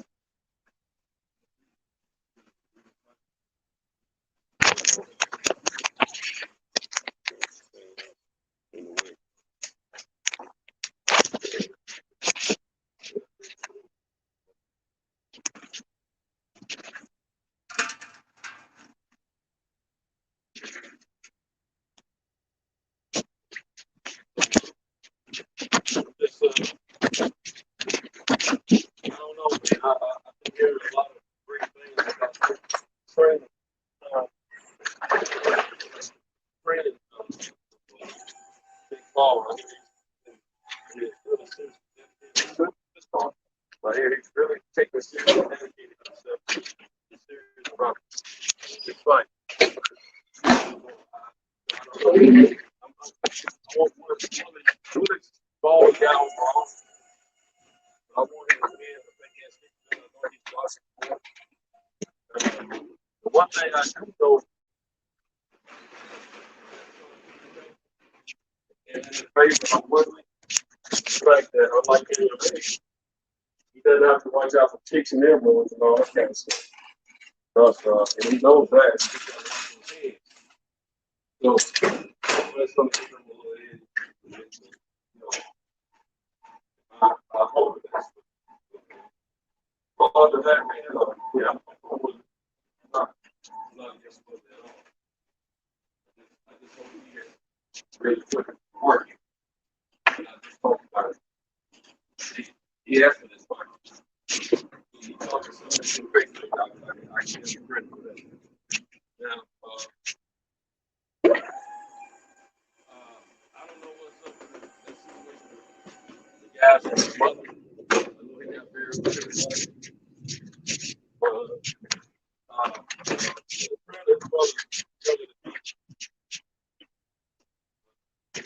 Not, yeah, a little safe on him, bro.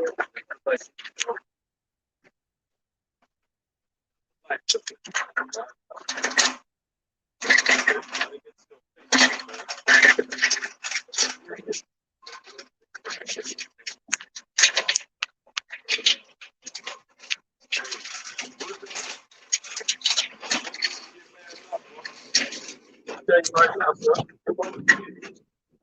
That's for me. Take me before I'm gonna take it to your face. I'm gonna do it. I like what I see. Still got it. You understand?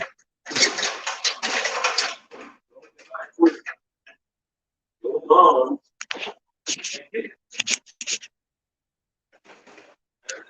Sometimes you gotta take that.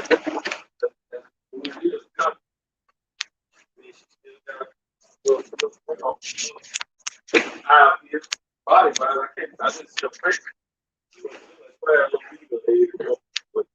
Hey.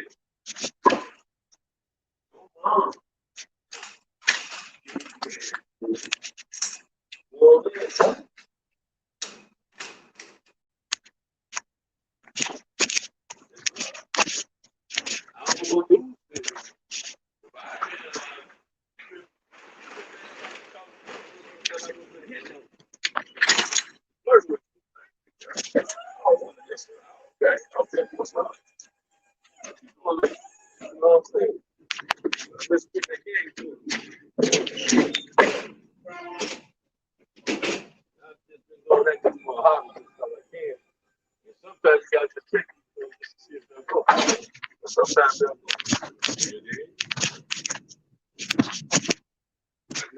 What do you say? You want to win or not? They won't go. I ain't talking about the rules.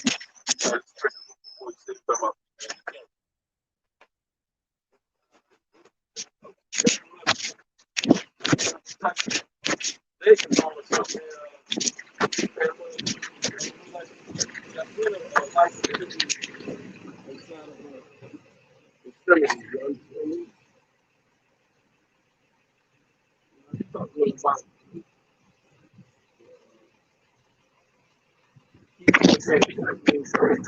in the meantime, at the point in time, make me fucking wrestle.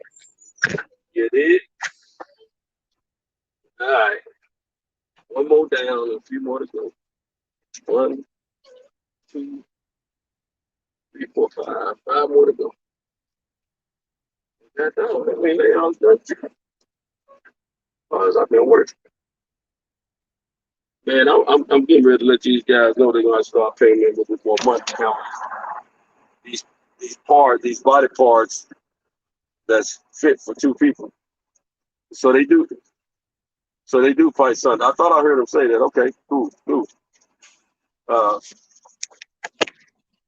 Yeah, man. I hope he win too. I do. I just want to make sure he don't go in there and just go getting up for a paycheck. Man. I hope he's doing all this. You know, you got to sell the fight. I totally understand if you don't do the show, man. Go in there and really give it an effort and give us a good fight that you put effort into, or else you're gonna let this kid win and have all these bragging rights, and it's gonna be blow up. But I'm gonna tell you, you got a contract with Showtime. Showtime feel like he's gonna win, but they probably wouldn't invest in these potential future pricing. So you know, he's getting paid. Why can't he wearing jury around like you're a black rapper or something? Y'all notice that? He iced out like a mother. I ain't mad at him. I'm just saying, you know. But you know what? Nothing against him, but this just conversation in general from a few nights ago. You know, me and a few of the brothers, we were talking about how our culture of people have given away a lot of things that we should have been keeping for ourselves. You know, we talk about some languages that we have created for us to communicate amongst each other. We've given that away. Some cultural things we've created for us that show our image, we've given it away. And you know, the one thing he's portraying that we've given away years ago is our swag as a people. You know, our coolness. The way he's wearing his jewelry is not like what normally kids or older guys from gotta go down this way.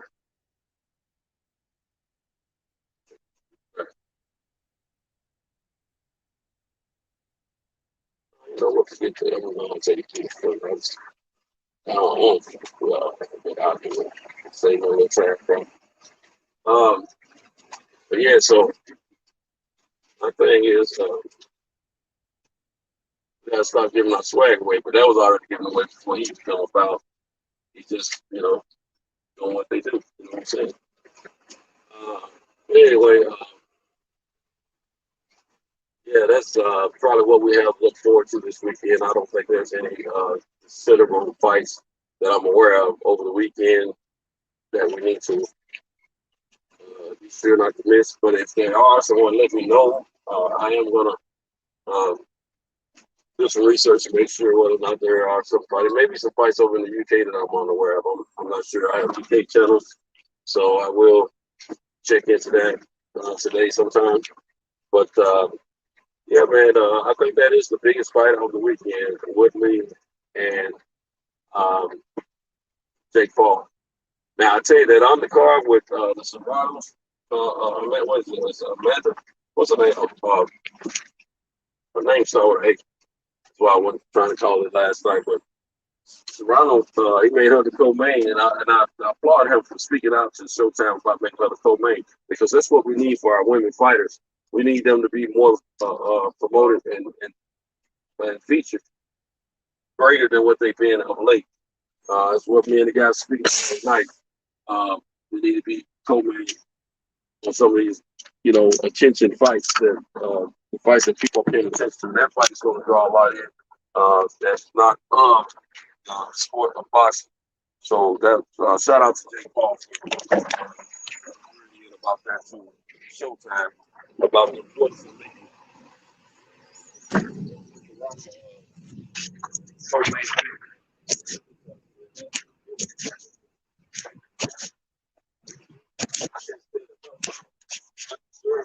how deserving how promoters in the way, so they can become spotlight. So it's something that we need to really take into consideration and really put forth the effort in.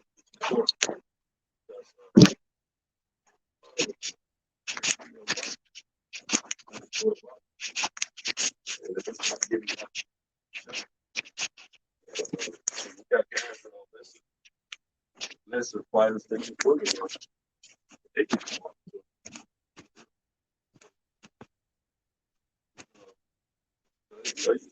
you can go to the fight, you always want to have what does with that? Well, in the gym, plus all that. At the same time, I don't know still not get that women, most times, unlike men, not only help you out, but the trainer, we're in the fight or a fighter or two fighter. But there, a lot of times, it's like a double combat sport. MMA. It's very hard. They love combat sport. Or for combat. They love combat sport. And for recognition, in the fact that it's sad. These women jump in the sport. They these women are in the sport of boxing, the sport of boxing, a little bit more aware, giving more awareness to another audience, because believe it or not, sometimes it takes a little to grow a little bit. So it's sport of boxing. Understand that they don't understand things that what these women are. These women are giving the blood, sweat, and tears to the sport. And it brings in some other women that may not have normally have tuned into the sport of boxing. Some of these women are tuned into boxing, they tuned into boxing.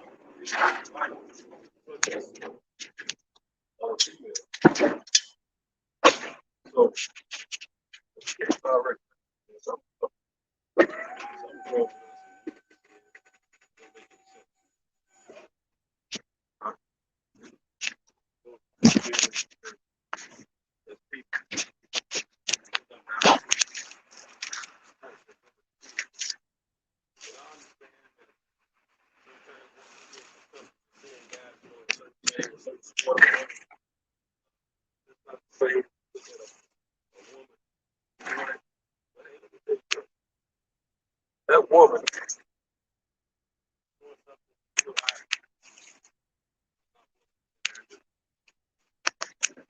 So that's people more considered than what we are for ease.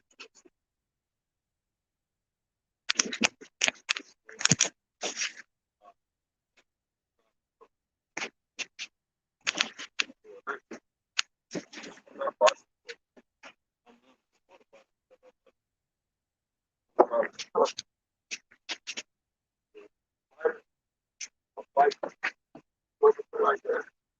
Ask questions. You know what they're doing?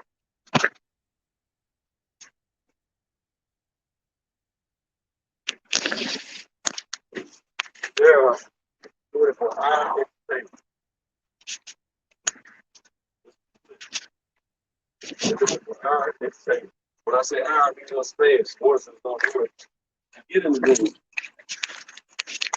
First of all, get in the gym. Get what's called a little switch gear. Careful.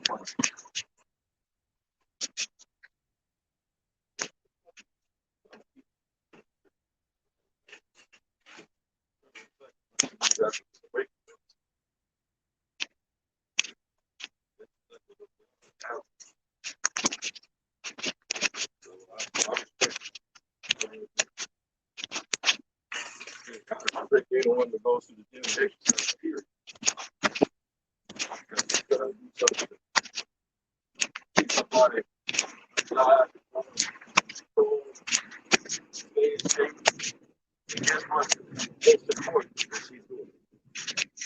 She's giving old symptoms something to look at. Smile about. Amen. Hello.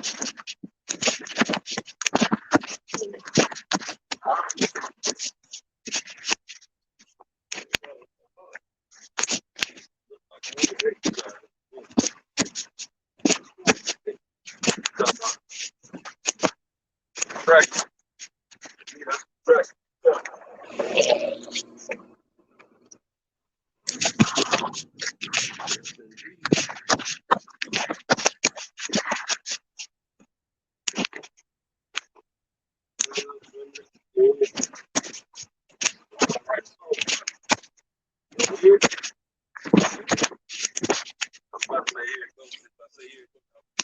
Sorry. I read a clip for you.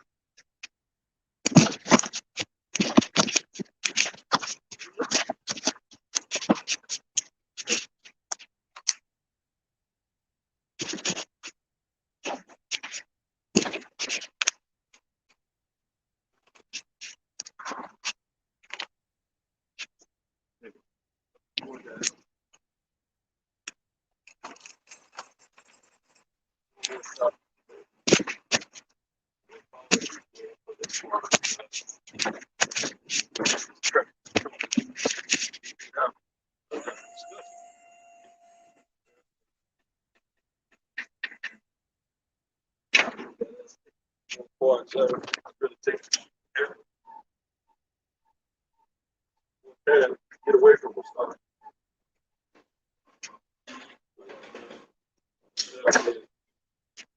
It'd be helpful if they package up the church. It bosses that otherwise long edge. They said the big bus thing right there. I'm taking grab send it back to Memphis. When I take it down and bring it back to Memphis, I can tell by the boss before I take it, tell me sit back and fresh it.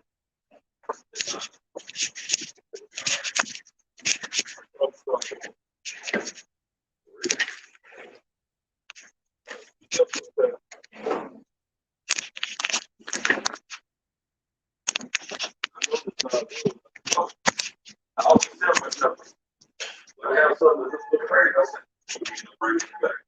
And feel it.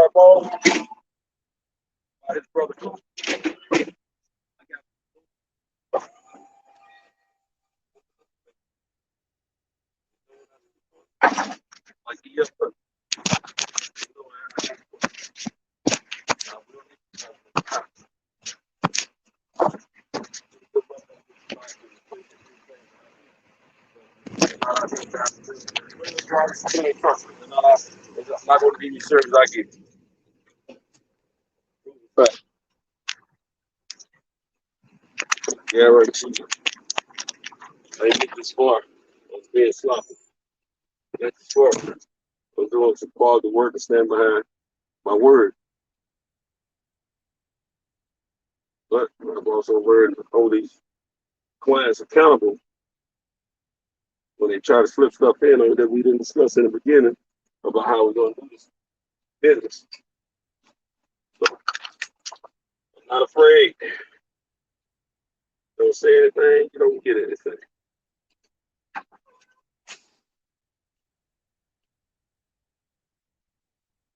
That burning, as we say in the South, that burning, not all of them, some of this. I use it when I'm trying to be clean and less filthy out of the mouth. Yeah, let's keep going. What's up, Dre's Finest, my brother?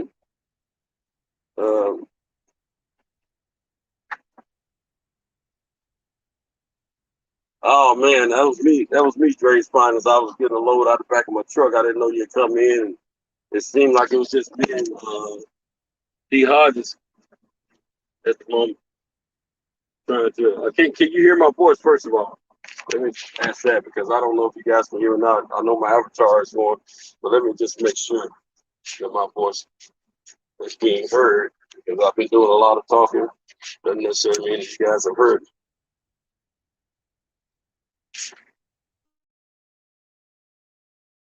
Okay. I gotta run that. Y'all should hear me now with no problem. All right. So if you can, let me know if you hear my voice. Okay. All right. Cool. But yeah, man, it was that was me in the back of the truck, homie. I was getting load out, and I thought it was just me and D. Hodges at that time. But I'm glad you came aboard. We can use the company, and like I was telling D. Hodges, if there's a particular subject you would like to speak about or discuss or what have you, go ahead and type it in the chat. I got the chat open. I'll see it. We'll talk about it. I don't want to hog up all the conversation. I just got a little advantage over you guys by having the microphone. You dig? Oh, you got Cantos. Instead of Centos, you got Cantos. All good, my brothers. You wouldn't believe all the different names I have been slated as in correlation to my actual name. So I'm never surprised. But I like it more when the women do it. You know what I mean? Because women, they can say it's so cute, and be out, even though they poking fun at it, they can make it sound so cute, and it make me think I got an opportunity to get with them, even if I'm not trying to get with them. You dig what I'm saying? It's always, we're not always trying to get every woman. It's just that we like to know that every woman like us. But we got an opportunity with them. It just makes them feel good. You dig? But yeah. So anyway. Yeah, I got a late start last night. Right. I got a late start last night, unfortunately, man. Truck come in after 12 midnight. So, of course, I took my time getting to the warehouse because, see, if you get there early enough, when after the truck gets there, they're expecting you to help unload the truck, which is a 53-footer. I don't get paid to unload that truck. I get paid to load my truck with the things I have to deliver and deliver those things and bring back whatever those clients sent back as returns. When I unload, it's a charitable contribution. Well, every night I'm not feeling so charitable, you know what I mean? So I go there just in time to take care of my main responsibilities, you dig? So got a late start last night. To say the least, got one the night before. Last night wasn't as bad as the night before because I didn't have to clean any messes up, and all I had to do is load my stuff. Unfortunately, the guy didn't leave the paperwork, but so be it. It's no problem. That helps me move a little bit faster also because I don't have to take any time out to write things down on paper and things of that nature. But speaking of that, let me put my pen. Put my pen there.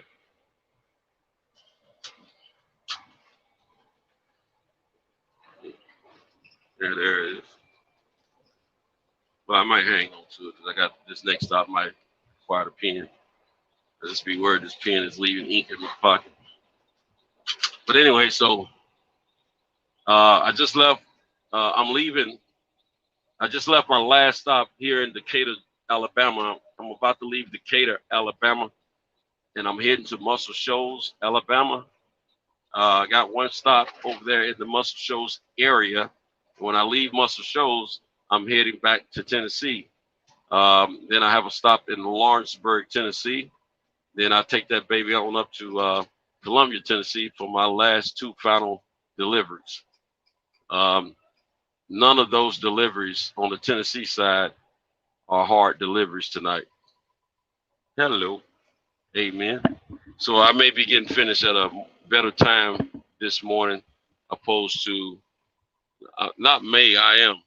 Well, if nothing strange or unordinary happens, I'll get finished at a better time. It just won't be as early as I like to get finished on Saturday mornings. I like to get finished and get back to my home base area within the 7 a.m. hour.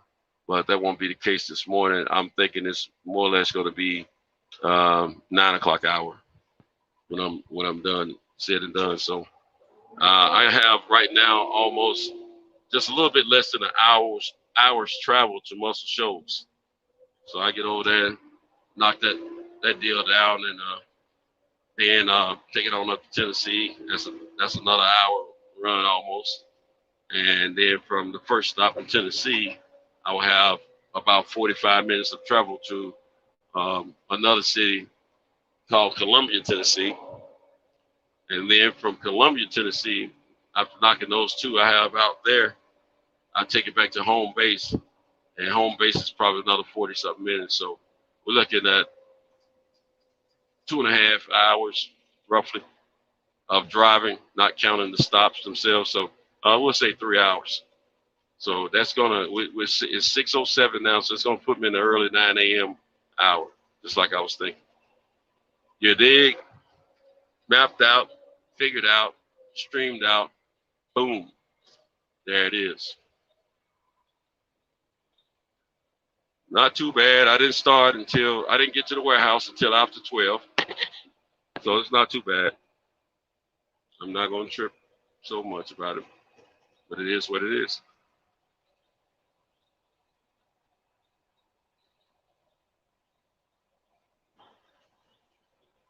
Yeah, we're gonna. What kind of stuff you think you may want to talk about? Dre's Finest. Anything in particular? Anything that's been happening in the news of boxing of late that you've had some concerns about, or that you would like to discuss, or you would like to hear my take on it? And I'll be honest with you before you speak on any of them. I have not paid close attention this week of certain videos, preloaded videos in the YouTube space dealing with boxing or any other stuff, because it's simple fact, I've been a little busy, but at the same time, I have kind of got a little, tired of some of the bull crap that people have been putting out there. I know they talked about Charlo's situation the other day, and some of them, I didn't go into their platforms and listen to everything they had to say, but I could tell by the titles they were trying to bash him, and not knowing the full scoop about what happened. So that's one of the things. And I'm going to talk about that because I did get a little piece from the boxing voice about what actually happened from his attorney, and the police report was presented or released as well. But anyway, let's see. You said, "Wow, my brother, you're in my prayers. You have your work cut out. Please be safe. I want you to make it home safe." You dig, fam? Yes, sir. I definitely dig, and I appreciate your sentiments. And I have every intentions on making it home safely. But hey, we have to pray on stuff like that and give reverence to the Lord about it. So I appreciate you on that.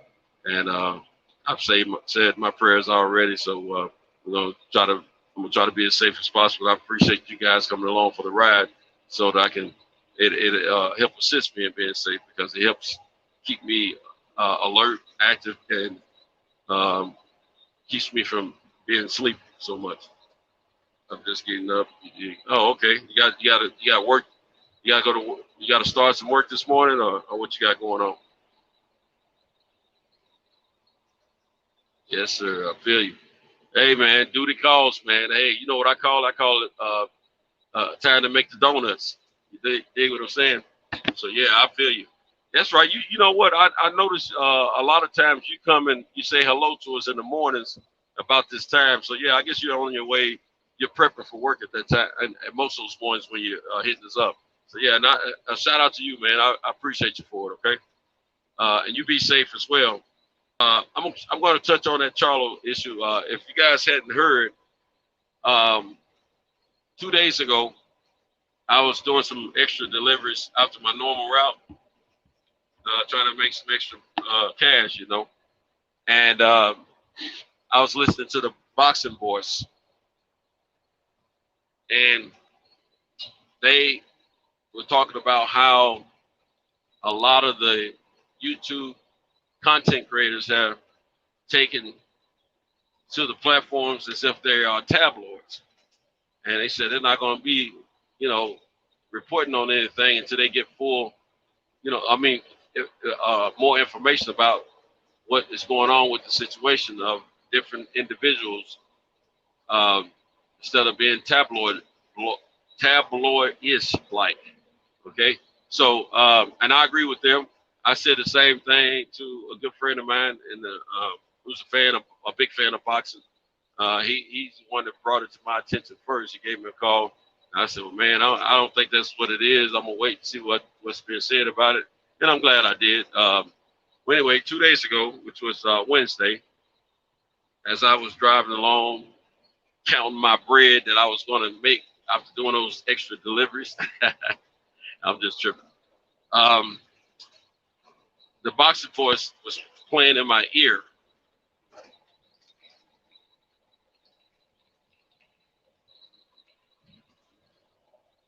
I had to drink me a little water there. Oh, excuse me. So anyway, somebody called in and he brought up the Charlo's issue, and he was saying what he had heard. He had heard it from a certain platform. So my man then said, "Hey, man, I'm not gonna. We're not gonna subscribe to any of that stuff until we know what the truth is. That's why we held off on it, didn't report on it. And now that we got more information about what happened, we will speak on it. And from what they read, that his Charlo's attorney had been contacting some platforms to let them know that they rather them not be reporting the information without reporting the information in full and complete as to what truly happened. So his attorney sent this out to various content creators, whether or not they used it to correct what they've already said or used it to report initially what happened. I don't know, but said that that we will find that his client never stole anything from anyone or any place. What happened is he did go to dinner in San Antonio. He did have a group of people with him, entourage, whatever you may want to call them or label them, and he was paying for the meal for everyone. Okay, well, his client Charlo is normally not in San Antonio spending a significant amount of money.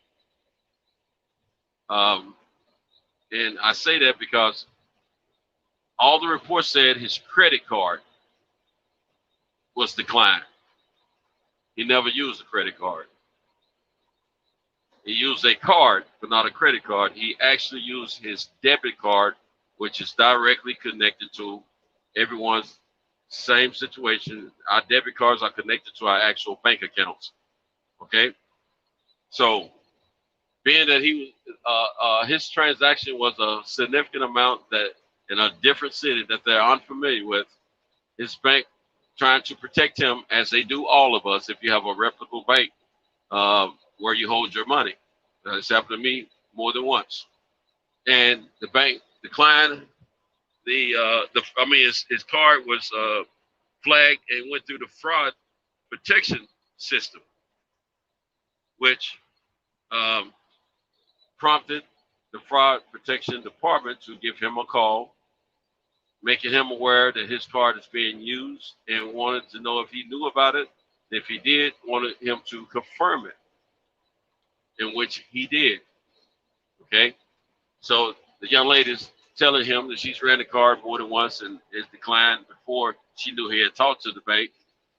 And so after he talked to the bank, he told her go ahead and run it again. Well, at that point, she realized that she has misplaced his card, his debit card, not credit card, his debit card. Misplaced it, doesn't know where it is. In his mind, someone's trying to steal from me because that's where my money is, connected to that card and to that bank. So by this point, after those couple of declines, they have his driver's license. And so, you know, the little portfolio folders that they bring out that have your check in it and your credit card, you can slide in there. Well, he had given her his license too. Well, he saw his license sticking out of the little portfolio, and upon finding out that she had lost or misplaced his debit card, he didn't want to take a chance on her losing or misplacing his driver's license. So he grabbed the portfolio, took his driver's license. He said, I'm going to go ahead and take that down because I don't want you to lose that too. Okay? Basically, that's how that transaction went down. However, the restaurant is still not paid for the meals. But he's concerned with where's his card, wanted them to find his card. The card never did appear from what I remember and understand in the explanation that the attorney gave. So after having a few words with the upper management, the employee, I wasn't sure or clear if it was a manager or just a key employee, but they walked him to his car and tell him to have a great day. And they'll try to get it all worked out, figured out. So he leaves. He goes on by his business. And see, this other thing, he never dined and dashed like some people wanted to put it out there. That's what he did. That was not the case. And it wasn't the case that he did not have the money. It was the case that there was a significant amount of money being spent with this particular person's card who's normally not in this locality spending that level of money. So fraud protection did their job and they were protecting their client. So anyway, I'm assuming, I don't remember hearing this, but I'm assuming that several weeks went by and several attempts, a conversation between the two parties had ensued, and him wanting his debit card back and they're not able to produce it. Well, he's probably holding back on paying the bill. So upper management files the charges. Well, I'm sorry. The police send out they talk to the restaurant's personnel about what happened, and they notify Charlo to let him know he needs to turn himself in because he has charges of theft. So in the meantime, in between time, he turns himself in. Well, the young lady that was working with him for his meal, who may have been the one that lost the debit card, they asked her if she wanted to press charges. She said no, because he didn't do anything wrong. Okay.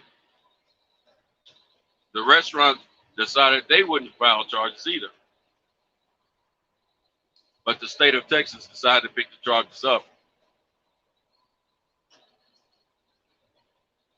So basically, what they wanted to do is make an example of him and make life a little harder for him for a moment, inconvenience him, because he's a young, successful young man, so, and he's well known throughout the state of Texas and the United States and some other parts of the world. So basically, in a nutshell, that's happened. That's what happened. From what I heard the other day, he was instructed that he needed to turn himself in which he did, and now he's. I think he's back home. I saw something earlier. Never mind. That doesn't have anything to do with what I was just talking about. I was about to have one of my sleepy moment conversations where I talk out the side of my neck and I caught myself, and I apologize. So basically, that's what happened. So don't let these other platforms or these other individuals on YouTube who wants to love or hate PBC championship caliber fighters tell you that bull crap. So anyway,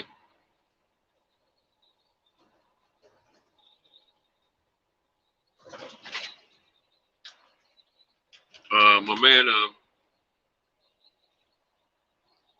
Dre's Finest said, hey, what's up, C. Jones? Welcome aboard, man. C. Jones said he won't get that bond money back. I don't know that he bonded himself. I mean, from what his attorney is saying, there hasn't been a crime committed, and it will come out in the wash, and he will be exonerated. So, I don't know, man. No, I mean, it could have been a bond. I don't know. I haven't read anything, so I don't know. And I don't know how much they may have put up or whatever. But, you know, my experience, if you use a bonding agency to post bond, the money you pay the agency, that's their fee. You don't get that back. But if you pay the courts directly for a bond, you will get it back, as long as you show up, no matter if you're convicted or not. I got a little expertise on that end. I've lived it. I had to put $15,000 up for a friend of mine when I got arrested myself years ago. My friend had nothing to do with what I was doing, but he was African. My bonding agency that I used, they didn't want to put the money up for him because they were afraid he would flee back to Africa. So I put all the money up myself. I got it all back. So trust me, if you're paying the courts directly for the bond money, you get 100% of it back. Now my bonding agency, I didn't have to put no house or none of that stuff. But my bonding agency, they slicked me out of 10% of it. I just thought about that because they signed them out. So they kept their little 10%. They knew I wasn't going to say anything because I'm in the streets hustling. And I had a relationship with them. All I had to do is pick the phone up. Even to this day, I pick the phone up, tell them, bond a certain person out. They're going to bond them out because they know my word is good. They're going to get their money. So, and it was 1988 when I got hemmed up and busted. So that's how long my relationship has gone on with them. And I've been a law-abiding citizen since I got home in 1984. But I still have that kind of clout with them, that kind of relationship. I had to do it for the last person I had to make a call to have bonded out was my stepson, my oldest stepson. He's in there for some driving with a suspended license or some silly stuff, you know. But anyway, it wasn't his first offense, so he needed a bond to get out.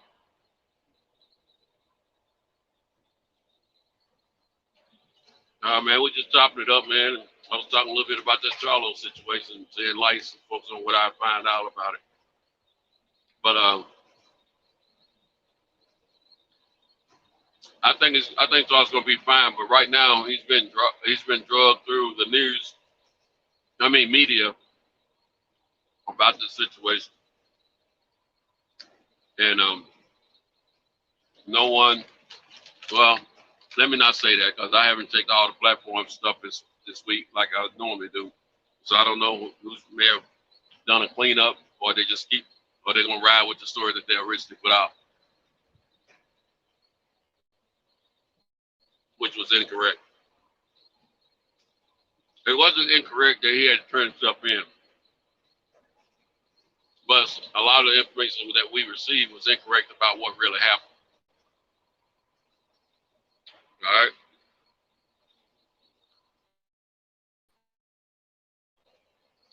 No, Dre's Brian, I'm telling you from experience, brother. If you pay the courts directly, as long as the individual shows up to court, that money, that's our bonding stay in business.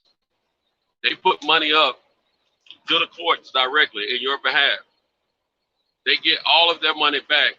The money that they get paid is the money that you pay them directly. The full amount. Okay, let's say you got a person that got $100,000 bond. Okay, most bonding companies want at least 10% of that from you, and they put the other 90% up. And they sign for you at the courthouse, saying they're guaranteed that you're gonna show up because they got $90,000 invested in you that you will show up, and you putting up the other 10,000. Okay, 10,000 is still a lot of money to a lot of people. 90,000 is even more. Okay, the courts give the bonding company their $90,000 back. Their $100,000 back. Okay, give 10,000, right? And I got it wrong. The courts give, I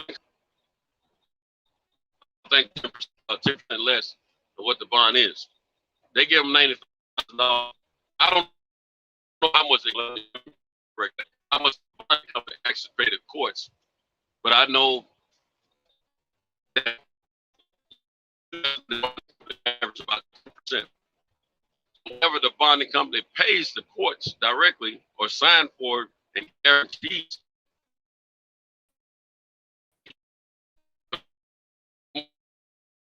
$10,000 that you pay them, that 10%. That's how they stand. That's how they do business. You can call any bonding company. I promise you, they'll tell you that. That's how they get their money. I've had to put, like I said, when I got busted, I had to pay the $15,000 for my African buddy myself. I had to pay all the money.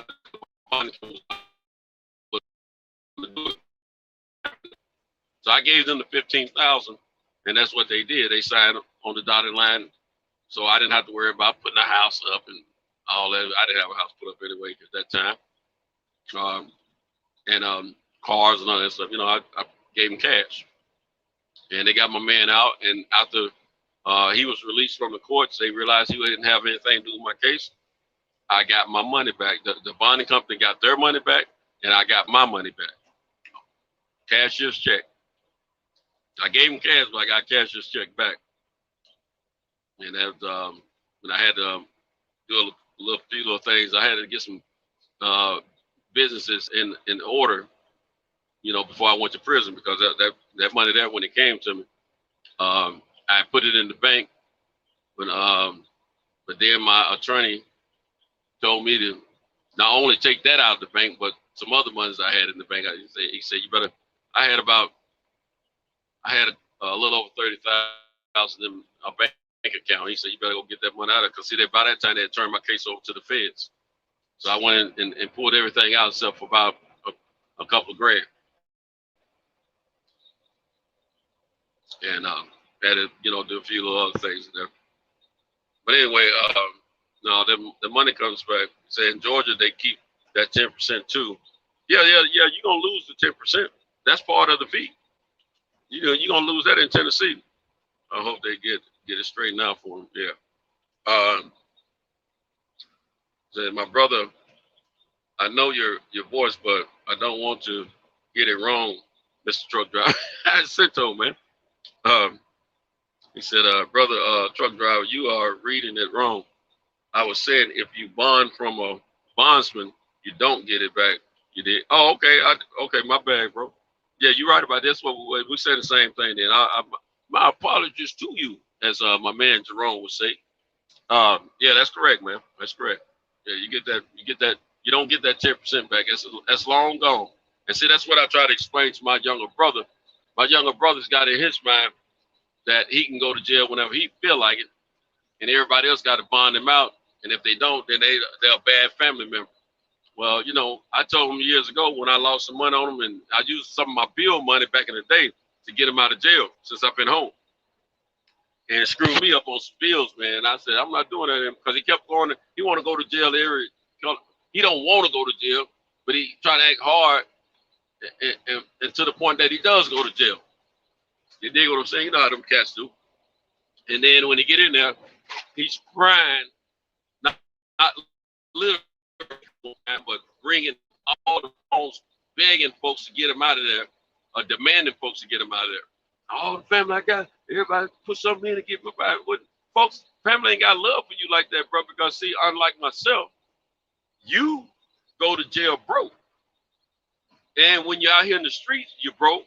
And you don't have two nickels to rub together to help anybody else out. And then when you go to jail every quarter, back when he was going to jail every quarter, he think everybody's supposed to get him out. Well, no, I cut that off on my end. You know, I'm the last person he calls now, because I told him to his face, I'm not doing it anymore, because I put my own self in jeopardy with some bills because him going to jail for stupid stuff. This is what I told my brother. I said, if you go to jail for something stupid that you could have avoided, don't call me. I'm not using my money that I work hard for to get you out of jail for something stupid. Now, if you out here, you know, doing something and you go to jail, you know, for something I can really, you know, find a little honor in, you know, like if you going to jail for defending a family member out somebody who try to hurt him for no good reason, or somebody done something to you and you end up putting the hurt on them and they lock you up. So you know, by all means, man, I'm there for you. You know what I'm saying? If I feel some justification in what you've done, I'm there for you. But stupid stuff, you know, I'm not a player for that, man. Because see, to me, you're giving I hate to say it, I ain't trying to be racist enough, but the people that run the course, most of them are white. So I'm saying giving white folks money, free money is that's the way I look at it. That's what you're doing. But in a lot of cases, it's more or less, most of the bonds company that black people deal with are black-owned bail bonds company. And most of the bonds, and sometimes it's white-owned, and most of the, from where I'm from, that's how it is.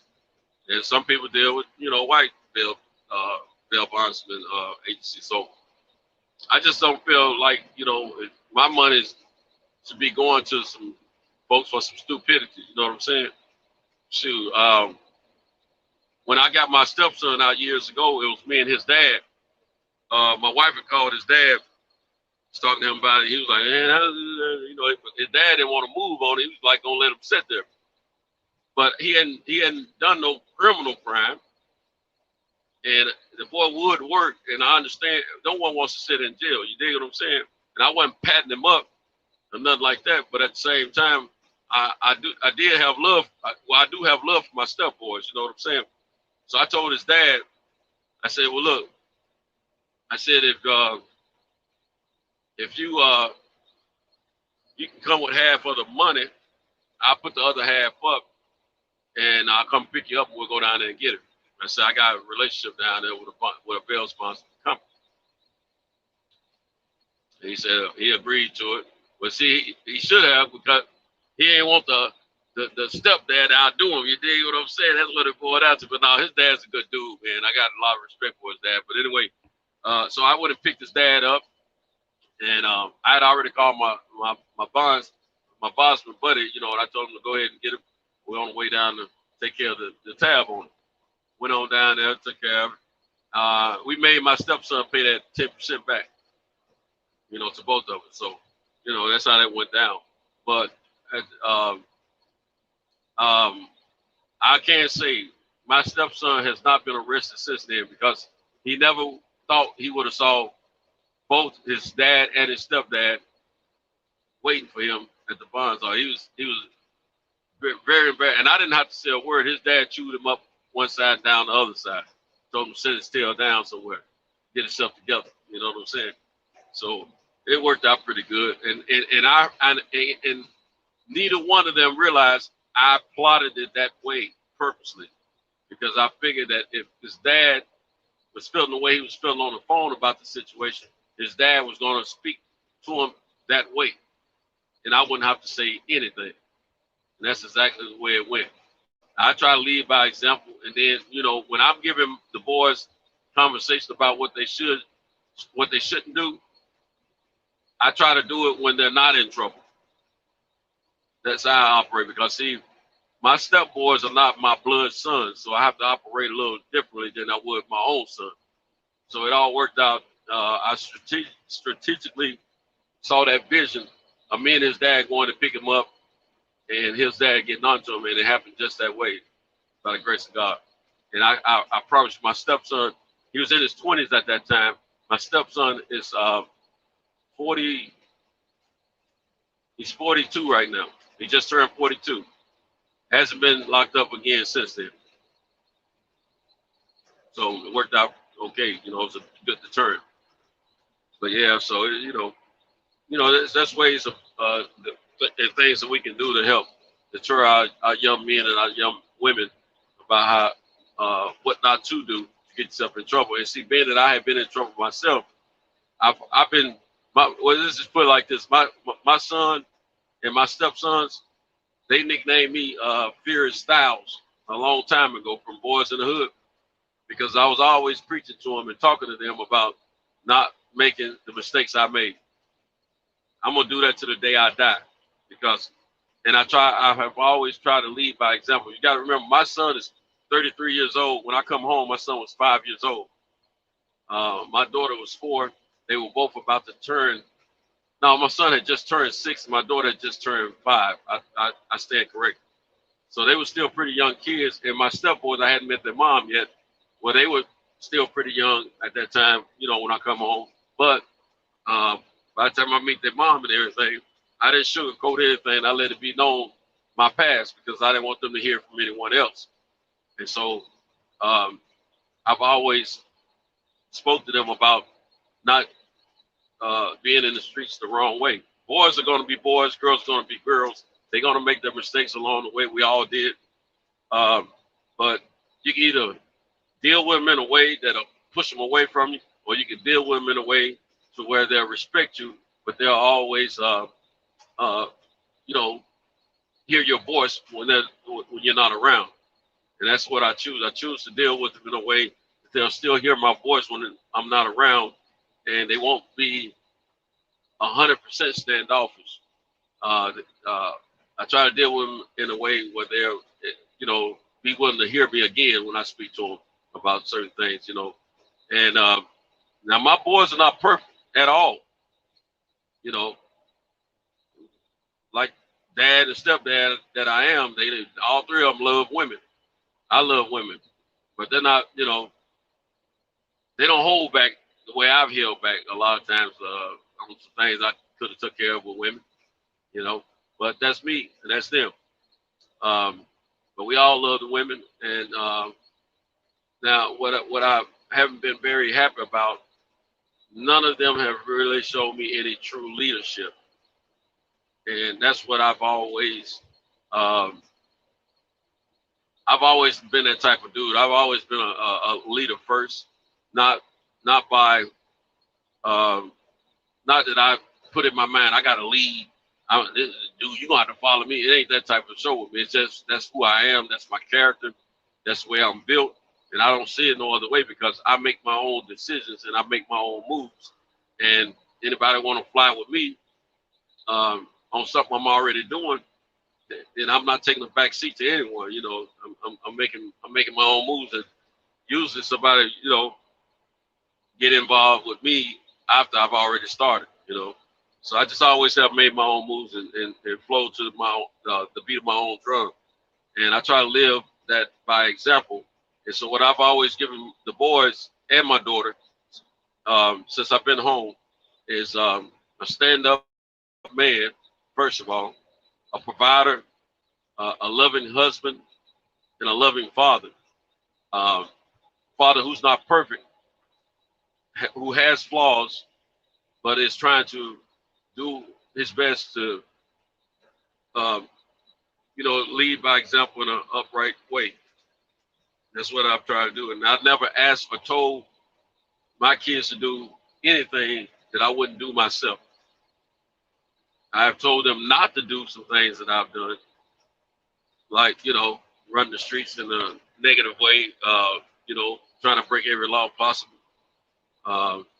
And what I mean by breaking every law, I didn't break every law possible, but I mean, I was out there selling that narcotic. I forget what show that was. I heard it on. I was out there selling that narcotic. Let's break some laws. You get a few counts behind, they'll figure out all kind of counts. When they hear me up, it may not just be one.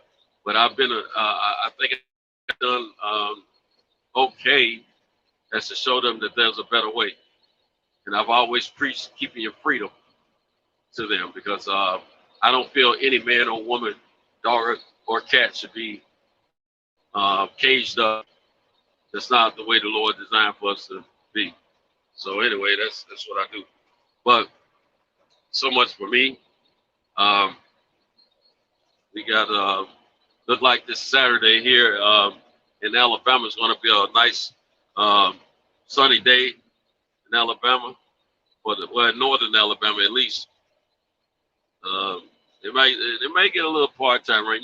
Things shift a little bit, but for the most part, it looks like it's going to be a nice day. I don't know what's going on the Tennessee side, but I'm soon to find out. And I hope it's going to be a positive weather day. If not, then I guess I'll be doing more sleeping when I'm finished with work. But anyway, let me say a thing or two to all you brothers and sisters that's under the sound of my voice. I speak on the fact that I've been in trouble not to glorify it. Oh man, look at this beautiful automobile right here. It's a Caddy. Oh, it's good. It must be a 50, Me at 50 mile. I don't know what, man, he got that son of a gun. I should have took a picture of that. He got that son of a gun. He must be on his way to cars and coffee. But anyway, I don't speak about it to glorify. I speak on it to deter. I don't want anyone that I come in contact with or speak with to go down the same road that I've taken in the past myself. I'm not proud of that old guy I used to be. I am proud of the guy that I became, because the guy I became was always inside me before I became that street dude. I was always sought after to do some positive things in my life, like be a college grad or a retired military person who leads, a good, a positive career in maybe aeronautics or something to that fact, or architect or something like that. I didn't do either of those things. I thought, instead of going straight to college right after high school, I thought that I could find jobs to start making a nice living, a decent low middle class wage, and build up from there. And I got hooked on that idea. And so as I was starting to make that happen, I got laid off. Right before I got laid off, I had already been seeing for a year or so, how some of the homies were making money in the, streets hustling that narcotic. And I said, shoot, man, I can do that. Now you got to remember, this is the guy that's sold candy in junior high school, middle school, whatever you want to call it. And I sold alcohol in high school. Now, in between all that, when I'm out of school, I was always doing something to earn $1 or $2, if it's raking leaves for people, or going to the store for them, or whatever odd jobs they had around their house that needed, that they didn't have help to do. I was groomed that way to earn my own money since I was 8 years of age.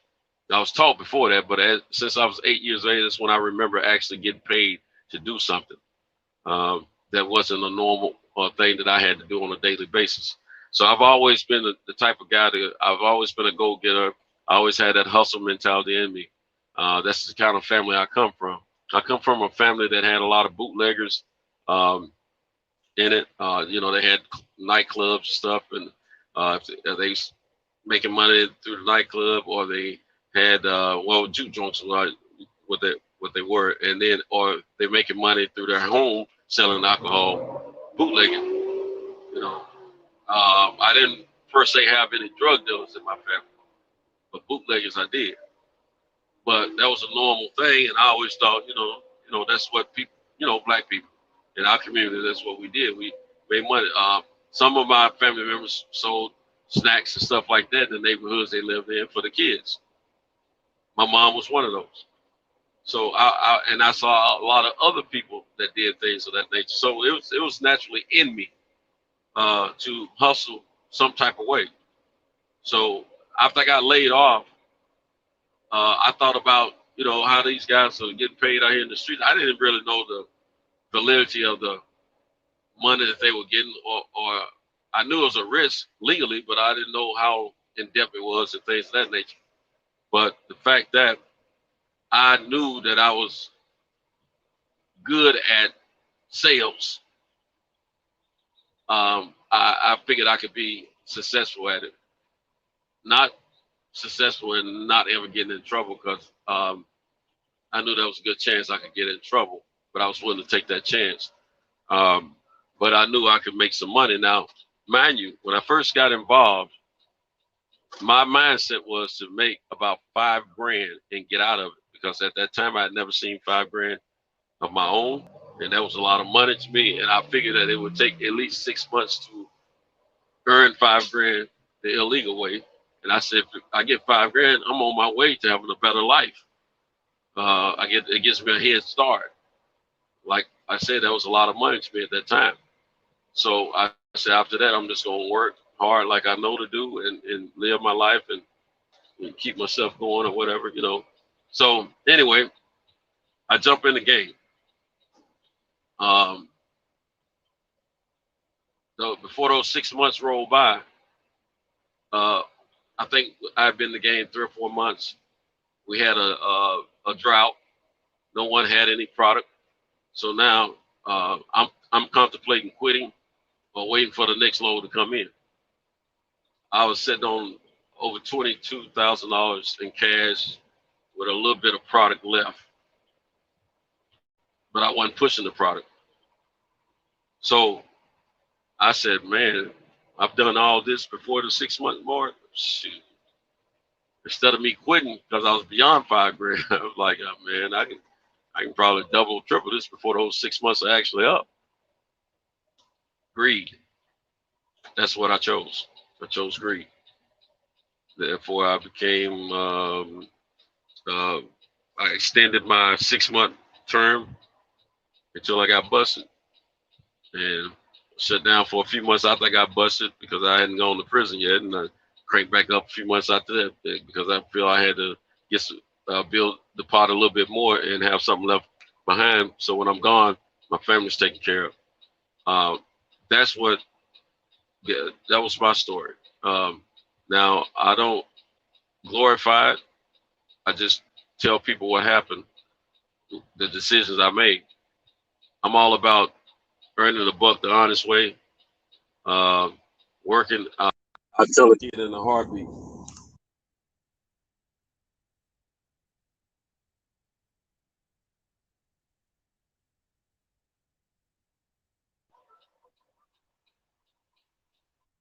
I had a phone call.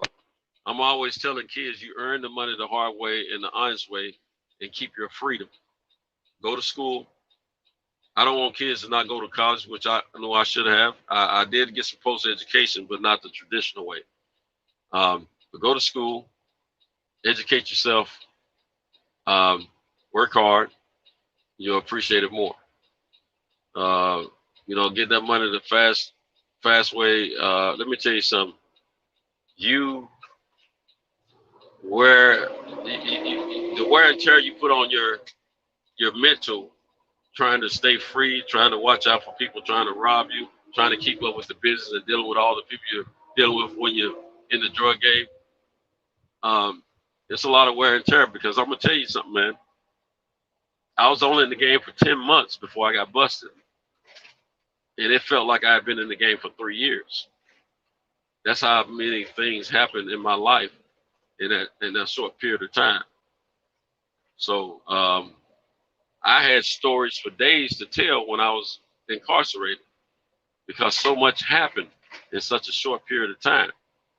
No child or young person needs as much to happen in their life or to witness as much as I did in my life in those 10 months or and beyond, because I did a few more months in the game before I went in. That early in their life, in their early 20s. And I know what happened to me was a lot, so I can just imagine what's happening to a lot of other brothers and sisters who live in other cities and localities where the cities are faster streetwise versus the city I grew up in.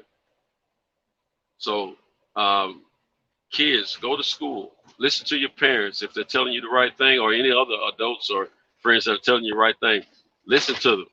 Take their advice, go to school, give yourself an opportunity, work hard. When you become 30, 40, 50 years old, you don't have to work as hard anymore because you've already laid the groundwork the right way. And you can have your weekends off and put time in with your family and things of that nature.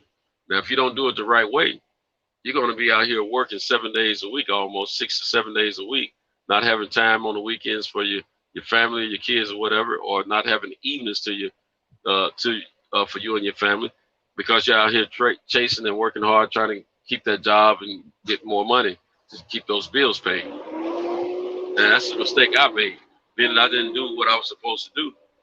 For years, I had to work 6 days a week in the car business, working long hours away from my family, not being able to take in family outings and functions and things like that. Missed a lot of stuff, getting permission to be off work to go to my child's program in school and all that bull crap, man. That's for the birds, bro. I'm telling you.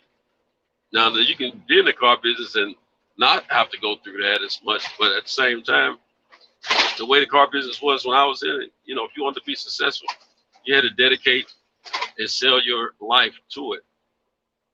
So I don't approve of that. I approve of you're making life as you know, more. You want to live a more positive equality of life. You go to school, you learn a trade. Even if you don't go to school to learn a trade, you do something to learn a trade and learn something that you're good at, or you figure out a way to earn your own, build your own, and earn your own. As long as you give yourself an opportunity to work during business hours and be home with your family when you're not working during business hours, that's the goal. Raise your family, grow with your family. You appreciate life a whole lot more. But you do want to be able to do something that's going to earn enough money to allow you to have a decent equality of life. That's what we all want, you know. So don't put yourself out there in the streets and get yourself all hemmed up and do the things and try to have. Let me tell you something. Bragging rights don't mean jack, and bragging rights don't pay bills. Bragging rights don't keep you out of jail. Things of that nature. So all that stuff is irrelevant when you're trying to live life the correct way. So just take my advice or not take it. I'm just telling you from my personal experience. You know, a lot of stuff that a lot of us guys and girls have done in the past is not worth you putting yourself through. And I'm talking to the young folks right now. I'm talking to whoever's listening. I'll put it that way. Sometimes some of us older class of people need to understand we don't need to do these things as well, because sometimes we get a little harebrained scheme in our mind, and next thing you know, we're on our way to jail too. So just want to put that out there. I have to do that from time to time to let people know that who I am. I'm silly. I talk a lot of stuff about a lot of things. I even say things about, you know, hollering at the, oh man, they got me again.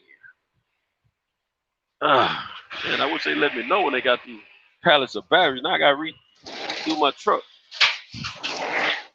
Shoot. This is great. Shoot. But anyway, so just a little food for thought I wanted to touch on, because I feel that the Lord wants me to live my life a certain way, and I have to speak on things when my heart tells me to. But anyway, back to what we were talking about. We were talking about the Charlo situation with jail. The brother hadn't done anything criminally. It's just been portrayed as, if his lawyer's not telling us a fib, I'll put it that way. If he's giving us the correct information, which I think he, being a lawyer, wouldn't go public with the wrong information about a legal situation. I think the brother has nothing to worry about, from what I've understood. But at the same time, in between time,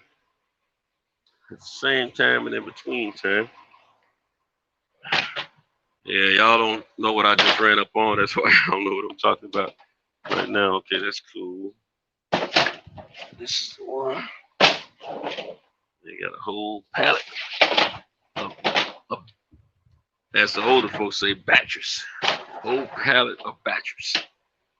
I got a whole pallet of batteries. I got batteries I got to worry about. So I wasn't anticipating that. And I just parked my truck a certain way and walked my delivery stuff over here. But now I got to rearrange my truck so I can use my lift gate and get this load in here. So I may mute during that time so it doesn't sound like a garage, like my man Dre's Finest told. Because he was right. I was making up some racket, as older people would say. Who's doing all that racket? You know. Yeah, it slowed me down a little bit for about 10 minutes, 5 or 10 minutes, but it's okay. It is what it is. It is Saturday. Thank God there's not a lot of traffic out here. And I'm coming to the tail end of my day. Well, this is my last stop on the Alabama side. So, it'll be cool. Could be worse. Trust me. Could be a lot worse. Well, I won't need these keys anymore in my pocket for the stores. Put my pen up. Get my thing ready to do. I might have to bag it up a little more. No, I should make it. Should make it.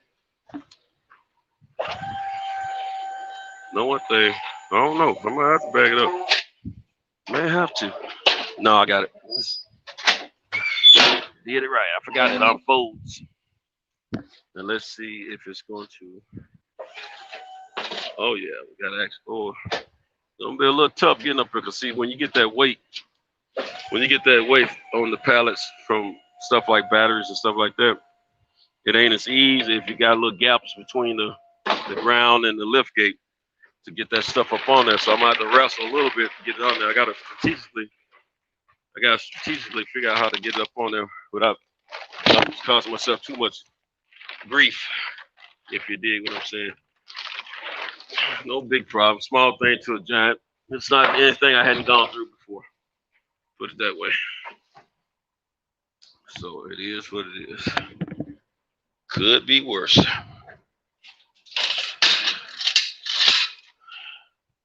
You know what?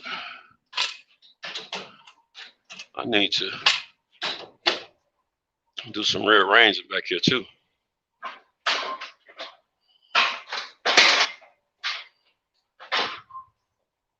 And bring this up. Go ahead and get this right before I even tackle that pallet. I'm gonna move these two pallets around.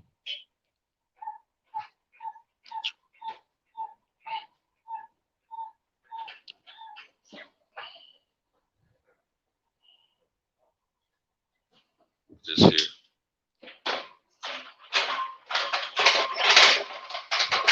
I probably should have brought it back a little more, but it's okay. I'll be able to work around. And move this pallet over. Then we'll put those batteries on this side. I put the heaviest weight on the passenger side of my truck in the back because it seemed like it bounced. I got something's going on with the front end of my truck.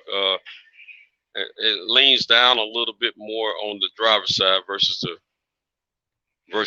passenger side. So it tells me in my mind, I'm not saying I'm right about it, but it tells me in my mind that my payload, which is the cargo that I put in the side of my truck, I need to balance out that leaning and stuff like that. But I just feel like the suspension is better on the passenger side, so I put the heaviest weight on the passenger side. If you dig what I'm saying. So anyway, that's what I normally do. And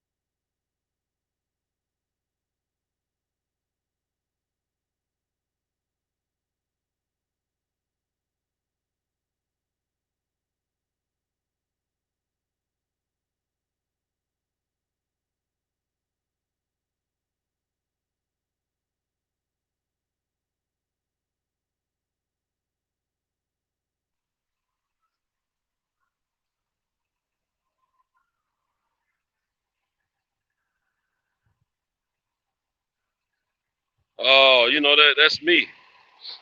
I got it playing in my. Sorry about that. I thought that was Cal, but that was me replaying the show. I had the app, I had one of my apps open for the show on the front side, you know, with the side you guys see. Yeah, I should be off mute now. Let me know if y'all can hear me. Let me know if you can hear, because you know, this phone's in my pocket and sometimes it does whatever it wants to do. I got to rearrange this truck. I'll never get this pallet up on this truck. More super heavy. Got those big super country people batteries on. Not city folk batteries, but country folk batteries. That's what I call them. So I got to rearrange. I got to negotiate the contract, you see. I got to better get this truck in a situation where I can get that lip of that I'm too far away from it. But I got to be able to get that lip more flat for the entry of the pallet. This guy's getting very consistent with these, return these batteries. At least they put them on pallets for me, unlike some companies. But I don't even like them send them to me, period. Yeah, dig?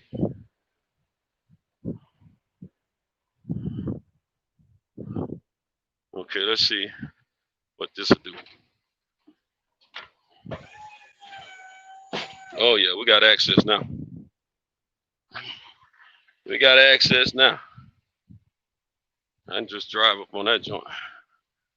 That's what I need. That's what I need. Come on. Yeah, buddy. We there now. Yes, sir. Ooh, ooh, you hear that? My lift gate don't like that at all. That's some weight.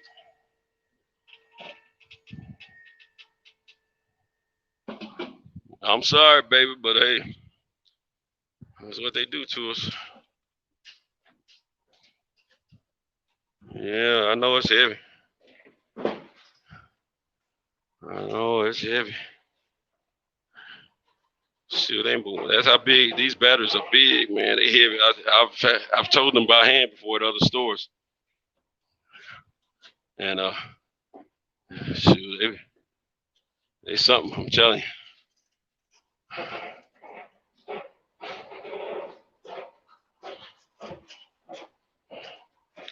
Glad I went on and rearranged things in the back of this truck. All right. Sorry. Now let's do this.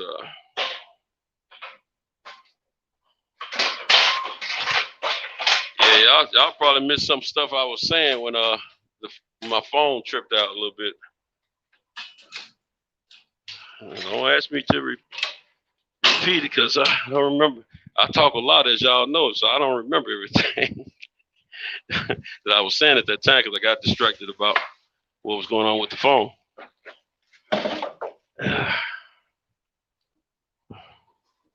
So it is what it is. Making some maneuvers here right now for future stops as I get on up the highway. That way I don't have to, if I can prevent myself from climbing up in my truck, that's the key. That is the key.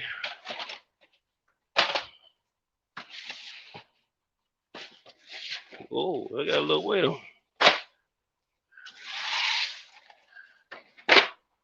Okay, so all this is that.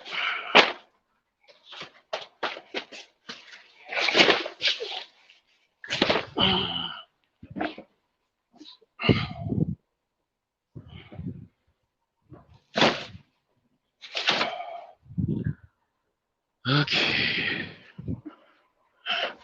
Yeah, I'm moving stuff to the front, the back end of the truck, so that I could get it out without climbing inside the truck. That saves me a couple of minutes from as far as my work.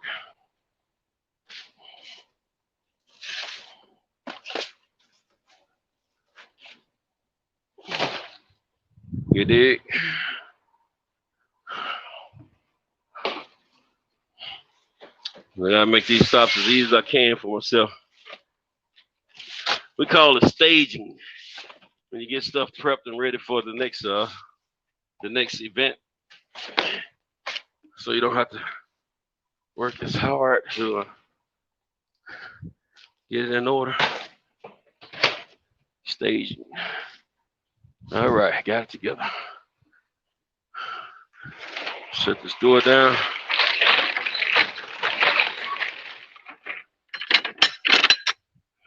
Let me do this. And we're on our way.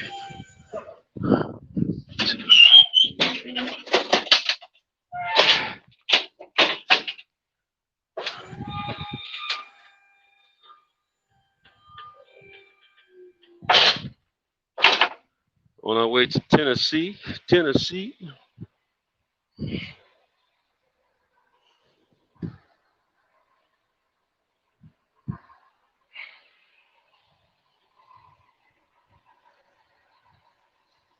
Yeah, let's see what we got here.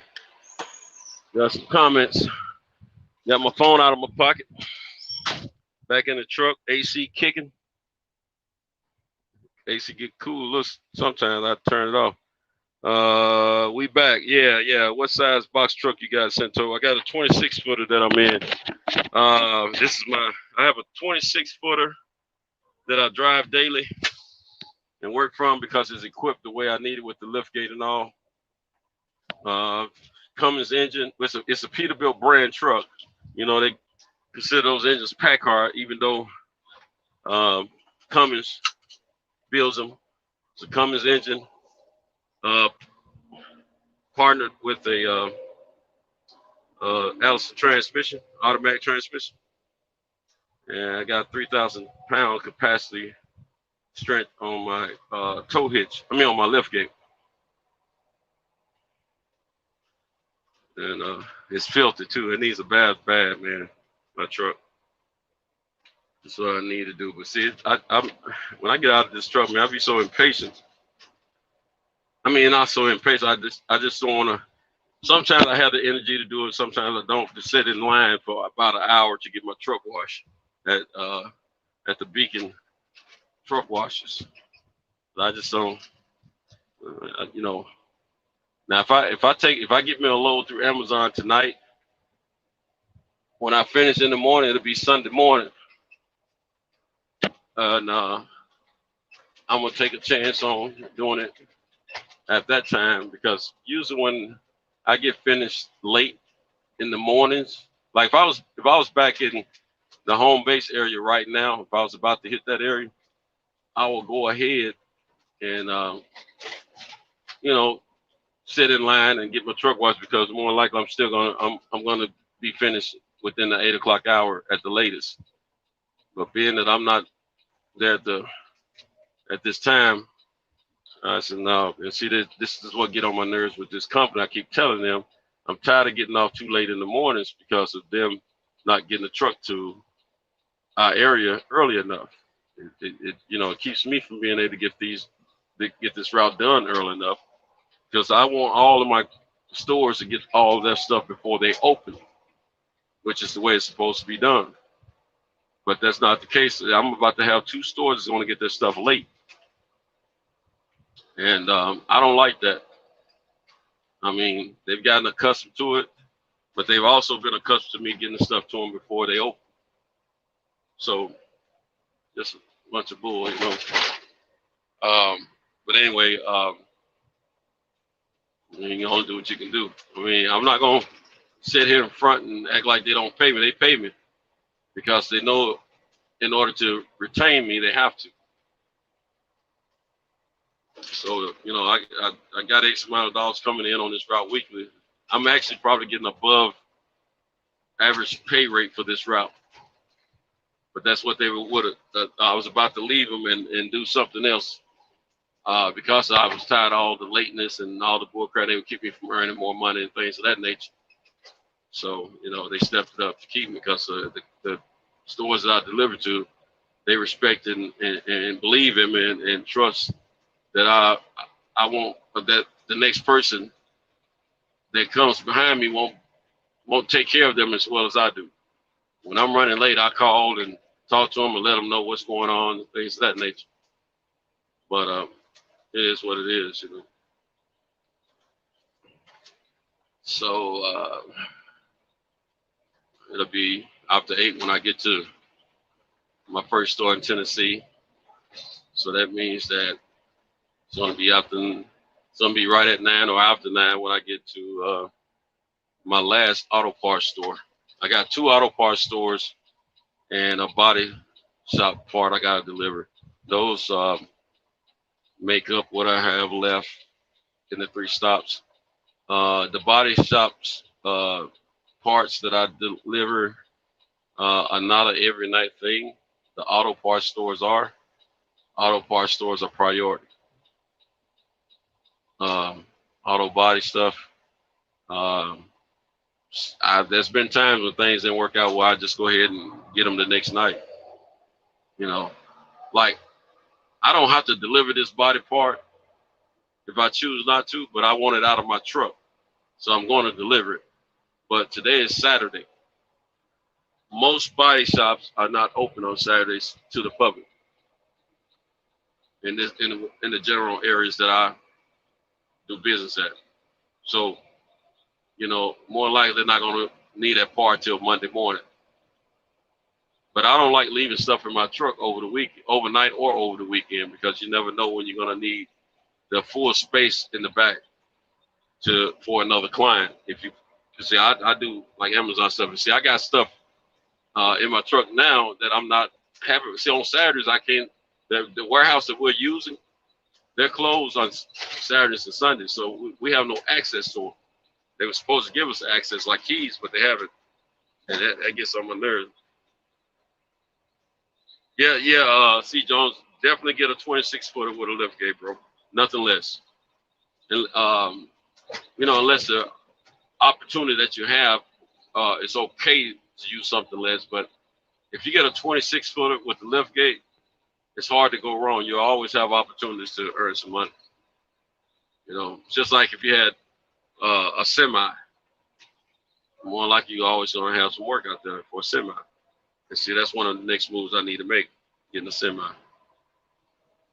But anyway, yeah, I just, you know, I don't like when they deter me from earning extra money, man, and get on my nerves. But I you know, I'll leave this stuff outside, and if it rains on it, it rains on it, because hey, I don't told them. You're not renting my truck for the whole weekend. You're not renting it for 24 hours. You're renting it for the hours that I dedicate myself to do your deliveries. That's it. That's what you're paying for. You're not paying for storage and all that bull crap.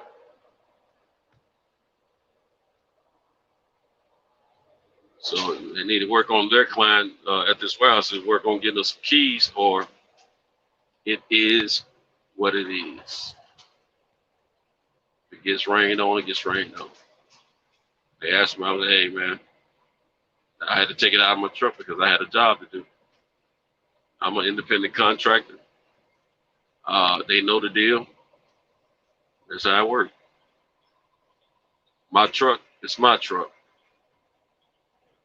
Now, if they want to pay me $5,000 a week, guess what? I'll let my truck sit there. And anything that's in there overnight can stay there. Over the weekend can stay there, because guess what? $5,000 a week is $20,000 a month. I'll take that all day. And if this truck right here is producing $5,000 a week, it can rest on the weekends. But until then, we rolling. I'm trying to get as close to $5,000 a week as I can. That's why I do 6 or 7 days a week most times, because I'm trying to make that extra drop, the extra whop. You dig?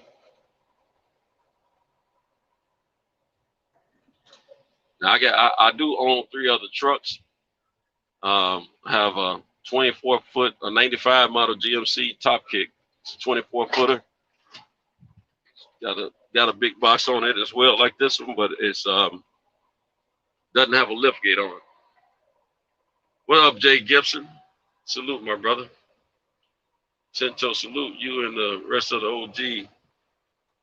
His inspiration, fam. All right, man. I appreciate that. You are too, my brother. Trust me. All of you guys are. Except for that guy that came in the other night. What's his name? Mark from Boston. Mike from Boston. I haven't forgot him. I'm looking for him to come back in here so I can chop his head off if he don't get right.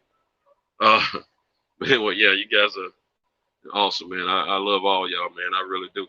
I look forward to this stuff every night. C. Jones said, I have 2 cargo vans right now. Next is the box truck, then the semi. Right on, brother. You got the right mindset. That's exactly how you should be thinking. And hey, man, you can make money with those cargo vans, bro. And you probably already noticed everything commercial-wise, vans, trucks. I don't care what type of box truck it is. I don't care what type of cargo van it is. All the prices have gone up. The market values are crazy now. When I first started, man, stuff wasn't as expensive as it is. Yeah, Mike from Boston. Yeah, that clown. You're right. Yeah, I'm waiting on that sucker, man. Y'all see him before I do? Holler at your boy, so I can read him a word or two. You did? Because I'm not sure if he heard what I had to say.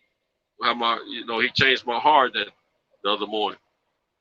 It made me get beside myself a little bit, man. I didn't, the more every time I think about that, man, I don't like that stuff, man. That's like I said, it was a phrase that I coined myself, but that's what it means to me. It was lyrical oppression. So, I don't like that kind of bull crap, man. Don't try to shame us on talking about what actually happened to our people if we choose to talk about it. Shoot. Well, anyway, let's not get on that. I'm gonna get off of it. But yeah, man. One thing about this business, I know, as long as they allow us to get out here, as long as there's a demand for certain products or most everything that we as people consume, they're gonna need trucks to transport stuff. Until they make this business industry, as far as transportation, totally if they're going to have there's going to come a time where most trucks are going to be out here rolling around autonomously with no drivers inside, basically. Well, I hear that I read initially that they want to, when they first do it, they want to make sure there's a driver inside the vehicle, even though the vehicle be driving autonomously. But we'll see how that work out. But I think they're trying to go to an autonomous way of driving. So let me tell you, so they're not only working on the trucks, commercial vehicles. They've been working on privately owned cars for years. I left the car business for 3 years back in 98, I think. No, 97. I left in 97. I came back in 2000. When I came back in 2000, I went to a Honda dealership. That's when I first sold Hondas. And with Honda back then, I don't know about now, but I would think they're still doing it now. A salesperson, before you can sell the first car, you have to go through a various amount of testing and get certified. You have to know your product before they want you out there representing it. And so I was doing that testing and everything, and they had already completed autonomous driving vehicles. This was back in 2000. They already had them on a track, rolling around, driving, people inside the car reading newspapers and novels and all that, like they were on their way to work, just a little testing. And cars were changing lanes and everything. These little metal pieces that you see out here on the streets in your general localities, they might be on top of the painted part of the street. Like if you run over top of them, make your tires go pluck up, that type of thing. Those little things has a lot to do with the GPS reading, reading them to know exactly what, these streets are and stuff like that. It sends information to GPS systems. It also is there for autonomous driven vehicles to read to read their signals as well, to know when they're staying in the lane or getting out of the lane. But also they have cameras for these cars to see, to know if they're going over the lines or whatever. They already have the cars. Many of you guys already own cars that if you go over the line in the lane that you're driving in, and you don't signal first, your car will let you know that. That feature is called lane assist. And what lane assist does is it helps try to keep you in the lane that you're designated, that you're driving in. You try to go over that line, it's gonna try to grab the wheel and steer you back in your lane. But it's also going to give you an indication that you're going over the line. So, I mean, this technology has been around for a long time, man. I mean, what we're in 21 now, so that was 21 years ago. And now that it was completed already. What I saw, it was a complete finished product. But at the same time, we're 21 years later, they probably had that stuff done 3 years or 5 years before I saw it on the video. So I've been knowing about that technology for a while, my man, my men and women. A lot of stuff that we take for granted as far as technology, they've already tested, improved, tested, and improved, tested, and improved for, 25 or more years before they even allow us to sniff it, to know about it or use it, or, to be able to consume the technology.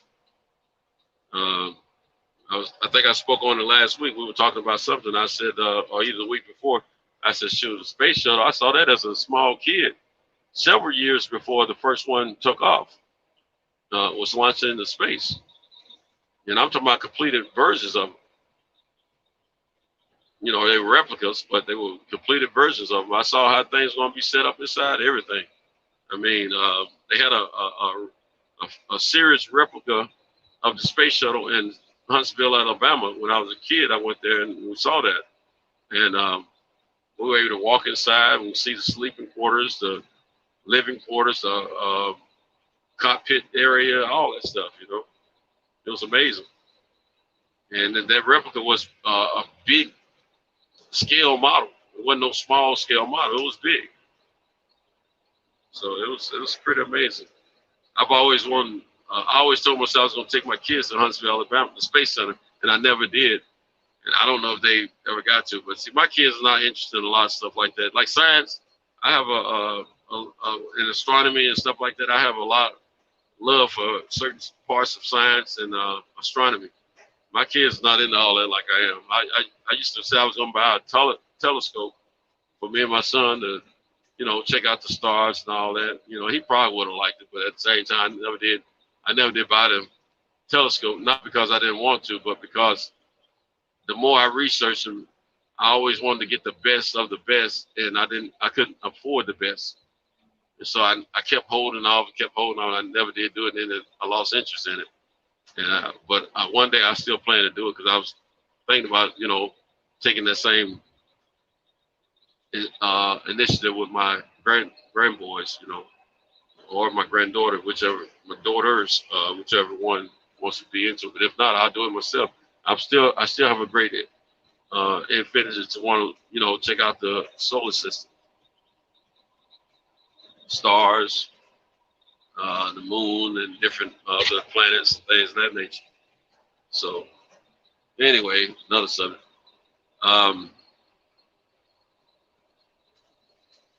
But yeah, this industry can change.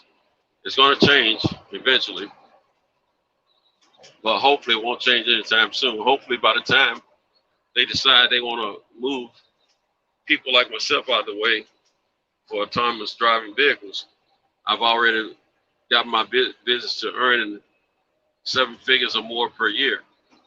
And I've gotten solid in the business, in the industry, to where I don't have to worry about it. So, I want to be able to converge and change with the business. That's my goal.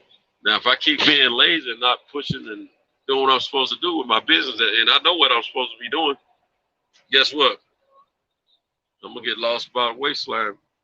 The wayside. It's like other businesses have to change and do something else because they get behind the 8-ball. I'm gonna have to change and do something different too if I continue the way I'm doing. But I know what I'm supposed to be doing. I've made a lot more money in the past than what I'm earning now. But since COVID and all that stuff, I just been lazy, man. I'm not gonna front and lie to anyone. Just simple put, there's no excuse. I know what to do. I talk about it, but I don't be about it. So I got to change and do what I need to do to get my business going in that upward trajectory that it needs to be going. This year should have been at least a half a meal or more for me if I'd been doing things the way I was supposed to do it. But instead, I'm playing around. So it is what it is. Those other 3 trucks I was telling you guys about, one's a 24-footer, doesn't have a lift gate. I have an 18-foot truck, box truck. It does have a lift gate. All 3 of those trucks are diesel. Which when I say all 3, that includes this 26-foot I'm driving. They're all diesels. They're all dock high. And then I have a small 12-foot box truck. It's a gas burner.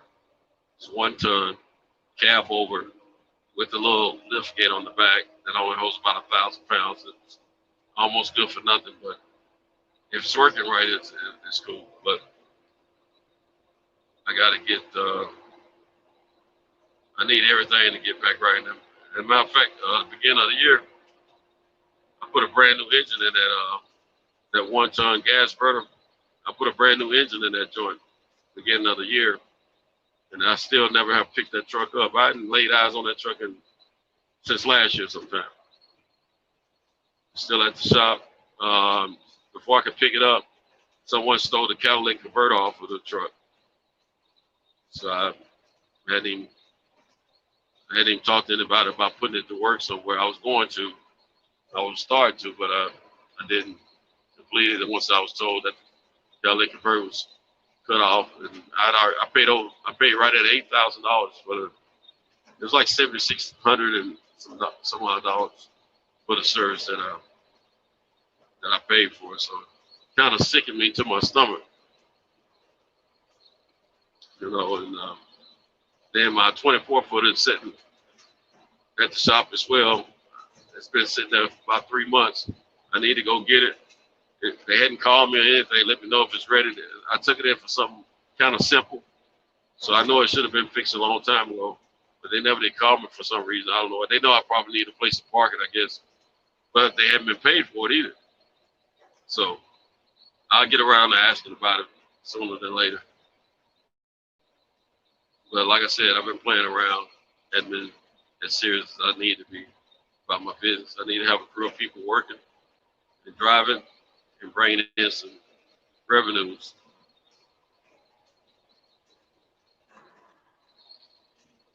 If I do what I'm supposed to do, I could probably put another going at the rate that I'm going right now. If I keep this up at the end of the year, I'm probably gonna put another. I've already put over 6 figures on the books. Well, I do that every year, but all right, D Hodges. Let's see.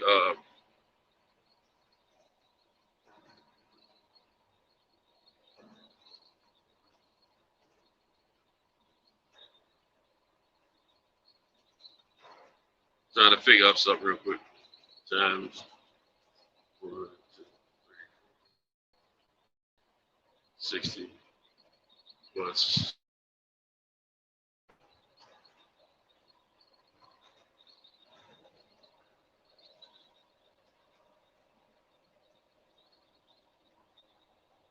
Plus, okay, going at the rate I'm going right now, I'll be somewhere about 180. If I don't change anything, but if I keep going the rate I'm going right now. And as far as what I'm tracking right now, and then I get the other 3 trucks rolling, I can probably put another 6 figures on top of that before the end of the year if I do it right. But I'm playing around, you see. You know, what I would need to do is, you know, do another 25,000 per month on top of the, I figure 15,000 per month, which is like midway of what I would probably average for the next 4 months if I keep doing things the way I'm doing it. So it can turn out to be something good and great for me if I get off my butt and do what I'm supposed to do. But motivation is a little different right now. What I really truly want is to sell these other 3 trucks. I'm paying insurance on, but not using them. I would like to sell them and buy a 26-footer, another one. And just start over on refleeting my fleet. And you know, if I got what's up, Jay Gibson? If I got another 26-footer, I probably could put another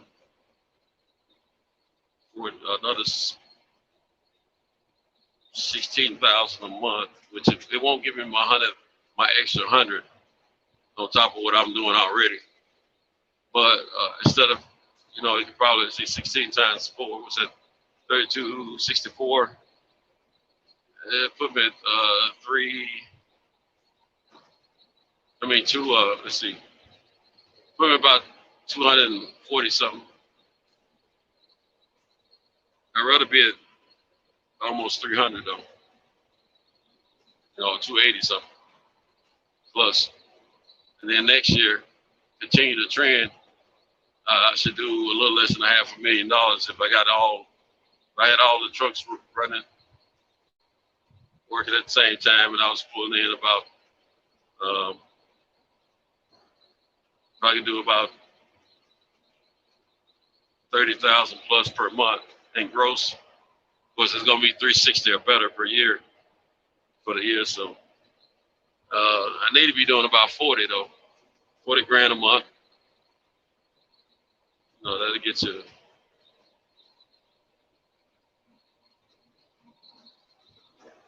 Let's get 480,000 a year. Put me close to $500,000 a year in gross. Cost will probably be over 200,000. I still should clear over 100,000 though. But I gotta get right, man. You know, if you clear over $100,000 a year in net profit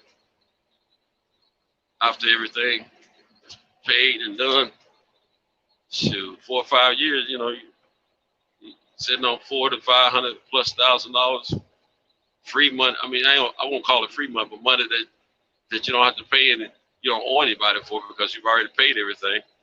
And then, you know, 10 years or less, you know, you're over $1 million, money that you don't have to worry about paying anything out for. Just pure sheer profit, you know. And in the because you got to remember, in the meantime, as the years are going by, you're paying your expenses while you're earning your gross. That's why I say, you know, pure net profit over 100 G's a year. You know, those are not bad numbers for a private owned business. And then as you grow, you get to doing 7 figures a year in gross. I figured, you know, some of those years probably clear a couple $100,000 after everybody's paid, everything is paid, every expense is made and paid. So, you know, a couple $100,000 takes 5 years to clear $1 million. Scotch free money. It's better than what I'm doing now. So I have no problem with that. You know, that's to me, that's figuring on the low end though.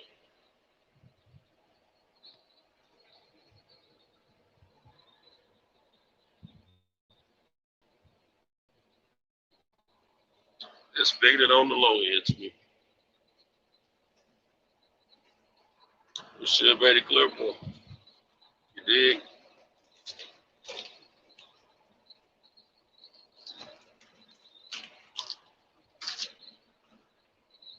But I think I better start making some calls to my clients and let them know what's going on. Why I hasn't showed up yet. I gotta keep my reputation of service intact. Keep it positive. So, anybody have any questions that you need me to answer before I jump off? And if not, I want to say thank you to each and every last one of you guys and ladies for coming in, hanging out overnight in the boxing section with me and the rest of the fellas that share the platform, the panel with me. I want to wish and I want to wish you guys a great, positive, and joyful and blessed weekend.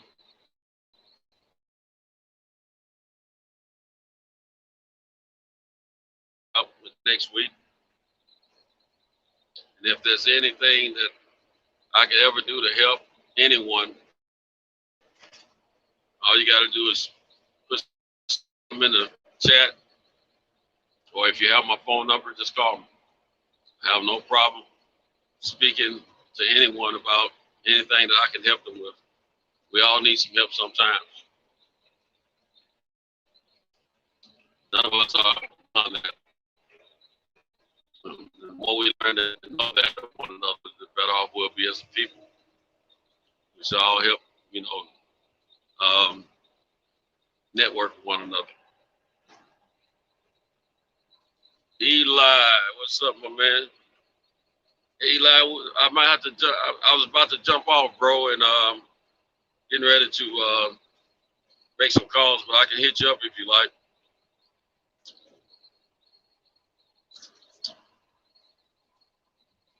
Are you running this morning, or you just finished?